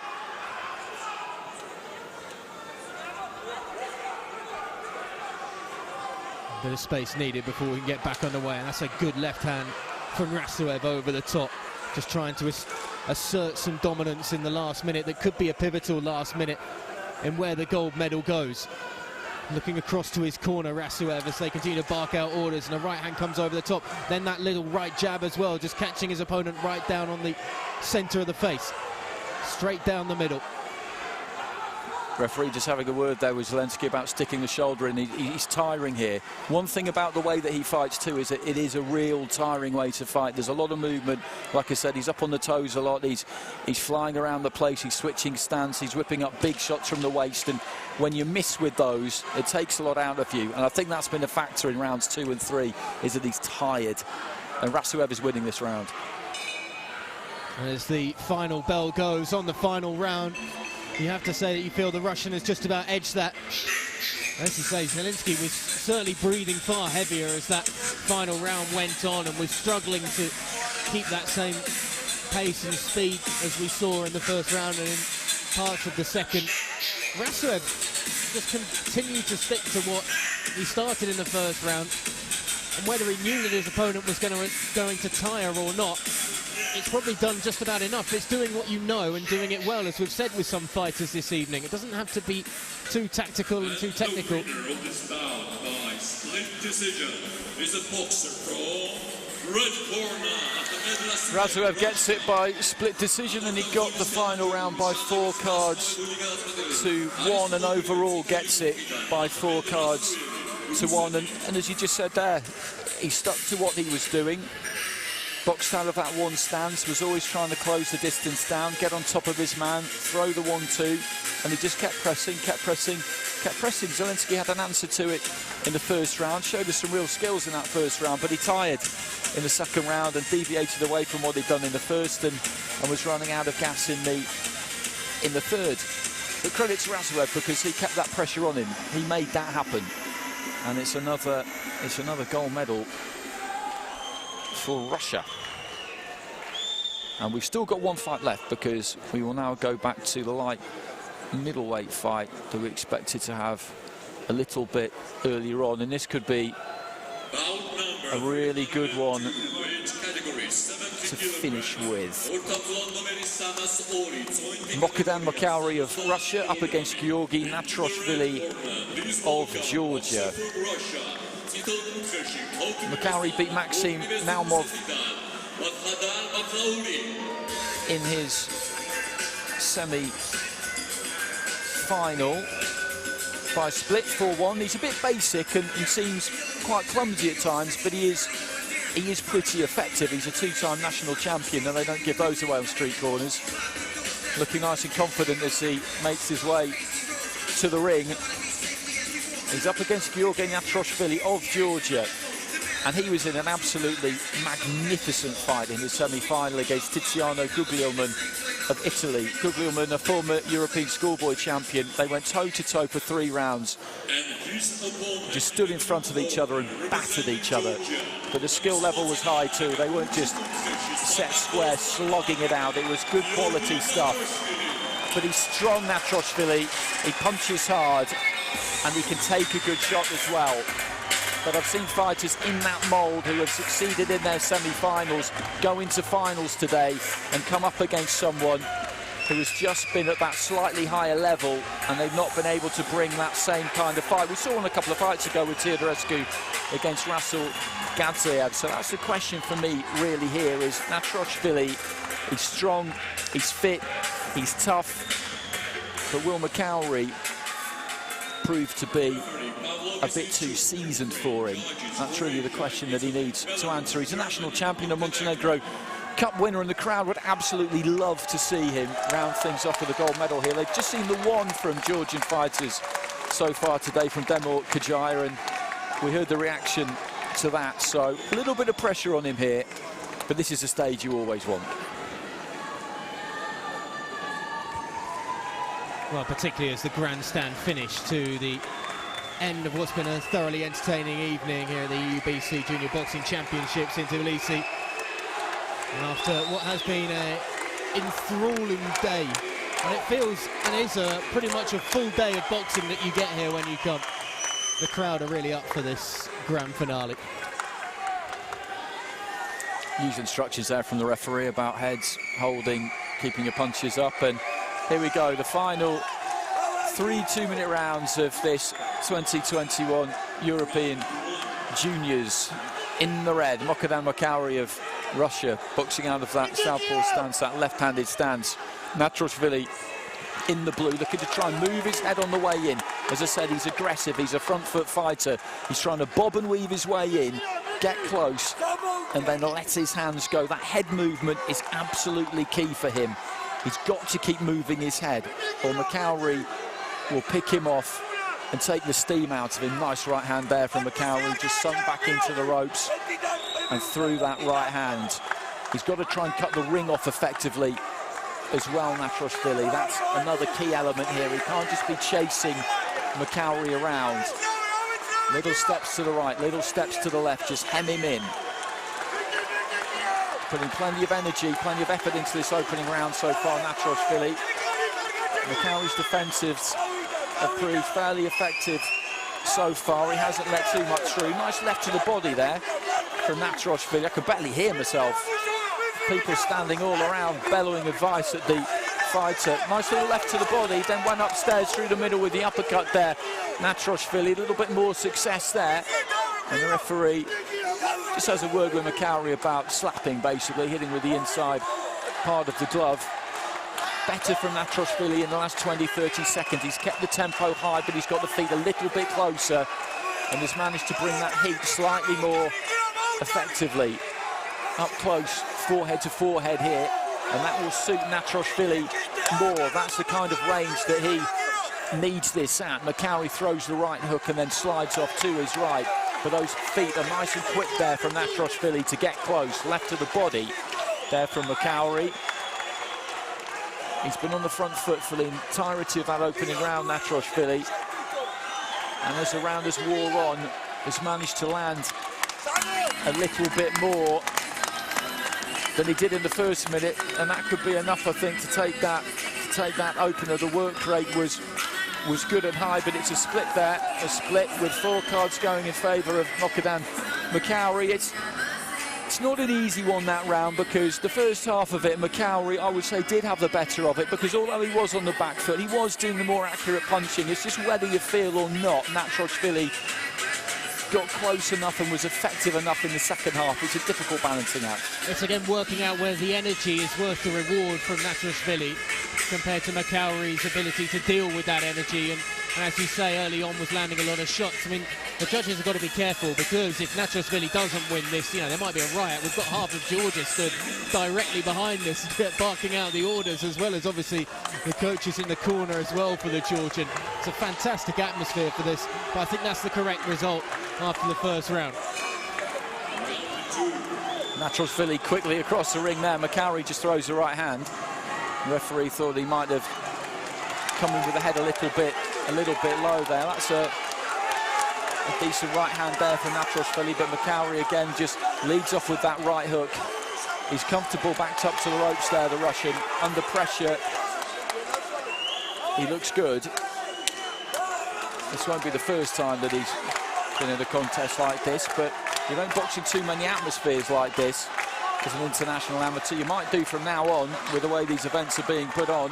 Makauri just plants the feet wide there and throws the left hand down the middle, then pulls the weight back and then repeats exactly the same trick. That was some good high quality boxing. He's keeping Natrashvili occupied there, and when the Georgian comes back, he's got those gloves up, those forearms up, and Makauri is just stepping to Natrashvili a bit more in the second round. He gave ground in the opening round, boxed off the back foot, did it effectively, and took the round with 4 of the judges, but he's getting on the front foot more in this second and just trying to drive Natrashvili back, and he's doing a pretty good job of it. You just saw a shake of the head from Natrashvili there as he was caught by coming in a little too eager and getting caught by the Russian Makauri, and even he kind of recognised that's not what I need to do. I need to be smarter and keep my head moving and avoid the clinical shots that Makauri is dealing out. He's having some success there, Natrashvili, but they're swapping punches, really. There was a good left to the body from Makauri, followed by a left upstairs from Natrashvili. Huge cheers for the punch from the Georgian, nothing for the Russian, obviously. Nice uppercut there for Makauri, just digging his toes in and let that one go. Natrashvili with with a left hook, and his corner will know that he needs this round off the back of dropping that opening round with 4 of the judges. And it's a high-octane fight, this. Tempo to it is absolutely fantastic. Right hand there from Natrashvili, right hand lead there from Bogdan Makauri. And those two just giving it absolutely everything. And again, it's a split of the scoring. 4 of the judges going in favour of Makauri, 1 going to Natrashvili. So Makauri has got a 2-point lead with 3 out of the 5 judges. The other 2 have got it level. That was a Makauri round. 100%. Natrashvili as well, as in the last 40 seconds or so of that round, the head movement isn't quite as darting anymore because of the high intensity work rate that he's having to put in, and because Makauri every so often is just finding a good way to pick him off and land just a blow that will zap a bit more energy out of him. Natrashvili, you could tell, was really feeling it a bit more in the last 30 seconds. As I say, he's breathing heavier, the head isn't as mobile, and that eventually leads to him being caught more as well by Makauri. Good left hand, that, just as I say, gets the weight forward a little bit, digs those toes in, and you know, you get that purchase, that leverage on it. Natrashvili is going to throw absolutely everything he's got at Makauri in this final round. Not that he hasn't in the opening 2 rounds, and there's a lovely right hand counter there from Makauri to kick things off. And I asked the question at the start of the fight, could this be the case that Natrashvili will just be in with somebody who's got that bit more quality than maybe he's faced before in competition? And I think that probably is what we're seeing here, but he is digging in here, the man in blue. He is digging in hard, throwing that right hand, looking to get up close, trying to find some room for the body shot around the back of the elbows. It's not an easy thing to do. He's got quite long arms, Makauri, so when he drops those elbows, clamps them down to his ribcage, there isn't much of a target. Heading up towards the midway point of this 3rd and final round. Makauri, we know, is very much in the driving seat on the scorecards. Natrashvili just motoring forward again, though, but the uppercut there, he went with the right to the body. Makauri then shoveled it up the centre. He's just got that little bit more variety. Natrashvili, though, to be fair to him, he is not gassing here. He's just keeping those hands moving, but there's that left to the body, then the left uppercut. That combination has worked quite effectively for him as the fight has worn on, and it's the kind of combination that Natrashvili just doesn't really have in his locker. Into the final 30 seconds, again, it's a left to the body, and then he's looking for the right uppercut there, Makauri. But this is the kind of contest that both of these two will have loved taking part in, I'm sure. The loser is going to be sore, absolutely, no doubt about that. But we've got a great crowd in here, a fantastic setting. And the adrenaline, I'm sure, will be taking these two to another level into the final few seconds. And this is going to be another win for Russia. This is going to be another gold medal for this formidable Russian machine. But Natrashvili has got nothing to reproach himself for there. He gave that absolutely everything. The first round was the tightest. I thought he had some decent success in the second minute. Made a good argument in that first round. Not that he didn't in the second or the third, but Makauri is a good fighter. He's a clever fighter. He's got that schooling, that variety, good reactions, a good defence, and it's just another case of the man in the red corner on this occasion just being a level above the fighter in the blue corner, and try as he might, and he tried absolutely everything.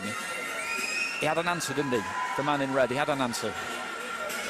Just like a sniper picking his target at times with his judgment of the punches. Is a boxer from red corner, Russia. No surprise to see the Russians once again taking another gold, their 8th of the evening. They're making in the men's category. It's an 18 overall today. Just considering we've had 26 bouts, that's pretty darn impressive. You're walking away with over 50% of the gold here from Tbilisi. And as you say, Makauri, just the accuracy of when he wanted to throw at times was really, really strong, finding a clean way through. You see that left there. Not too wild, not often missing wildly McCowry during those 3 rounds. And a job very well done, for Russia here in Tbilisi. And an element of frustration, I'm sure, for the home support inside this arena, because as you could hear coming through our microphones, there was a lot of them, and they were really hoping to see their nation finish in a grand finale this Sunday evening.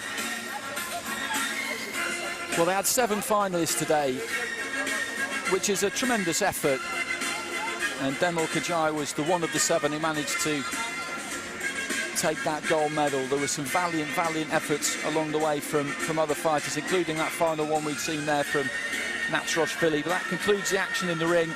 Russia have been the dominant force, as Ollie said there. 18 gold medals out of a possible 26, and there was no controversy about any of them. The judging over the course of the week has been good. I've not really seen anything particularly, apart from the odd round score that I've had cause to particularly disagree with. And Ukraine picked up 3 in the men's, Hungary got 1, Georgia got that one as well. In the women's, there was a first goal for Cyprus in this competition for Leila Abdulatif, 1 for Romania, 1 for Ukraine. So we'll just finish things off here with these remaining medal ceremonies, and then we will bid you farewell. It's been a really good day, interesting fights all round. And always interesting to see fighters this early in their career. You get a read on what they're about. You see them change, you can see them change a lot in terms of style, in terms of the way they go about things. You can see those kinds of improvements kind of month on month, really, when they're at this kind of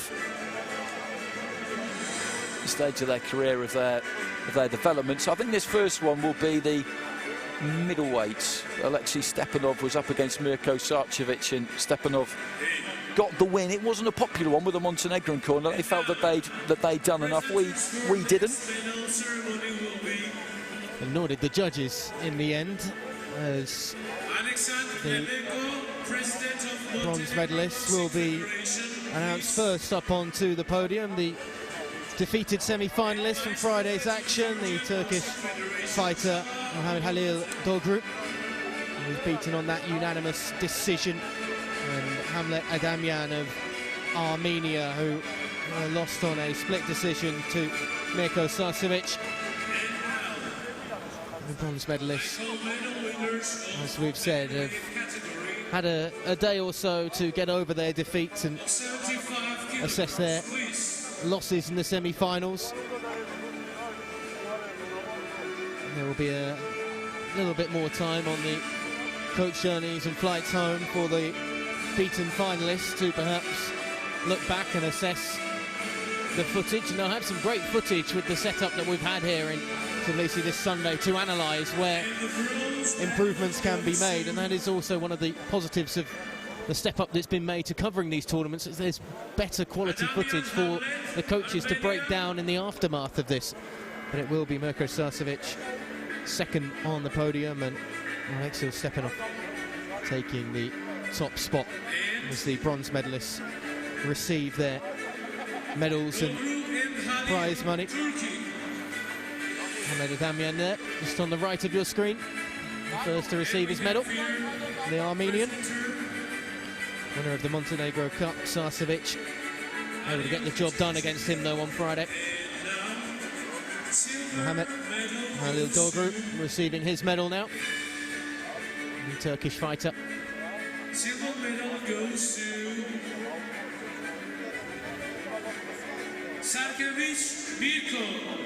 Mirko Sarcevic, the Montenegrin. I wonder if he's still feeling a little sore about the result. He's got a smile on his face at least as he receives his silver medal. I'm sure there's been a word to say, hard luck, fella. It was a close fight. It was a fairly close fight, but Stepanov probably did edge it on the balance of the 3 rounds. And Alexei Stepanov takes his place up top.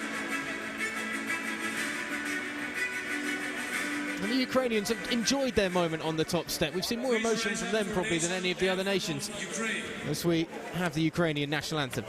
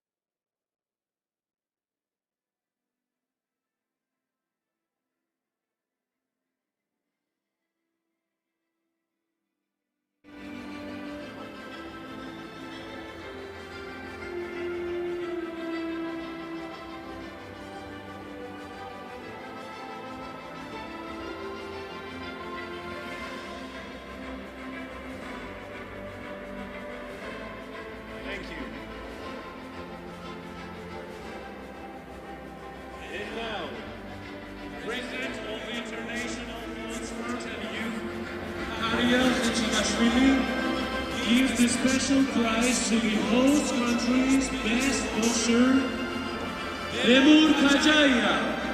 Please. Special prize for Lemur.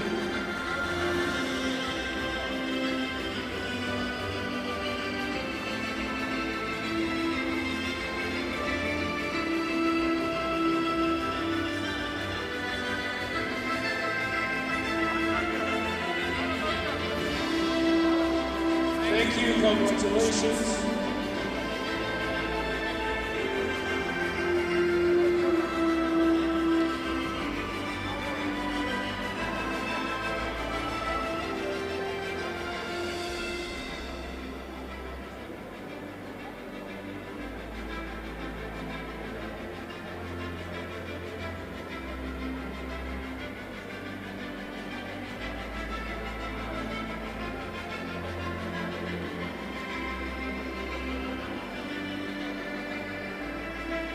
Thank you.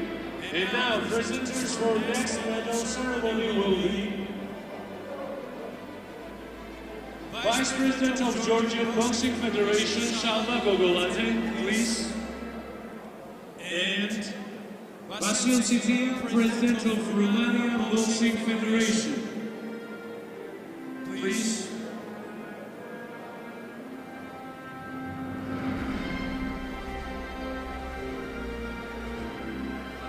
So, I call medal winners of heavyweight category, 18 kilograms, please.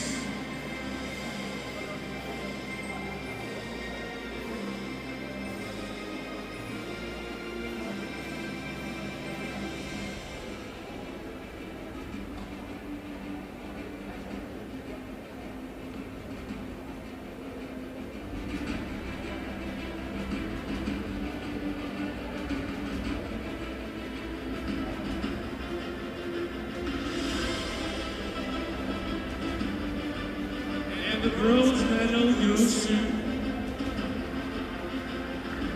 Pejic Mateo, Croatia.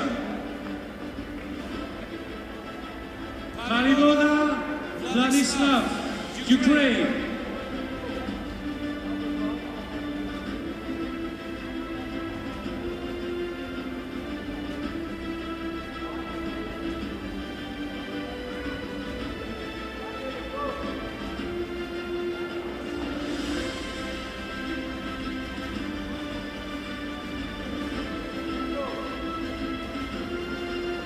And now, silver medal goes to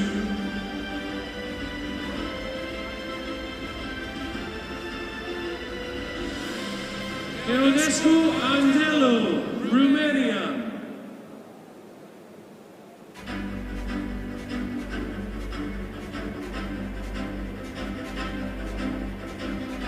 And the gold medal goes to Raziev Rasul, Russia.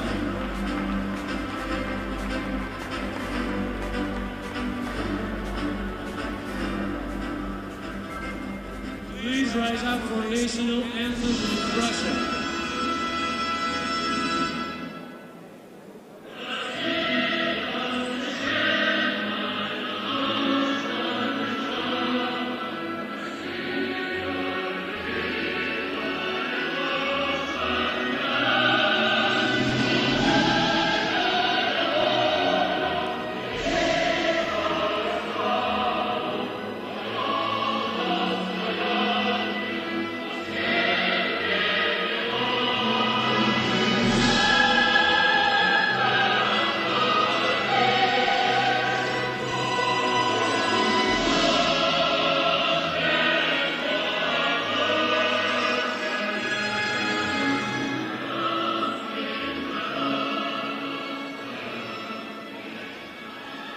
Congratulations. Thank you.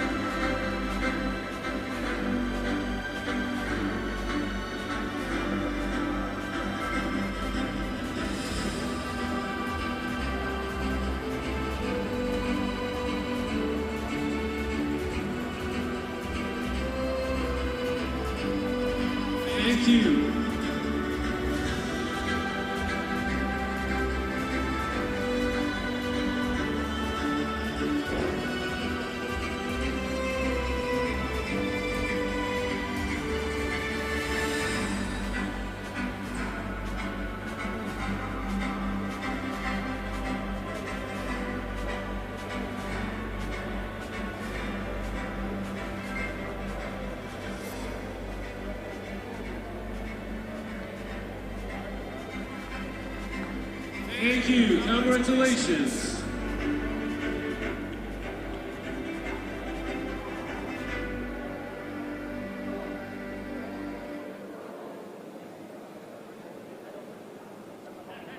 And now, presenters for next medal ceremony will be Istvan Koko Kovac, Secretary General of AYVA, and President and representing the Ministry of Sport, Irakli Dolaveridze, and gold medal winners of men weight category 80+ kilograms. Please.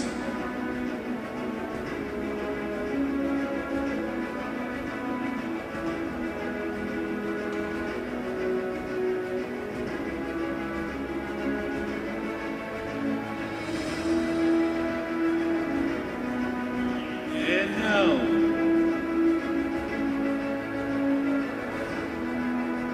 bronze medals goes to Pavchev Lovro, Croatia. Please.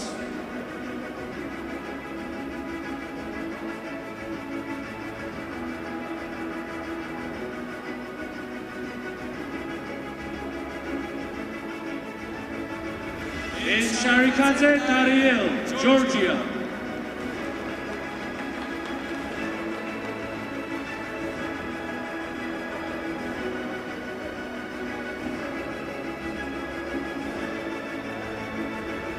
And the silver medal goes to Zelensky Alexander, Ukraine.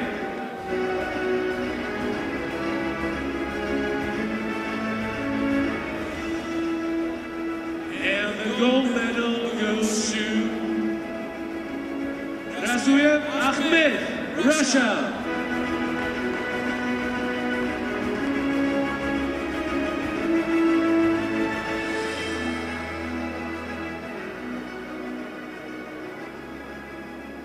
Please rise up for national anthem of Russia.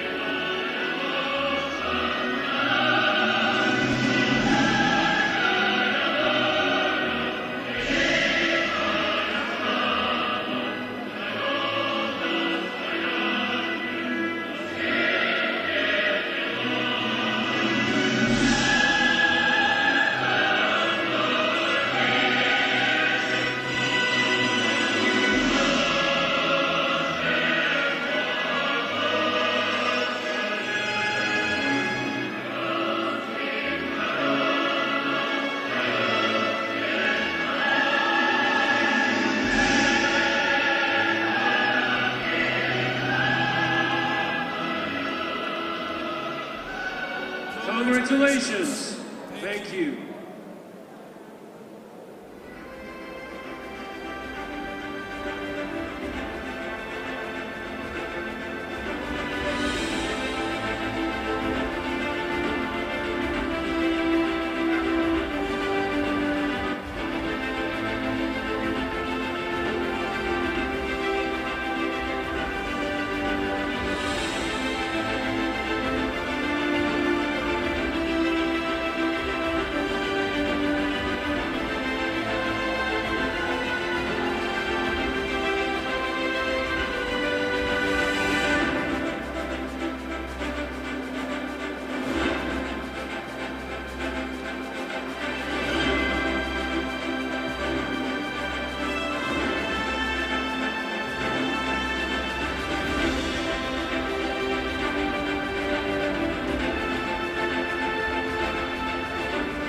Congratulations.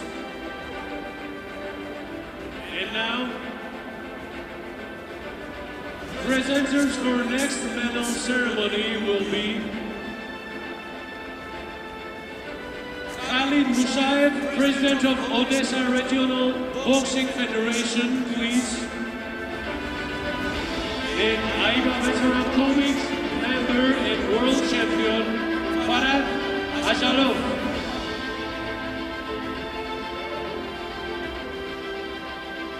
And alcohol medal winners of Bantamweight category 70 kilograms. Please.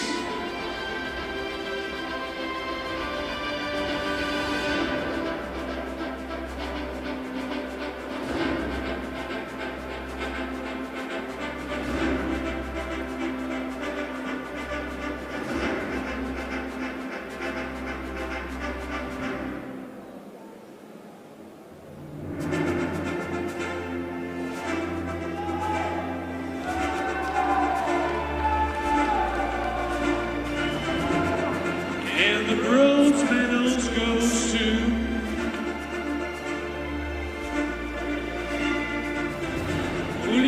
Guglielmo Tiziano, Italy.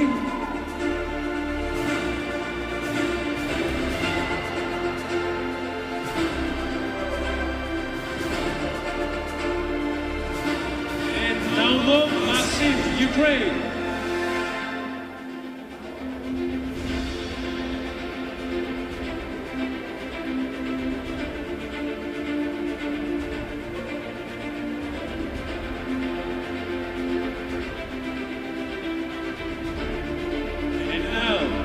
Silver medal goes to Natrashvili Georgi, Georgia.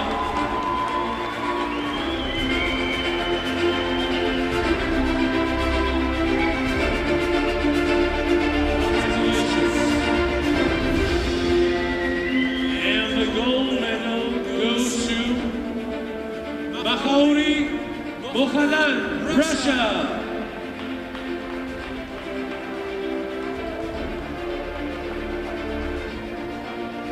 Please rise up for national anthem of Russia.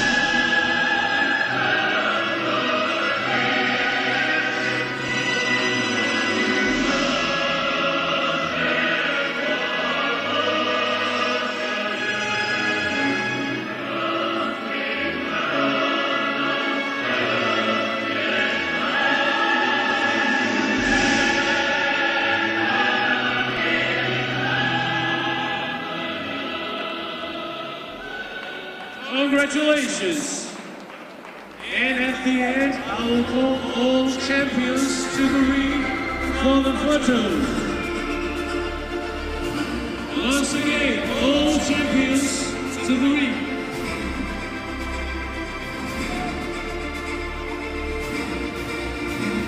And then at the end of the bout, please everyone, then we go to outside the ring.